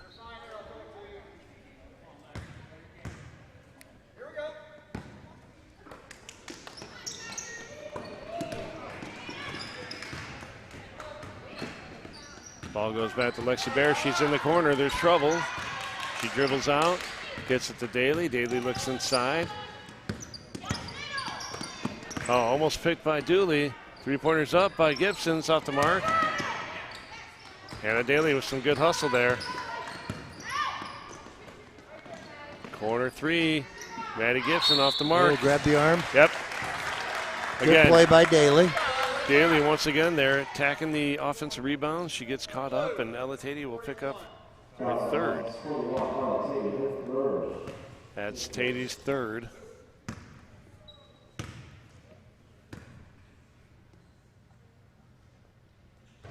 Free throw from Daly hits the front of the rim and goes in, and she's on the board for the first time tonight. Yeah, they needed to get something to go in for them. I think they'd been on 13 for a little while. She looked good shooting both those, but she crossed the line too soon. Yep. Yep. All right, no basket. She didn't come across a little too soon. And again, if we get a replay here, you can see it. And again, we constantly say, worry about the point, not the rebound. She comes right now. Just barely. Yep. And it never looks good when you do it anyway. Yeah. It just always looks off. Shattuck loses it for a second, but controls it right in front of us. She tries dribbling through some trouble. This is where Phil's is at their best. She's Maloney with a nice layup. Maloney is one of those. We talked about a finisher. She finishes. Absolutely. Maloney has 10 on the night as she ties up this game. This is championship basketball here at Notre Dame. The ball gets stripped again. They're going to do the same recipe. Maloney with good work on the left, and she's going to get fouled. Number 24, Avery Jinglin, picks up her first. She is definitely a finisher, and that's just a really, really nice play. Vikings number 24, Avery Jinglin. Her first, team second on the court. We do have a mass timeout. We're going to go into the mass timeout. Following the mass timeout, number 1, Aiden Maloney, will go to try to complete the 3-point play. She is, if my math is correct, has 14 of their 18 points, and I don't think she's missed a shot. No, she missed one outside shot a little earlier when St. Vincent had taken the lead, but for the most part, she just, like I said, she's one of those that when she gets the ball out, she finishes. She's ahead of the pack. She runs the floor. Never gets too rushed. Never gets too panicking on those shots. And right side, left side doesn't really matter. She's getting the job done. Absolutely. No, she's a nice player. I probably should be playing music on the overhead system right now, but I'm too busy watching Mike Bear get me all dizzy going around the crowd. Did we get one person to wave? Yep. There's one. There we go. So again, Aiden Maloney at the line. Shooting one.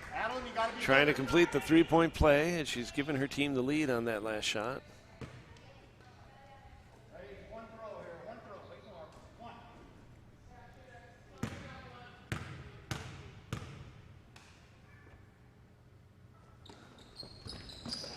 Free throws off the mark. Chaddock controls it after it's tipped by Jinglin, and Here come the Vikings.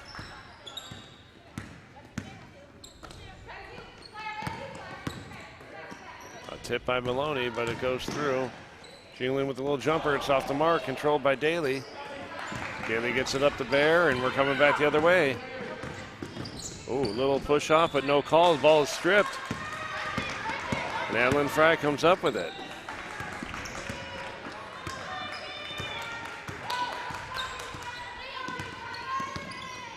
Dooley with the ball. No call. And we're going back. Oh, nice job by Dooley to get tipped. Chaddock comes around, and we're going to see Lexi Bear get her first field goal of the night. You get Maloney and Bear out in the open court, and they make some good things happen. Both can finish around the basket. They both run the floor very well. And when the two of them are on the top of that zone, it's hard to. You can't get much past it. Yeah. Claire As soon as Seneca she on picks the her other dribble up, side. they It's just. Oh, yep. Yeah. A little out of control. A little too much affection from Maddie Gibson. Gibson will pick up her second.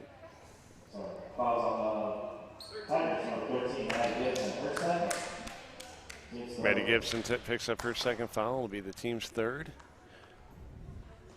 Lexi Bear readjusting her laces.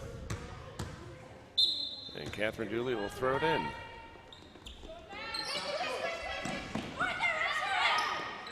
Shots up for Fry, off the mark. Nice block from Bear. Jingling goes up strong for it. And Seneca ends up with it, gets it to Bear. And again, so I mentioned Aiden never turning her head away, and she was going to collide with somebody, so you can see her turn her head here. And that just happens to be when Lexi throws. Yeah, that just doesn't happen very often with her, but sometimes you have to. Well, self-preservation for your own sometimes safety. is more important. Yeah.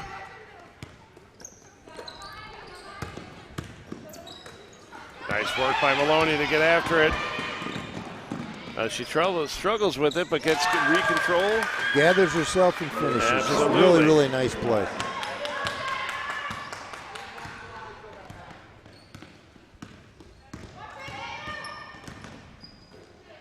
Shots up for Tatey. It's off the mark. Bear gets it. She'll dribble out. What's funny, I turned to look right, and Ada Maloney was already there. Yeah, that's just it. She doesn't wait. Look who's down the floor, even on defense. Yeah. She just, and she does it with ease. Ease and just pure speed. So Chaddock with the jumper. Off the glass, it's missed. Here comes Bear, checks the clock. She's going to get a shot off here. Oh, and just off the front of the rim. The fact that she looks up, yeah, and knows the situation just shows that's pretty good awareness on her part. We had a perfect view of her looking up at the clock as she attacked, and I think we got a couple of substitutions. That shot was right there. We're going to see Kate Ament and Effie Williams check in for the Vikings. Folks, it's down to the final 6 minutes. The Tigers lead 22-16. And Vincent got up 16-13, and then St. Phil's responded with 9 straight points. So that's give them credit. That's a nice thing that they did, and kept their composure when things started going south. But a big play that's going to get lost in a little bit, even though she didn't get both free throws. But Hannah Daly gets the foul, steps up, makes a free throw when they were stuck on 13 for a while. So they really needed something. Those are just the little things that get your team going when points are hard to come by. So once again, folks, just a recap. Phil Mina in control of the complete first half. St. Vincent makes a roaring comeback, takes the lead, goes up 16-13, and since that point, the Tigers have gone on a 9-0 run. So the Vikings will inbound it here to start the fourth quarter. On the floor for the Vikings, we have Ament, Dooley, Williams, Jingling, and Chaddock. On the floor for the Vikings, I see Seneca, Daly, Gibson, Maloney, and Bear.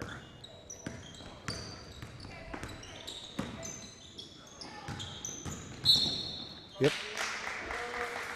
That's going to be a foul on Gibson. Yeah, a little that bump. Should be her third. When that makes you, the ball handler change directions or have to stop, that's automatically going to be a foul.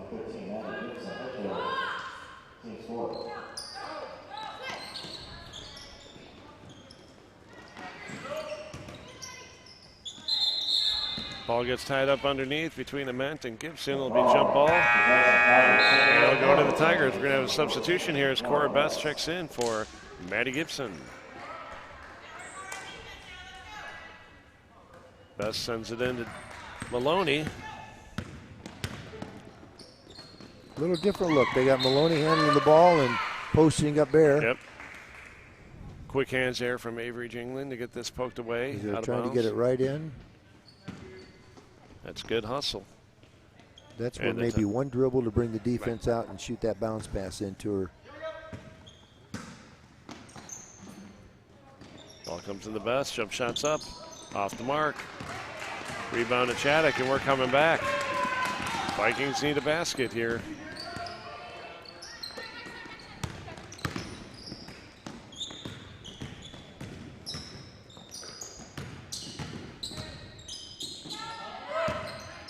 Ball comes in the man. That's she gets good it off to defense. Chaddock. Very good defense. Yeah. They just walled up and stayed there. You can see right there. Yep. Where Daly was, and it was a. As soon as you start reaching and leaning over, you're going to get into trouble.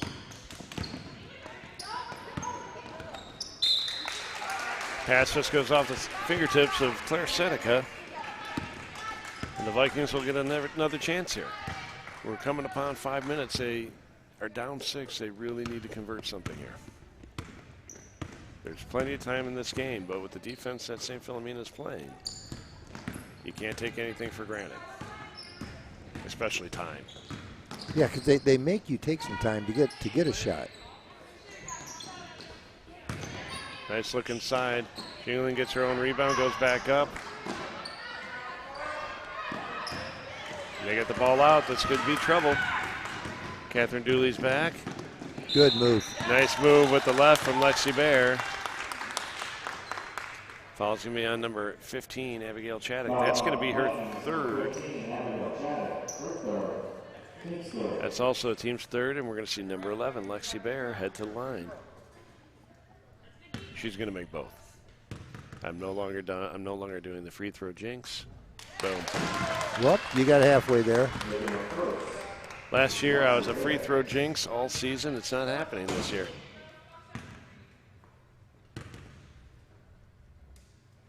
You called it. And know what I'll say to Miss Bear? You're welcome. Here come the Vikings. It's 11 straight by the Tigers. All right, yeah, it really is. Maloney, and that's where it all started. Other than the daily free throw, it's been Maloney on these breakaways. And a great job by Maloney to attack. Fouls on Catherine Dooley. I believe that's her first. It'll be the team's fourth. Aiden Maloney will head to the line to shoot two. Rolls. I'm watching as she gets ready to shoot the free throw, and she slides her left foot over to the right and back. I wonder if it's just for her to get her shooting base here. Okay, she'll go there and back. If it's just part of her routine or if there's purpose behind it. Jingling hustling back. Gets it over to Williams. Williams backs it up. Surveys the land, goes cross court to Ringenberg. Ringenberg back out to Chaddock. Chaddock for three. Off the glass, no. Loose ball controlled by Seneca. They get it back to Lexi Bear, and she'll bring it up.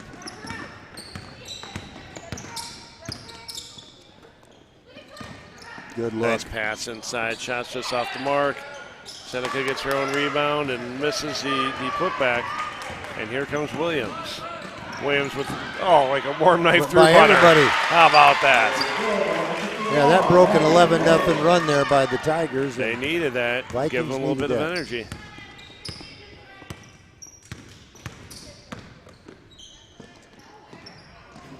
A little quick on the shot.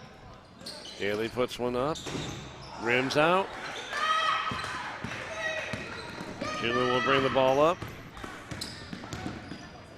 Oh, good look inside. Good smart play by Daly.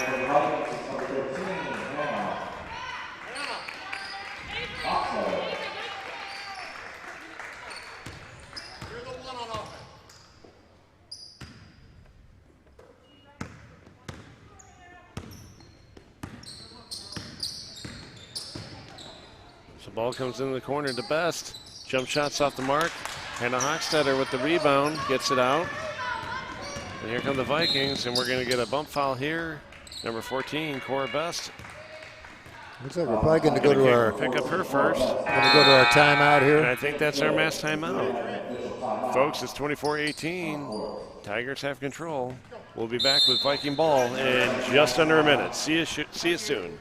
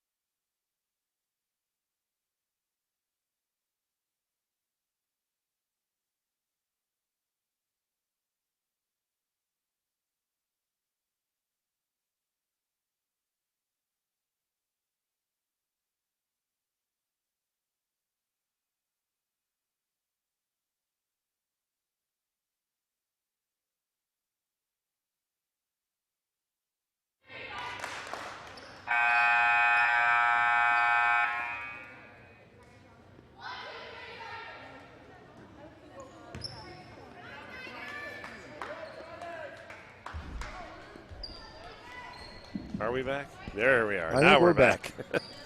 We're back here for the last 3 minutes of the fourth quarter. Tigers have a 24-18 lead over the Vikings. Effie Williams with the ball. She looks to drive. She's going to, that was great defense there from Maiden Maloney. It was. She just stayed and held the ground. Yeah, absolutely. And I think what St. Phil's has to do now, we'll see how what they talked about here, but they've been playing the last couple of possessions almost like they're behind. One pass and a shot. And I don't mean you ice it, but now there's time and score dictates what you do. Right. A shot that's a good shot in the first quarter is not necessarily a good shot with 2.5 minutes to go in the game. Like that right there. Jump shot's good. That's questionable. You make it, they say great. You don't, it's like, but they took about 30 seconds off that time, so that one's not as bad. Vikings almost have to score every possession here and play probably the best defense they have all night. Ball gets tipped. Dealing with the strong move off the glass. Gets batted around, and Lexi Bear comes up with it, as she often does. She's going to go the length of the court. That's going to be a travel. And that's another situation where 2 minutes to go. 2 minutes to go, so what should you be looking to do there? If you don't have that clear breakaway, just pull it back out and then see what you got. The score and time are both on their side. Yeah, and that dictates how you play the game. It's a little, and that's hard for young kids to get. Right. But you also don't want to stop playing either, so that's that fine line.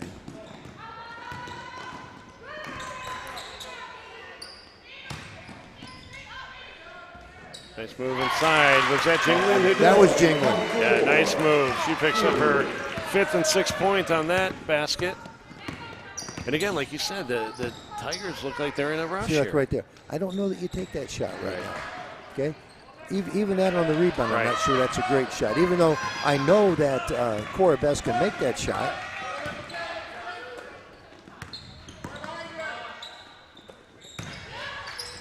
Wow. Looked like some contact underneath, no call, and we're going to go out of bounds on the Tigers. Catherine Dooley will pass it in.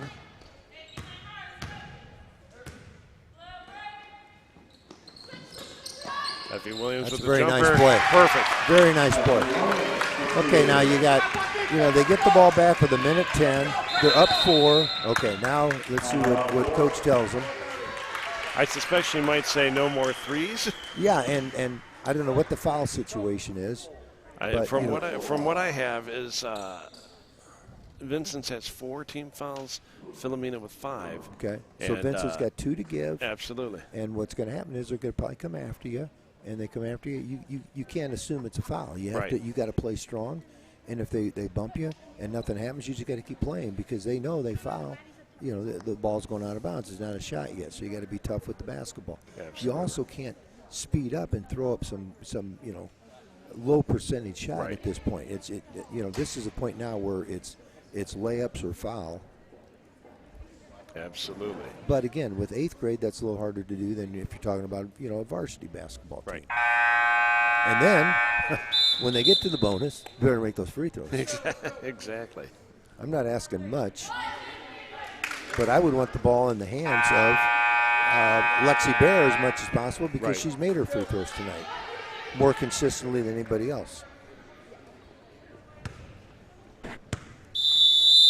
So Gibson will throw it in. And don't Bear even rush. takes it. She got 10 new seconds to go. She could back up. They're going to foul. He wants him to foul. Oh, that's intentional. You got to be careful about that.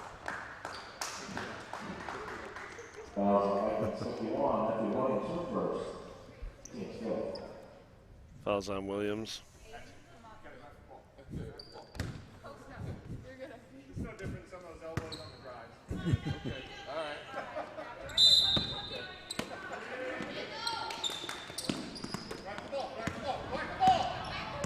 Yeah, go after the ball. He's right. He's telling them exactly the right thing. Now, see that right there. You do not need that shot. Don't shoot. Get it. They're going to have to do something here. No. I'm really confused. That's where they have to learn that. That's where they have to learn that. I think Coach Bear is over there telling the exact same thing that I'm muttering. I would love to be in that huddle right now. Yeah. They just. And it's all a teaching moment. It's all a learning experience for them. But a long 2 and 2 threes, I think, in that very possession, and they're still lucky to get the ball back. Yeah. And Vincent wanted to foul him, and they didn't. They couldn't get to it. Right. Absolutely.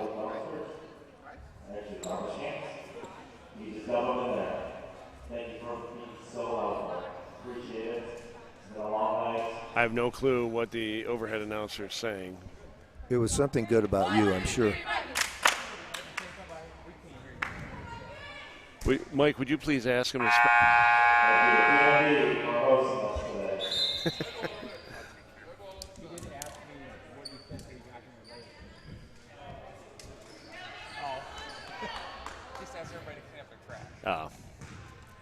He's making a public service announcement, and here I am giving him grief, and I'm fine with that. Get rid of it. Hold it until they can catch it, then pass it. I don't know what they're waiting for here. Yeah, he wants the foul. Good play. 15, good play. Nice work by Chaddock, although that'll be her 4th, so she has to be careful. Yeah, now she can't do it again. No.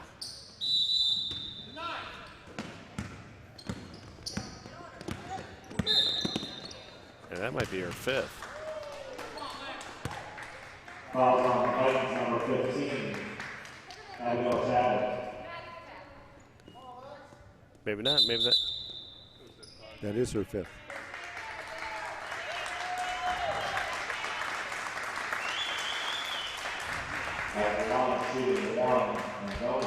So we'll have Lexi Bear at the line as Mia Ringenberg checks in for the Vikings, relieving Abigail Chaddock. Great game for Chaddock today.